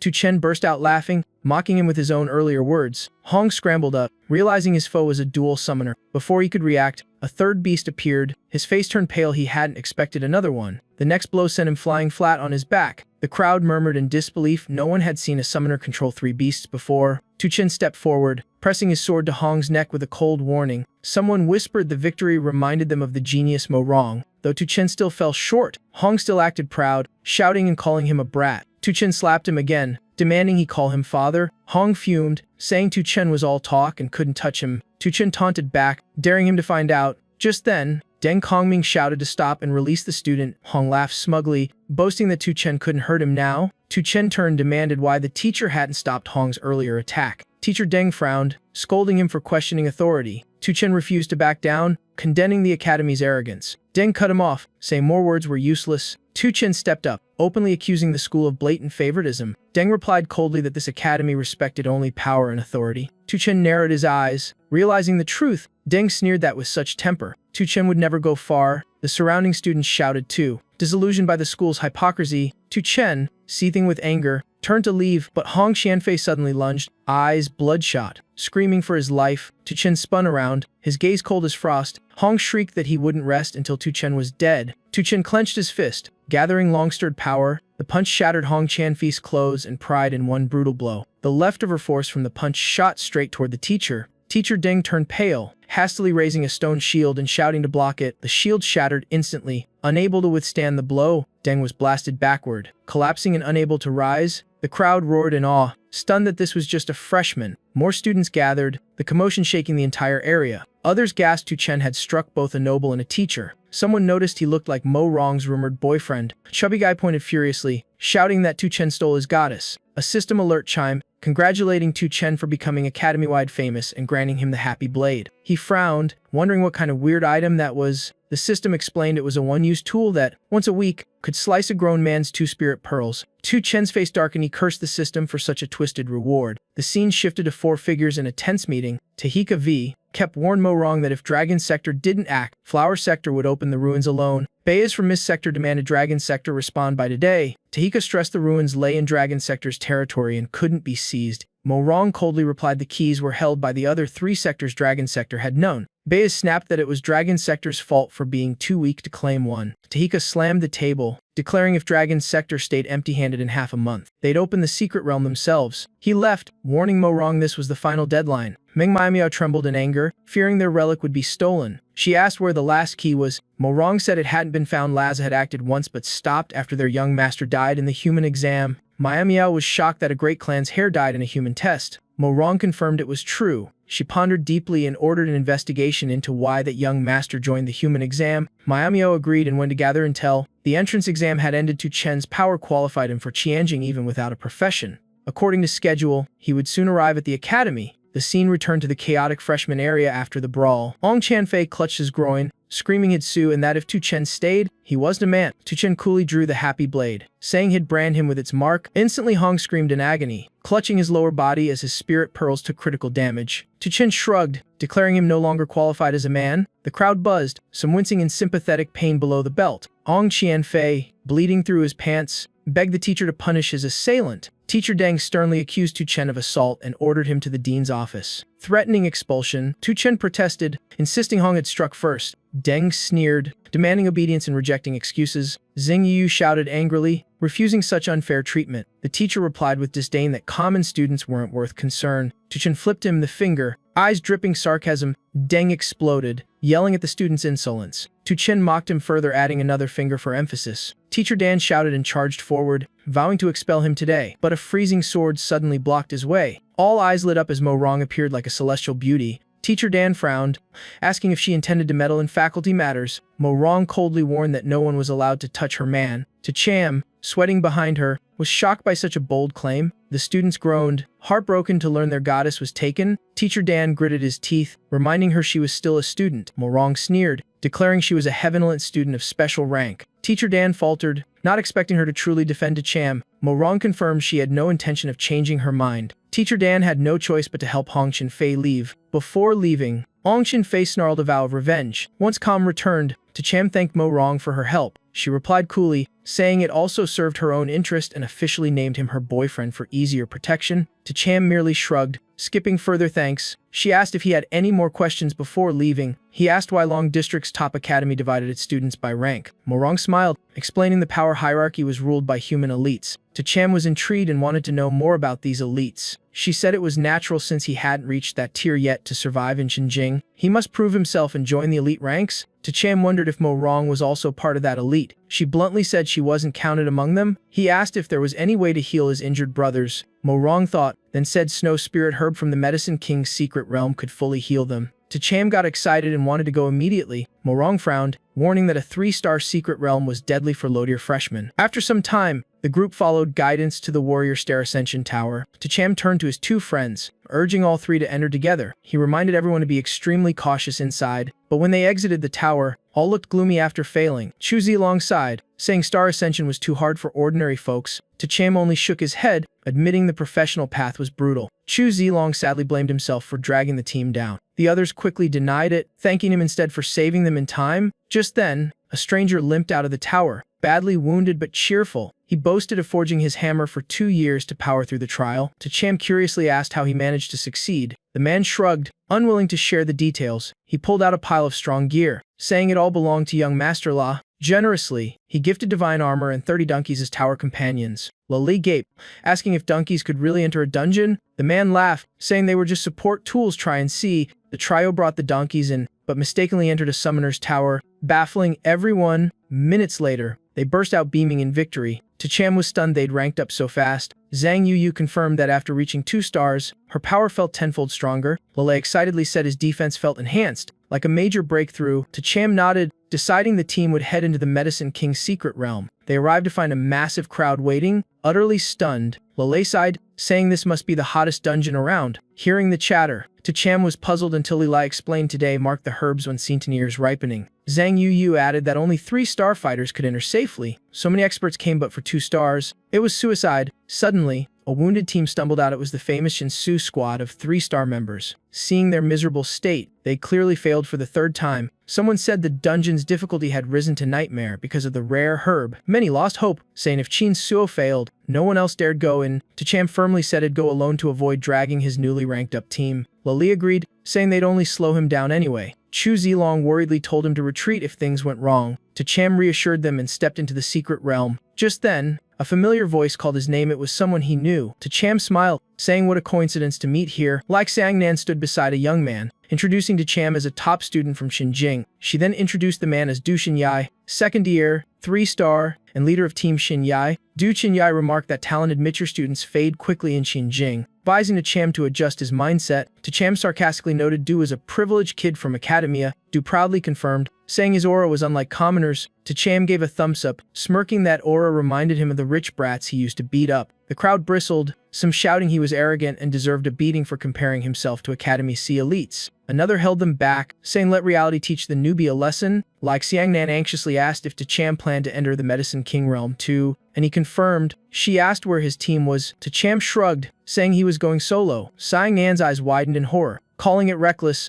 A student laughed mockingly, saying Tu Cham was delusional to think he could solo the dungeon. Du Xinyi pretended to be generous, offering Tu Cham a spot in his team. He turned and invited him again, saying it'd be easier to help. Tu Cham coldly refused, saying he had other matters. The crowd murmured that he was too arrogant for his own good. Xiang Nan defended him, saying Tu Cham was someone she truly admired. Du Xinyi sneered, saying she was naive. Tu Cham was nothing among true geniuses. He strode confidently into the realm, promising to show real power. Meanwhile, Tachame ventured alone deep into the Medicine King realm. The air brimmed with fragrant herbs, astonishing him with their abundance. As he reached for one, a giant tree lunged out to attack. He reacted fast, summoning his beast to dodge the deadly strike. He thought grimly this place was truly dangerous, no room for carelessness. The giant tree roared, launching a fierce assault. Tachame clenched his fists, ready to deliver the finishing blow. One punch shattered the tree's body into splinters. He dusted his hands off and went back to gathering herbs. A passing group noticed and began whispering. One guy shouted, asking what the hell he was doing. Tachame calmly replied he was just picking herbs. Was that a problem? The man sneered, saying go ahead, then whispered he was just a dumb rookie. A blonde guy excitedly said if they seized the Medicine King tree ahead, their Huangmao team would be famous. A girl approached gently but warned him not to pick recklessly. Tachame turned,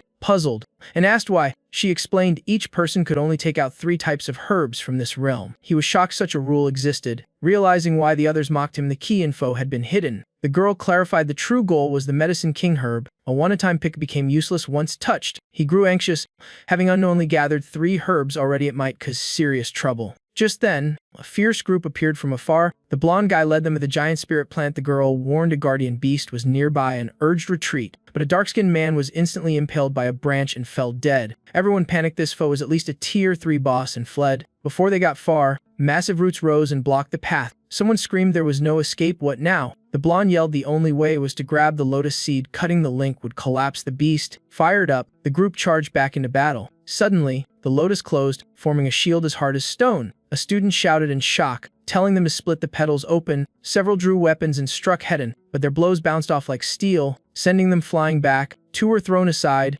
realizing the lotus defense matched a 4-star armor completely unbreakable. Before they could think of a plan, roots behind them shot up, killing 2 instantly. The blonde panted, admitting the Medicine King herb was too hard to claim. No team had ever succeeded. The last 3 panicked and fled, but the lotus beast chased them relentlessly. The trio exchanged cunning looks, plotting to lure it toward Tachame to buy time. One agreed to the vile plan, and they all dashed straight toward him as the blonde's group closed in. 2 of Tachame's allies quickly withdrew from danger, but as he ran, his foot sank into quicksand, clearly a spell trap. He spun around, eyes cold, glaring at the fleeing traitors, and growled a challenge. The 3 snickered, mocking him for being dumb enough to be their sacrifice. Fury flared in his eyes as he vowed to make them pay in pain. The girl urged him to go first, her tone resolute, but he refused to leave her. She said she'd stay and block the attack. Determined to counter when possible, he firmly refused, saying they should fight together instead. She sternly said he was inexperienced, and as the senior, she'd take responsibility, but the shifting sand made every step heavier. Time was running out. She cracked her whip fiercely at the oncoming branch. The sharp sound rang out, but the strike failed. She anxiously urged a retreat. Before he could turn, massive roots surged up to block every path. All directions were sealed, no escape left. Despair filled the air, every hope snuffed out. She gasped for breath, sweat pouring as danger closed.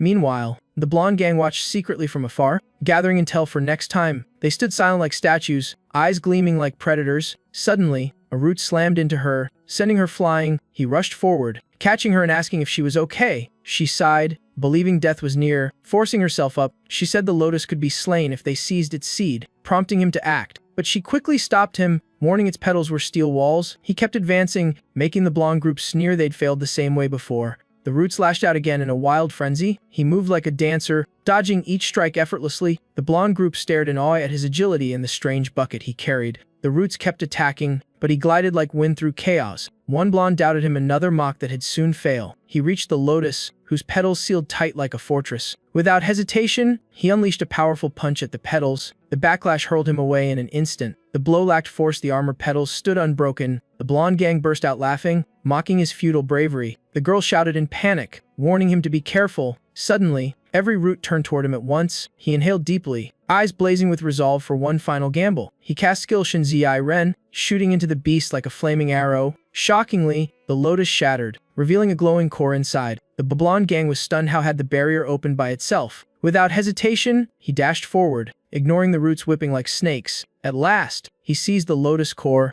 a radiant smile on his face. Instantly, all roots froze and wilted lifelessly. The blonde group stood dumbfounded. He had truly claimed the 7 lotus seed. He raised the flower high, feeling an incredible surge of energy. One blonde screamed in rage, unable to accept the easy loss. The group charged at him, faces twisted with fury. He rushed back to the girl, who joyfully urged him to store the herb. As he tried, the system suddenly warned had hit the collection limit. He froze, staring at the priceless herb helplessly. The The blonde gang jeered, mocking that no one ever failed to carry off a medicine king like this. One shouted, demanding he hand over the 7 lotus seed immediately. His anger flared he wouldn't yield to those who'd tried to sacrifice him. The leader smirked, saying he knew Tacham couldn't keep it, so had better surrender. Tacham's lips curled in firelit defiance. He said his flames would decide its fate. The blonde gang gaped in disbelief that he'd dare burn such a treasure. He instantly summoned his fire beast without hesitation. The group roared threats, promising revenge if he dared act. Tacham laughed wildly, taunting them and tossing the herb to his fire pet. The blonde gang screamed in horror, begging him to stop, but the fire beast didn't hesitate. It gulped the herb down whole. One man screamed in agony at the waste. Unable to accept what had seen, the system announced the fire beast had successfully absorbed it. Stats skyrocketing. In an instant, its body glowed and sprouted a radiant horn. Tacham grinned proudly, satisfied the treasure wasn't wasted. The blonde leader went berserk, ordering an all-out attack. His men charged, both furious and convinced Tacham was insane. But Tacham smirked slyly and shouted to summon his special army. Instantly, countless donkeys appeared, flooding the ground like a tidal wave. The blonde gang panicked, utterly confused by the sight. One stammered, asking if he was a summoner. The leader yelled, "Who summons 10,000 donkeys?" Too late, his donkey horde stampeded, trampling everyone into chaos. After the storm, silence fell. Tacham told the girl to leave with him. She nodded, still stunned by what she'd witnessed. He led the donkey army forward, looking like he ruled the entire realm. The girl whispered in disbelief, "Were all those donkeys really his?" He nodded calmly, smiling like a breeze. She eyed him curiously, asking what his profession was. He simply replied he had none. She laughed in disbelief, saying his power surpassed even super professions. As they talked, a swarm of bloodthirsty flowers blocked their way. Without pause, he shouted for the donkeys to charge. In seconds, the flowers were crushed to mush under the hooves. He turned and ordered the herd to eat every herb left behind. The donkeys eagerly munched through everything, leaving nothing but dirt. The girl was stunned. He actually let them devour all the herbs. He replied calmly that herbs regrow anyway. This realm was now his buffet. She laughed, then suddenly wondered why she was alone in the realm. She sighed. No team had wanted to accept her. He asked in surprise if it was because her profession wasn't valued. She denied it, saying she was strong enough for any academy. She was a dragon knight. He widened his eyes, saying that was a top-tier class. How could she be shunned? She smiled awkwardly, admitting she hadn't found a dragon partner yet. Without one, she felt unworthy of the title and came here seeking dragon grass. That herb emitted a scent that attracted dragons. Her final chance. Far away, Duchinyi's team advanced cautiously, suspicion on their faces. A member complained they hadn't found a single herb, let alone a royal one. Captain Duchinyi frowned, saying something was definitely off. Someone guessed all herbs had been looted by someone far beyond normal students. Duchinyi coldly ordered them to keep searching and scout ahead. Meanwhile, Tacham received alerts that his donkeys had absorbed herbs and were evolving. The system added they'd learned a new group skill, rolling herd slam. Tacham chuckled at the ridiculous name. The system explained it was a powerful group skill. The more donkeys, the stronger it hit, especially deadly against plant and wood types. Suddenly, they spotted a massive creature blocking the path. It was an elite trend, a powerful beast of the Medicine King realm. It struck first, swatting 3 donkeys away in a single blow. The girl urged retreat, but Tacham smirked, saying he'd crush it for good. He ordered a test of the new skill, picking 10 donkeys for the trial. The chosen herd spun forward like a prairie cyclone. The trend staggered a few steps but stood firm. The girl exclaimed nervously it wasn't enough to pierce that giant body. Tacham sneered, saying the skill wasn't weak, just too few donkeys, then summoned 50 more. 50 donkeys spun together, surging like a tidal storm toward the Trent. In a blink, they drilled through its belly, toppling it instantly. The girl gaped, asking if he was some kind of fable master. He laughed helplessly, neither confirming nor denying, but truly wasn't one. She still had believed only a fable master could pull off such absurd power. Suddenly, a sweet, rich scent drifted by, halting his steps. The girl gasped with delight. It was the fragrance of dragon grass, her target herb. But as they neared, a ring of towering Trents appeared, guarding 3 royal herbs, one glowing dragon grass among them. Tacham's eyes gleamed proudly. He summoned 500 donkeys and ordered a rolling annihilation. In seconds, the Trents were obliterated, blasted apart like sawdust. The girl was dumbstruck. 5 beasts wiped out by donkeys in one strike. She declared that among freshmen, only Mo Rong Liuxi could match his strength. Tacham laughed humbly, saying he was still far below that legendary senior. She approached the dragon grass, eyes shining with emotion at her long-sought goal. She turned, asking to take the dragon grass while leaving him the other 2. He refused the greater share, saying she deserved it after risking her life for him. She was moved to tears, insisting all 3 should be his and she'd never forget his kindness. He curiously asked if the royal herbs had fixed coordinates within this realm. She shook her head, explaining their positions always shifted. There were only 7 in total, and they now had 4. She added that finding the snow spirit herb would require searching the entire area. He patted the lead donkey, commanding the herd to scatter and hunt for herbs while cleaning up leftovers. Meanwhile, Dushinya's group wandered on, confused by the total absence of beasts and plants. Dufrauni clearly remembered this spot had the 7 lotus seed. Yet now it was barren, perhaps the realm had changed. One teammate suggested the chaos might be lucky, making movement easier. In a snowy region, Tacham shivered violently, teeth chattering in the freezing cold, but he clenched his jaw. Eyes gleaming, he sensed an ice-type royal herb nearby, likely the snow spirit herb. In the distance, a group was locked in fierce combat with a giant ice element monster. They shouted in unison to unleash all fire-type skills for a counterattack. Flames roared high as the group poured every ounce of firepower onto the monster's icy armor. The girl's face hardened. She recognized it as a snow giant, even stronger than a Trent. The beast roared and spat a massive, deadly ice orb. She screamed a warning, telling everyone to dodge immediately. The orb struck, exploding and flinging the team like leaves in a storm. The monster charged in, unleashing an overwhelming assault. One fighter panicked, crying for help in despair. Tacham didn't hesitate. He ordered the donkeys to launch a rolling assault. The herd spun like a whirlwind, slamming into the beast and cracking its ice shell. Within seconds, the monster was crushed, its body melting into water. The survivors cheered wildly, stunned that anyone could slay a snow giant, and searched for their savior. A young man stepped up to thank him and ask his name. Tacham calmly introduced himself, voice modest and steady. The man froze, mistaking him for a member of the prestigious clan. Tacham chuckled, denying any connection to that famous family. Baiji frowned, guessing he must be a disciple of some great academy master. But Tacham denied that too, expression unchanged.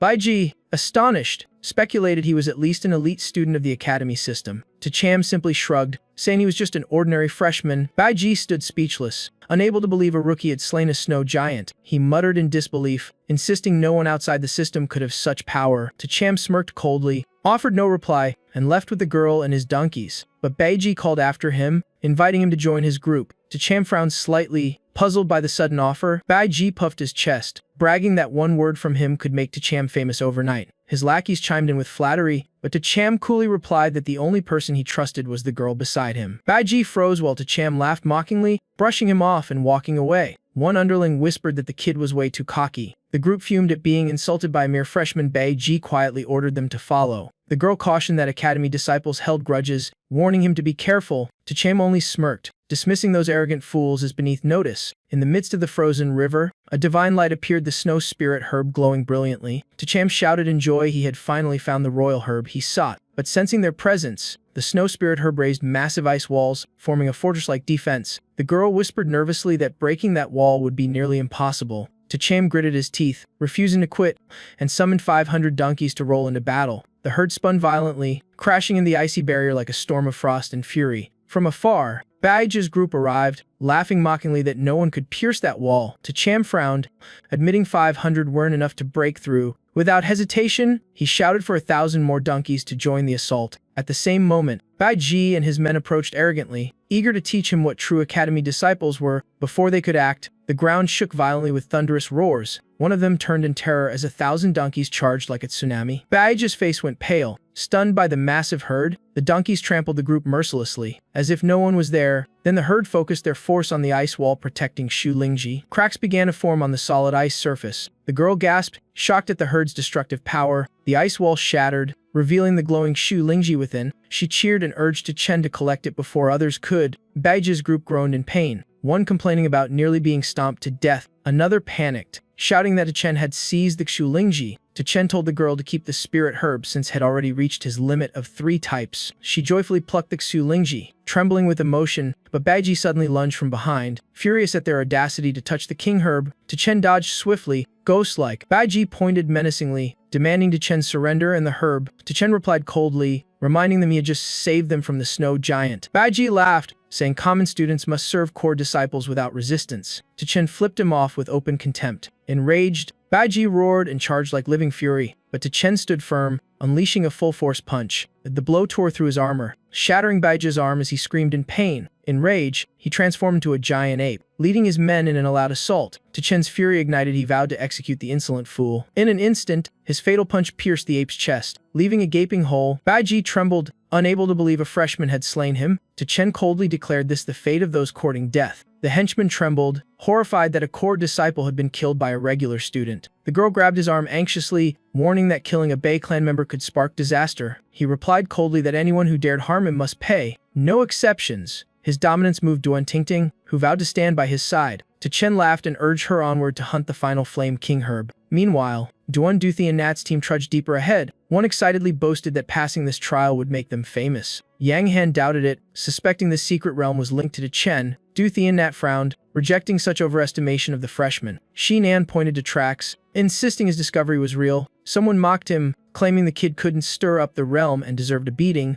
Chen and Duan entered the desert, facing a deadly Flame King herb that made him wary. He tested the danger by sending a donkey forward. Instantly, spikes impaled the poor beast. The system reported a lost life, shocking Chen with his first casualty. Duan nervously urged retreat, saying they'd gained enough already. Chen decided to go all in, letting the lead donkey devour the last 2 Flame King herbs. Its body trembled, glowing as if evolving to a higher level. The system announced it had grasped evolution force. Stunning Chen with curiosity, the lead donkey brayed loudly, summoning the whole herd. The donkeys lined up neatly like a military formation. The girl was puzzled, unable to guess its intent. It radiated energy, channeling power into each donkey ahead, making their aura surge. Chen cheered as he realized it was initiating group evolution. The system reported a split evolution. 10 became fire-type beasts with fireball attacks. Chen was thrilled his herd now resembled a professional combat unit. The girl's eyes sparkled in excitement. Imagining their power, he ordered the fire donkeys to bombard the thorny Flame King herb. The giant thorn plant couldn't withstand the barrage and collapsed. The girl was awestruck by the herd's long-range might. From the ashes, a radiant blossom shot into the air. Chen dashed forward and snatched another Flame King herb. Calmly, he tossed it to the leader, urging another breakthrough. The leader swallowed it, and another batch of donkeys gathered. A glow enveloped them, forming metallic armor plates. The system declared 10 had evolved into defense-type beasts with iron bodies. Chen rejoiced, admiring their steel armor as perfect living shields. The two ventured deeper, where a glowing spirit flower floated ahead. The girl beamed, saying it was the final king herb that could break a century-old record. But her smile faded. Sensing danger behind the anomaly, she gripped her whip, determined to test its reaction. Her strike tore through empty air, utterly ineffective. He was surprised the lash hadn't even touched the flower. She tried several more times with the same empty result. Suddenly, the spirit flower countered with a rain of razor thorns. Chen shouted a warning for her to dodge. He immediately sent an armored donkey forward to block. Its steel scales deflected all the spikes harmlessly. She exhaled in relief, grateful for the timely living shield. Chen nodded, praising the iron donkey's defense beyond expectation. She stepped closer, noting the creature was immune to normal attacks. To him, strong foes weren't scary, invincible ones were. Just then,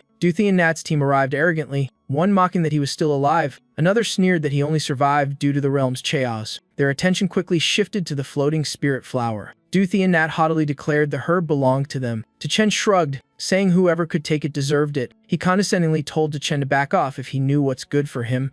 Nan stepped up, accusing him of stripping the area's spirit herbs bare. Chen casually confirmed, implying only he dared do that. Duthi and Nat waved, ordering his men to seize the king herb for glory. 2 of them shot toward the spirit flower. Both hit empty air and cried out in panic. A rain of spikes fell instantly, turning them into pin cushions. Duthi and Nat was stunned by their swift deaths. Chen coldly mocked their foolishness for touching a deadly relic. Another fool tried and died just as fast. Terrified, the subordinates urged retreat, forcing Duthi and Nat to bitterly withdraw. Duan grabbed Chen's hand, anxiously begging him to leave this perilous place. I pressed my lips, eyes gleaming with a plan, asking her to help strike the king herb once. Trusting him after all that, Duan nodded without hesitation. She drew her blade and lunged at the hovering herb. Duthi and Nat's group laughed mockingly at the pointless move. But shockingly, her blade hit, making the herb's phantom body shudder. She cried out in joy for finally landing a hit. The rivals were stunned, unable to believe she struck it. Chen smirked, saying it was a guaranteed it strike just as planned. He turned to tell Nan to follow up with another slash.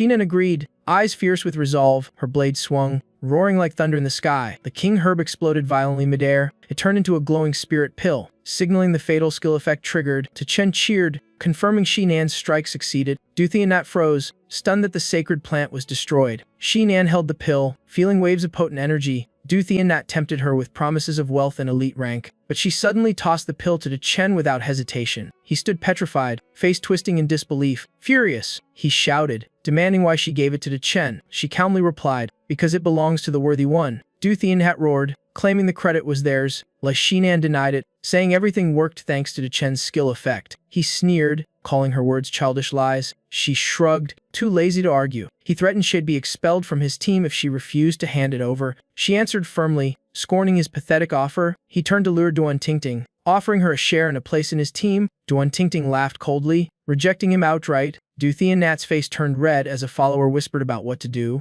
he decided to teach those low-tier students a brutal lesson. Pointing at Chen, he ordered him to hand over the king herb. Chen replied coldly, "And what if I don't?" He threatened murder. Sure it'd face no punishment. Chen raised the king herb, daring him to try taking it. Duthi and Nat thought he was surrendering and ordered him to kneel. Chen grinned, saying he'd rather feed it to a donkey than give it to him. Duthi and Nat screamed, red-faced with rage. He howled again, unable to believe Chen actually fed the priceless king herb to a donkey. Chen laughed mockingly, bragging his donkeys had eaten nearly all the herbs while Du fumed uselessly. Duthi and Nat roared back, calling it a lie since no one could collect all 7 roots. Chen only shrugged, tossing out another taunt that made him explode. Out of control, Du charged at him, intent on killing, but suddenly, a radiant gate appeared, halting the fight. Everyone was shocked it was the exit portal of the king herb's secret realm. Duthi and Hat's face shifted. He ignored Chen and rushed to leave first. With arrogant pride, he told his men to retreat, claiming a glorious victory. Shinan looked at Chen regretfully, saying he should have been the first to clear it. Chen smiled confidently, certain that true glory could never be stolen. Outside, the crowd gathered tightly before the gate, waiting for someone to emerge. Someone wondered why still hadn't appeared. The teleport gate suddenly flared brilliantly, shaking the entire area. People panicked, thinking someone had cleared the legendary realm. No one ever could. Chen Diet shouted that it could only be decay, but Duthi and Nat stepped out first, wearing a triumphant grin. The crowd erupted, praising his team for making history. He held his head high, boasting of his and his team's glory. He sneered at Shinan and Tingting for missing their chance. Flatterers swarmed around, begging to join his team. He pounded his chest, claiming victory was thanks to his own brilliance. But just then, the system voice announced the true passers to Chen and Duan Tingting. Everyone froze in utter shock.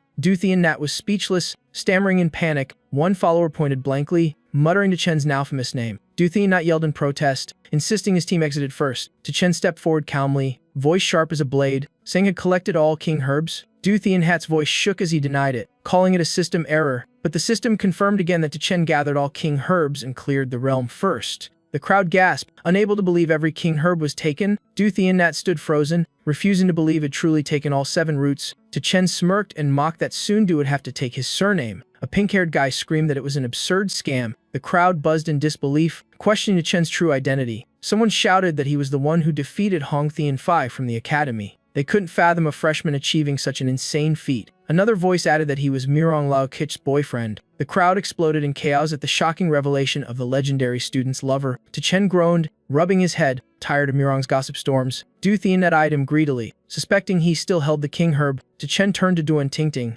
calmly asking for the Xu Lingji back. She immediately handed over the king herb she had kept. The crowd gasped, recognizing the rare, miraculous Xu Lingji. Duthi and Nat approached, trying to bargain for forgiveness in exchange for the herb. Chen said nothing, just slapped him hard, making him stagger. Red-faced, he screamed about being from the core academy line. Before he finished, Chen delivered another thunderous slap. Gritting his teeth, he shouted again about his noble family's warrior rank. Chen slapped once more, coldly declaring he now bore To's surname. Duthi and Nat trembled with fury, his aura exploding wildly. The crowd grew tense, fearing Chen had provoked a fiery warrior-class powerhouse.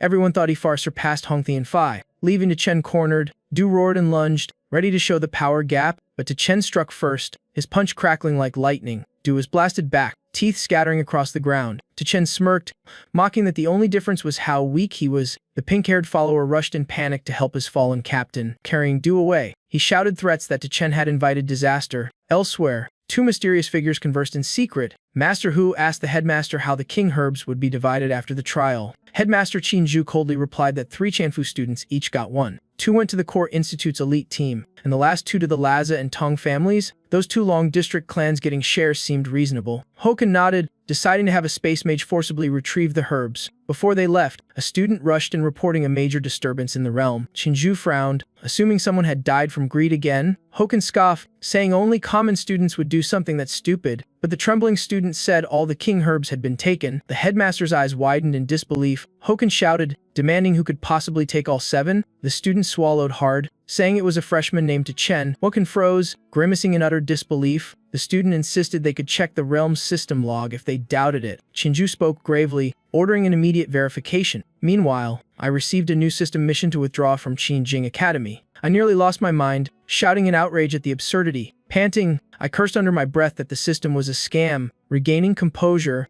I handed the Xu Lingji to Zilong for healing. My friend was touched, gratefully accepting the herb with tears in his eyes. Just then, Two high-ranking figures appeared, their presence silencing everyone. I clasped my hands in respect, maintaining calm before the superiors. Hokan's eyes widened, staring straight at the Shu Lingji in my hand. He confirmed my identity, asking if I was really Chen. I nodded without evasion. Headmaster Qin Zhu asked directly if I had truly gathered every king herb. I answered firmly that it was true. Hokan skeptically demanded to know where the rest were. I just shrugged, saying they'd all been digested. The crowd erupted, asking who had eaten them. I casually replied it was my donkeys. Both Hokan and the headmaster froze, faces blank. Hokan nearly screamed, accusing me of joking.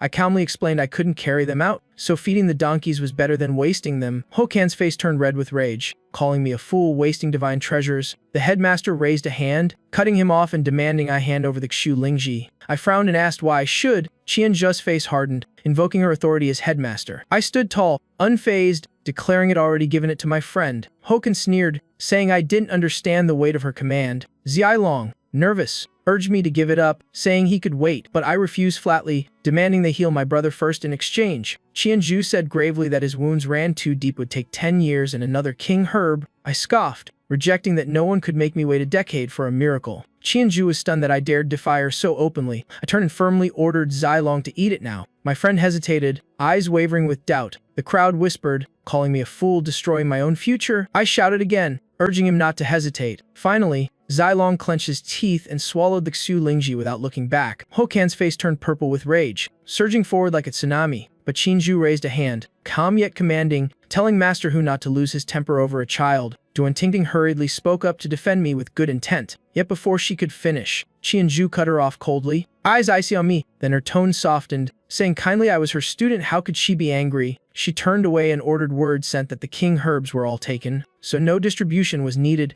Xiaolong looked at me worriedly, warning I had just made enemies of the entire elite class. Lele cursed furiously, outraged at the academy's rotten conduct. I pondered silently, realizing the system had foreseen this. I no longer belonged here. Suddenly, Xilong's body burst with vitality, glowing with newfound life. He leaped up in excitement, realizing he could move freely again. I asked how he felt, testing the recovery's extent. Xiaolong said he felt fully strengthened, stronger than ever before. Lele couldn't hide his awe, stunned by the transformation. He looked at his friend with teary admiration. 3 days passed, and Lele fumed that the academy still ignored them. I nodded, saying it was expected they were isolating us, but I smiled, eyes shining with resolve. Rest time was over. Xiaolong asked who would lead the next mission. I declared boldly that if no one else would, I'd lead myself. I gestured for everyone to prepare. We would conquer every academy trial. As we walked, the group chatted eagerly. Li mentioned the upcoming disciple selection. Xiaolong worried they lacked a mentor and might face trouble. To enter the battlefield for training, a guide was mandatory, or entry was forbidden. I smiled thinly, eyes sharp, deciding to start with exploring a secret realm. Qianjing Academy held 7 exclusive spatial zones, ruling thanks to the King Herb realm. The other 6 remained unbeaten. Rumor said anyone who cleared all 7 would earn a rare academy reward. What kind of reward was so coveted by everyone? To clear them, students had to choose the highest nightmare difficulty. Was the Academy Elite title itself that reward? Exactly. Those who conquered all 7 nightmare realms became elite members, far above ordinary students. Qinjing's hierarchy was brutally strict, with up to 369 ranks. Near the secret realm's gate, a crowd had already gathered, all eyes on them. Everyone noticed Chen's arrival and was genuinely shocked. He was at it again, never resting, always diving into danger. Xiaolong stepped up fearlessly, and the secret realm gate appeared. Someone whispered to young Master Leng that it was Chen himself. Leng warned not to mistake him again. They had to be sure. No doubt now Chen's name was known across Qinjing. One hot-headed guy wanted to challenge him for the realm and see his true skill. Calmly, Chen asked about the entry conditions, knowing the minimum was 2-star and the max difficulty hell. Suddenly, young Master Leng dashed forward to block Chen's way, but he was easily shoved aside and yelled at for standing in the way. Stunned by the sheer decisiveness, young Master Leng froze in disbelief.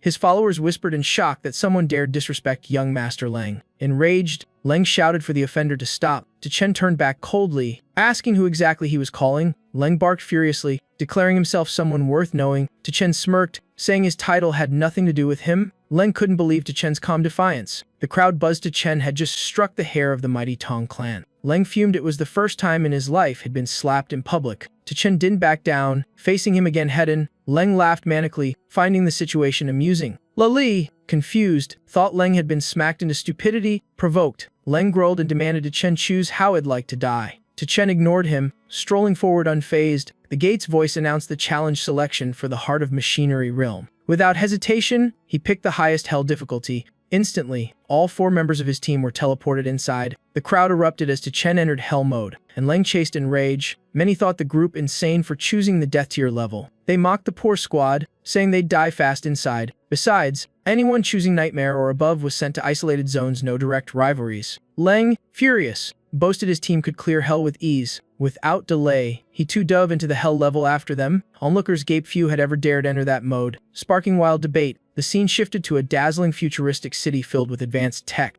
A straight highway stretched toward the realm's final checkpoint. Suddenly, mechanical beasts emerged, their metallic gleam chilling the air. Without pause, Chen signaled the attack. Flames erupted like thunderbolts. In seconds, the mechs were obliterated, leaving heaps of scrap. His teammates followed close behind, moving at blinding speed. Following Chen felt like riding a storm, sweeping away all obstacles. They neared the final area, but danger was just beginning. Chen spotted a colossal machine descending from above. He shouted for everyone to dodge immediately. The metal foot slammed down, scattering the team in all directions. Panic spread, they couldn't identify the terrifying enemy. A gigantic mech loomed, towering like a mountain, its aura oppressive. Everyone gawked at the sheer size of the mechanical monster. It was clearly the final boss, the heart of machinery's overlord. The machine's cold voice warned that challengers would be annihilated. Chen said nothing, ordering an attack using the flow strike combo. His donkeys charged, hammering its legs, but only metallic clangs rang out. Its defense was absurdly tough, far beyond the King Her bosses. The mech's arm launched missiles, detonating in fiery blasts. Explosions flung Chen's donkeys in every direction as he shouted alarms. He immediately shifted tactics, commanding the herd to use scale armor flow. The armored donkeys formed a solid wall, blocking the boss's assault. The price was steep. 2 donkeys were destroyed for good, forcing Chen to end the battle fast. Chulong steps out, transforming into a fierce warrior woman to face the boss head-on. Lei anxiously asks if she's really ready. She nods firmly, saying the mechanical heart on its head is the weak spot only she can reach. Chen agrees, telling everyone to support her. The boss roars,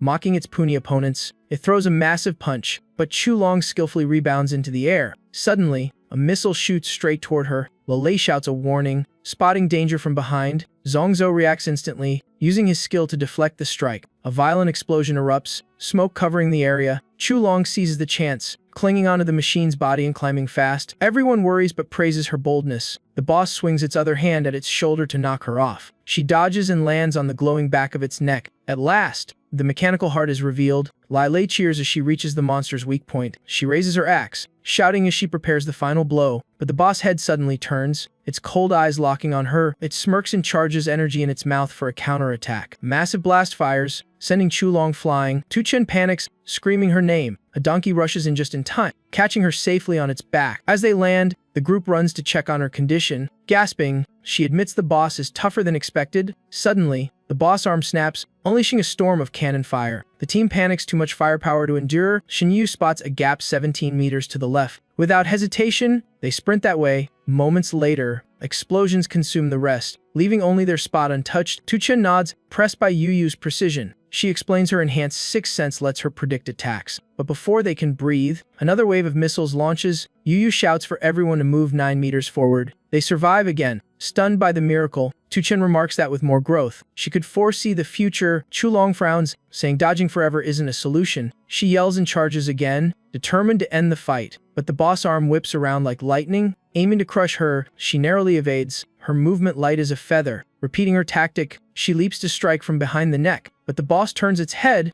grinning cruelly at her futile effort. Chen realizes in horror the enemy has no blind spots. The boss fires a dazzling cannon blast to finish it. Unexpectedly, Chulong dives straight into its mouth, shocking everyone. Chen freezes in disbelief at her reckless move. The boss roars, thinking she's signing her own death. But inside, Chulong unleashes a barrage of mighty punches, warping its head. The machine screams in agony, clutching its head and thrashing wildly. Soon, its ears tear apart, sustaining heavy damage. It howls madly, attacking itself from unbearable pain. Chulong has pinpointed its vital weaknesses. In an instant, the head explodes, and the giant body collapses lifeless. Chulong jumps out of the wreck, holding a glowing crystal. Victory is theirs, the hell boss is slain. Lei cheers, awed by Chulong's sheer coolness. The massive mech collapses, shaking the ground violently. A voice announces they've cleared the hell-level dungeon with its rank, each earning a mechanical heart. Chen is stunned, he never thought he'd get the God Slayer title. He explains the mechanical heart is an ultra-rare item, dropped only on a first hell clear. Lei wonders what the item actually does. Chulong says it upgrades skills but only benefits the mechanical class. Lei looks confused as a tank warrior,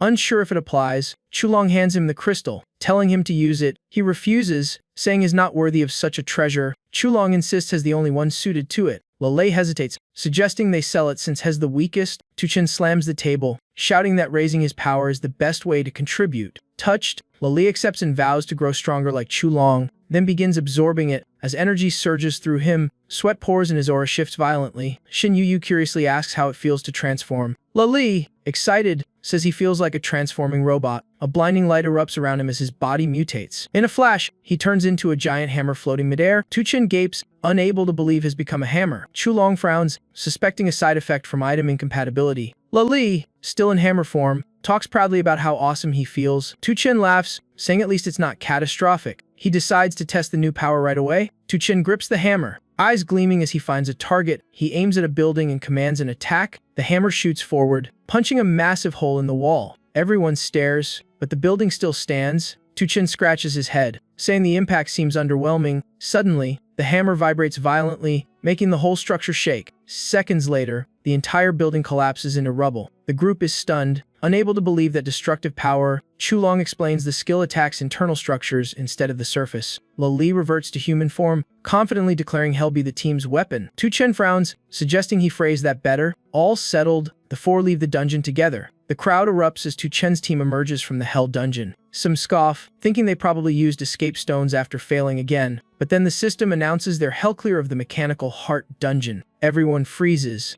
unable to believe someone actually beat Hell difficulty. Lalei grins wide, relishing the crowd's stunned silence. Without resting, the group enters the next Hell dungeon, Dry Skull Swamp. Tuchen's fire squad tears through the dried corpses with ease. Compared to the Mechanical Heart, the other dungeons are clearly child's play. After clearing the Medicine King, only 5 dungeons remain, all far easier. The boss appears early but is soon surrounded and burned by the fire squad. Tuchen signals when the boss hits half a P for everyone to deliver finishing blows. The team moves in sync 3 strike at once. Boss drops instantly. Chulong is amazed they cleared it in under 5 minutes. Tuchen laughs, urging them to sweep the last 4 dungeons in one go. 30 minutes later, they emerge blazing with glory, having finished 77 Hell dungeons. The crowd outside freezes, stunned that Tuchen's group just blitzed every Hell dungeon. Whispers spread that Qianjing Academy might witness another prodigy like Morong Liu Ji. Meanwhile, other teams crawl out battered and half dead. Some gasp, saying Hell difficulty simply exceeds human limits. Young Master Lang spots Tuchen and screams. Shocked as alive, he points at the Tian Lang team limping out, confirming their crushing defeat. Proudly, he boasts Jin Lang lasted an hour before using escape stones, unlike Tuchen's lot. He keeps mocking, claiming Tuchen's team just faked entry and bailed early. Tuchen grabs his hand, eyes cold with fury.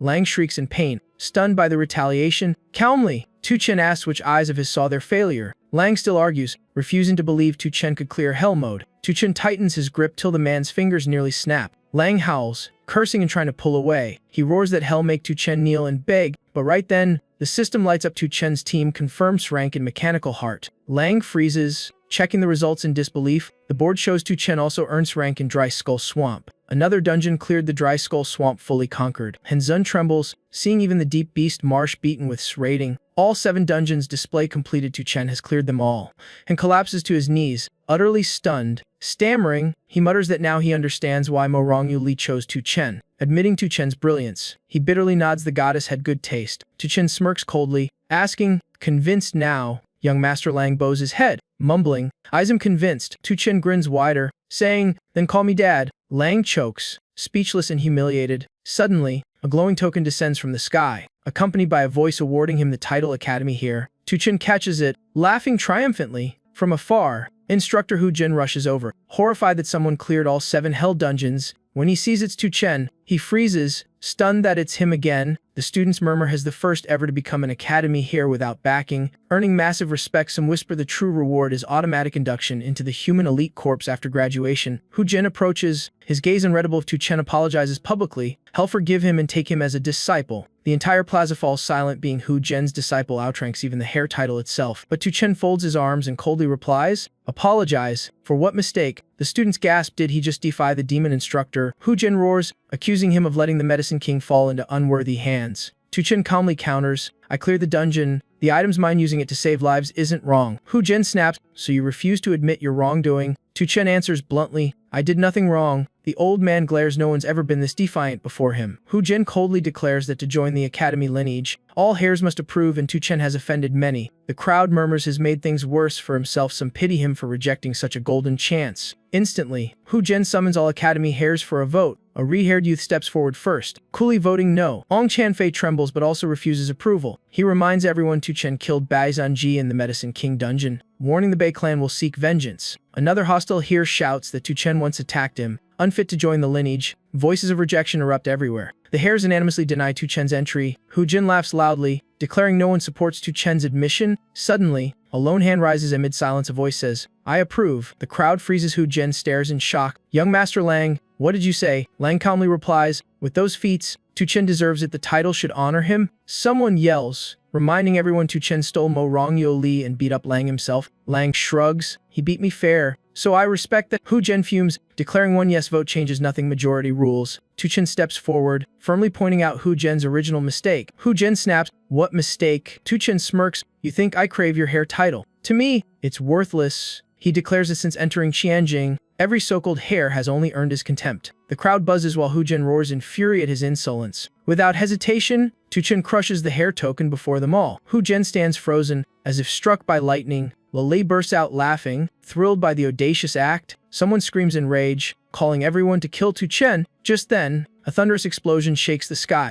Everyone looks up, panicking. It sounds like an earthquake. Someone shouts, "No! Look up there!" A massive space gate opens. A black hole forms beyond the city. Someone whispers, "Are the aliens launching war near the academy? They're insane." Principal Batin Zhu flies in, voice booming like thunder, declaring level 1 alert. No one may leave their post. He orders all second years and above to follow him to the outskirts for battle. Before leaving, he glances at Tu Chen, saying coldly, "Consider yourself lucky this time." With that, he soars away in a flash. Hu Jin grits his teeth and departs, leaving threats behind as the crowd curses Tu Chen. Tu Chen clutches his head, wincing from the explosion's ringing echo. Lei rushes over, worriedly asking if he just leveled up again. He confirms Tu Chen has reached 4-star, a rare feat for any Qianjing freshman. Chulong nods, saying after clearing hell dungeons, they should all ascend 2 or be left behind. Tu Chen shrugs, 4-star, huh, still feels the same. The team returns to the Ascension Zone. Lei shouts with joy as all 3 hit 3-star. Chulong affirms it's a key step to true mastery. The power boost is undeniable. From afar, someone yells, "Tu Chen, it's Enjuandihui." He turns, surprised, asking why she's here. She replies, "To join your team for the Broken God Realm expedition." He wonders aloud what exactly Broken God Realm means when invited to the team. Enjuandihui is shocked. They don't know it's the massive event linked to the spatial anomaly outside the city. He recalls witnessing it firsthand, realizing that must be the so-called Broken God Realm. Enjuandihui confirms it's the official name. Now open, and alliances are sending elite teams to explore. Chulong asks why only teams are allowed, not solo adventurers. Enjuandihui explains the realm's unstable and deadly if monsters seize control. It could be catastrophic. Lei excitedly asks if Tu Chen plans to join. He eagerly agrees, seeing it as a chance to rise and break free from noble control. Enjuandihui says she'll accompany them on this expedition. Lei curiously asks her current rank. She calmly replies she's 2-star. Tu Chen frowns, scolding her. Entering such a deadly zone at 2-star is suicide. Enjuandihui stands firm. Danger is the only path to change destiny. He sighs, calling her reckless and impulsive. Coldly, he adds he just hopes she won't drag the team into trouble. Enjuandihui solemnly vows not to hold anyone back. She'd rather die than cause harm. Tu Chen retorts she's being cruel to herself. From afar, a voice calls for him. It's Lei Shen. Requesting a meeting, the elder greets him warmly, asking how he's been. Another person replies that Tu Chen has caused shockwaves ever since entering Qianjing Academy. He recounts how Tu Chen seized the entire heart of the Medicine King and conquered 6 hardest dungeons. Lei Shen laughs heartily, saying his choice was clearly right. He announces the demon domain is now stable, so Hell returned to the academy. His companion asks in surprise why he is coming back. Lei Shen reveals his intent to officially take Tu Chen as a disciple. Everyone is stunned. A top-tier powerhouse taking a freshman apprentice. The subordinate bows and begins preparations for the transfer. Meanwhile, Tu Chen and his team continue their march forward. Mo Rongli appears from afar, calling out that she needs to talk. She warns him about the new dungeon, clearly worried about his plan. She frowns, saying that place is far too dangerous for new students. He shrugs, saying testing limits is worth the risk. She grows angry at his stubbornness, but he refuses to change his mind. She hands him an item, a final gesture of concern, has startled to find it's a rare skill scroll. Mo Rongli confirms it's the promised reward she mentioned earlier. He teases her, asking if she's being so nice because she likes him. Her face turns red as she tells him not to get ideas. She just doesn't want someone she believes in to die. She explains the scroll grants a random skill, and with a luck shard, it could yield an ultra-powerful one. He wonders how such a rare item could be obtained so easily. She simply shrugs, saying it's just information, nothing more. He forces a smile, sincerely thanking her. Back in his room, he muses that another skill never hurts. Suddenly, his body feels strangely hot. He digs into his bag and pulls out his parents' old heirloom box. Once sealed tight, it now opens on its own. A glowing stone rises from within, floating mysteriously. He freezes, stunned by this unexpected gift from his parents. The stone melts, its energy flooding into his body. The luck shard has fused. It's time to activate the scroll. Without hesitation, he uses the item as planned. The system announces his acquired and shrank skill corpse detonation. He shouts with excitement, luck beyond belief. The result far exceeds expectations. Seeing the name, he guesses it makes corpses explode, definitely worth testing. The team is ready, heading straight to the newly opened dungeon. The landscape radiates terrifying energy, putting everyone on edge. A disembodied voice requests confirmation of team data. Lei reminds him they haven't chosen a name yet and tells him to decide. Laughing, he names it God's Lair. The team title is registered, declaring their mission to destroy all threats to humanity. Upon entry, the team instantly earns 3 military merit points. Lei is shocked, getting rewards just for registering. Chulong frowns, suspecting something's off since merit points are normally hard to gain. He admits the huge bonus might be compensation for extreme danger. Injuanti agrees but remains fearless. She even grins, showing off her hammer form skill that boosts power immensely. She confidently says, with him leading, danger's nothing to fear. Lei, fired up, calls this their chance to etch the God's Lair name into history. Suddenly, Duan Jingjing calls his name from afar, startling him. As surprised he didn't expect her to join too. Smiling, she says she has gathered rare herbs and now seeks greater fortune in the Broken God realm. Crowds flood the area, all eager to earn glory. In the sky, teams soar proudly, flaunting their might and ambition to rank top. Rival teams immediately counter, vowing to defend humanity's honor. And Juan gazes upward, realizing the scale. Nearly every Academy elite team is here. The sight shows tens of thousands already entering the realm. A massive warship suddenly appears in the sky, leaving all stunned. On its bow stands a young man radiating overwhelming power. It's the Kongqin Mother's ship, heralding the arrival of a living legend. Lei panics, shouting, who could shake heaven and earth like that? Injuanti calmly replies, that's Ming Rechin King. Lei looks blank, unfamiliar with how famous this person truly is. Injuanti explains that among Xianjing's top 3 prodigies, aside from Mo Rong, Ming Rai is the one has always dreamed of surpassing. Many teams cheer wildly, calling him their true idol, a peak 5-star powerhouse. He asks if that warship is Ming Ri's innate ability. Juan confirms it's the ultimate mecha master's creation, capable of slaying gods in one strike. The colossal battleship glides smoothly forward. Entering deep into the dungeon, several groups rush after it, hoping Ming Ri's power will shield them a chance for survival. Without hesitation, he commands his team to advance into the realm. As they step in, space twists violently beneath their feet. Chulong stays alert, realizing they're surrounded by golden sand. The team's been scattered upon entry.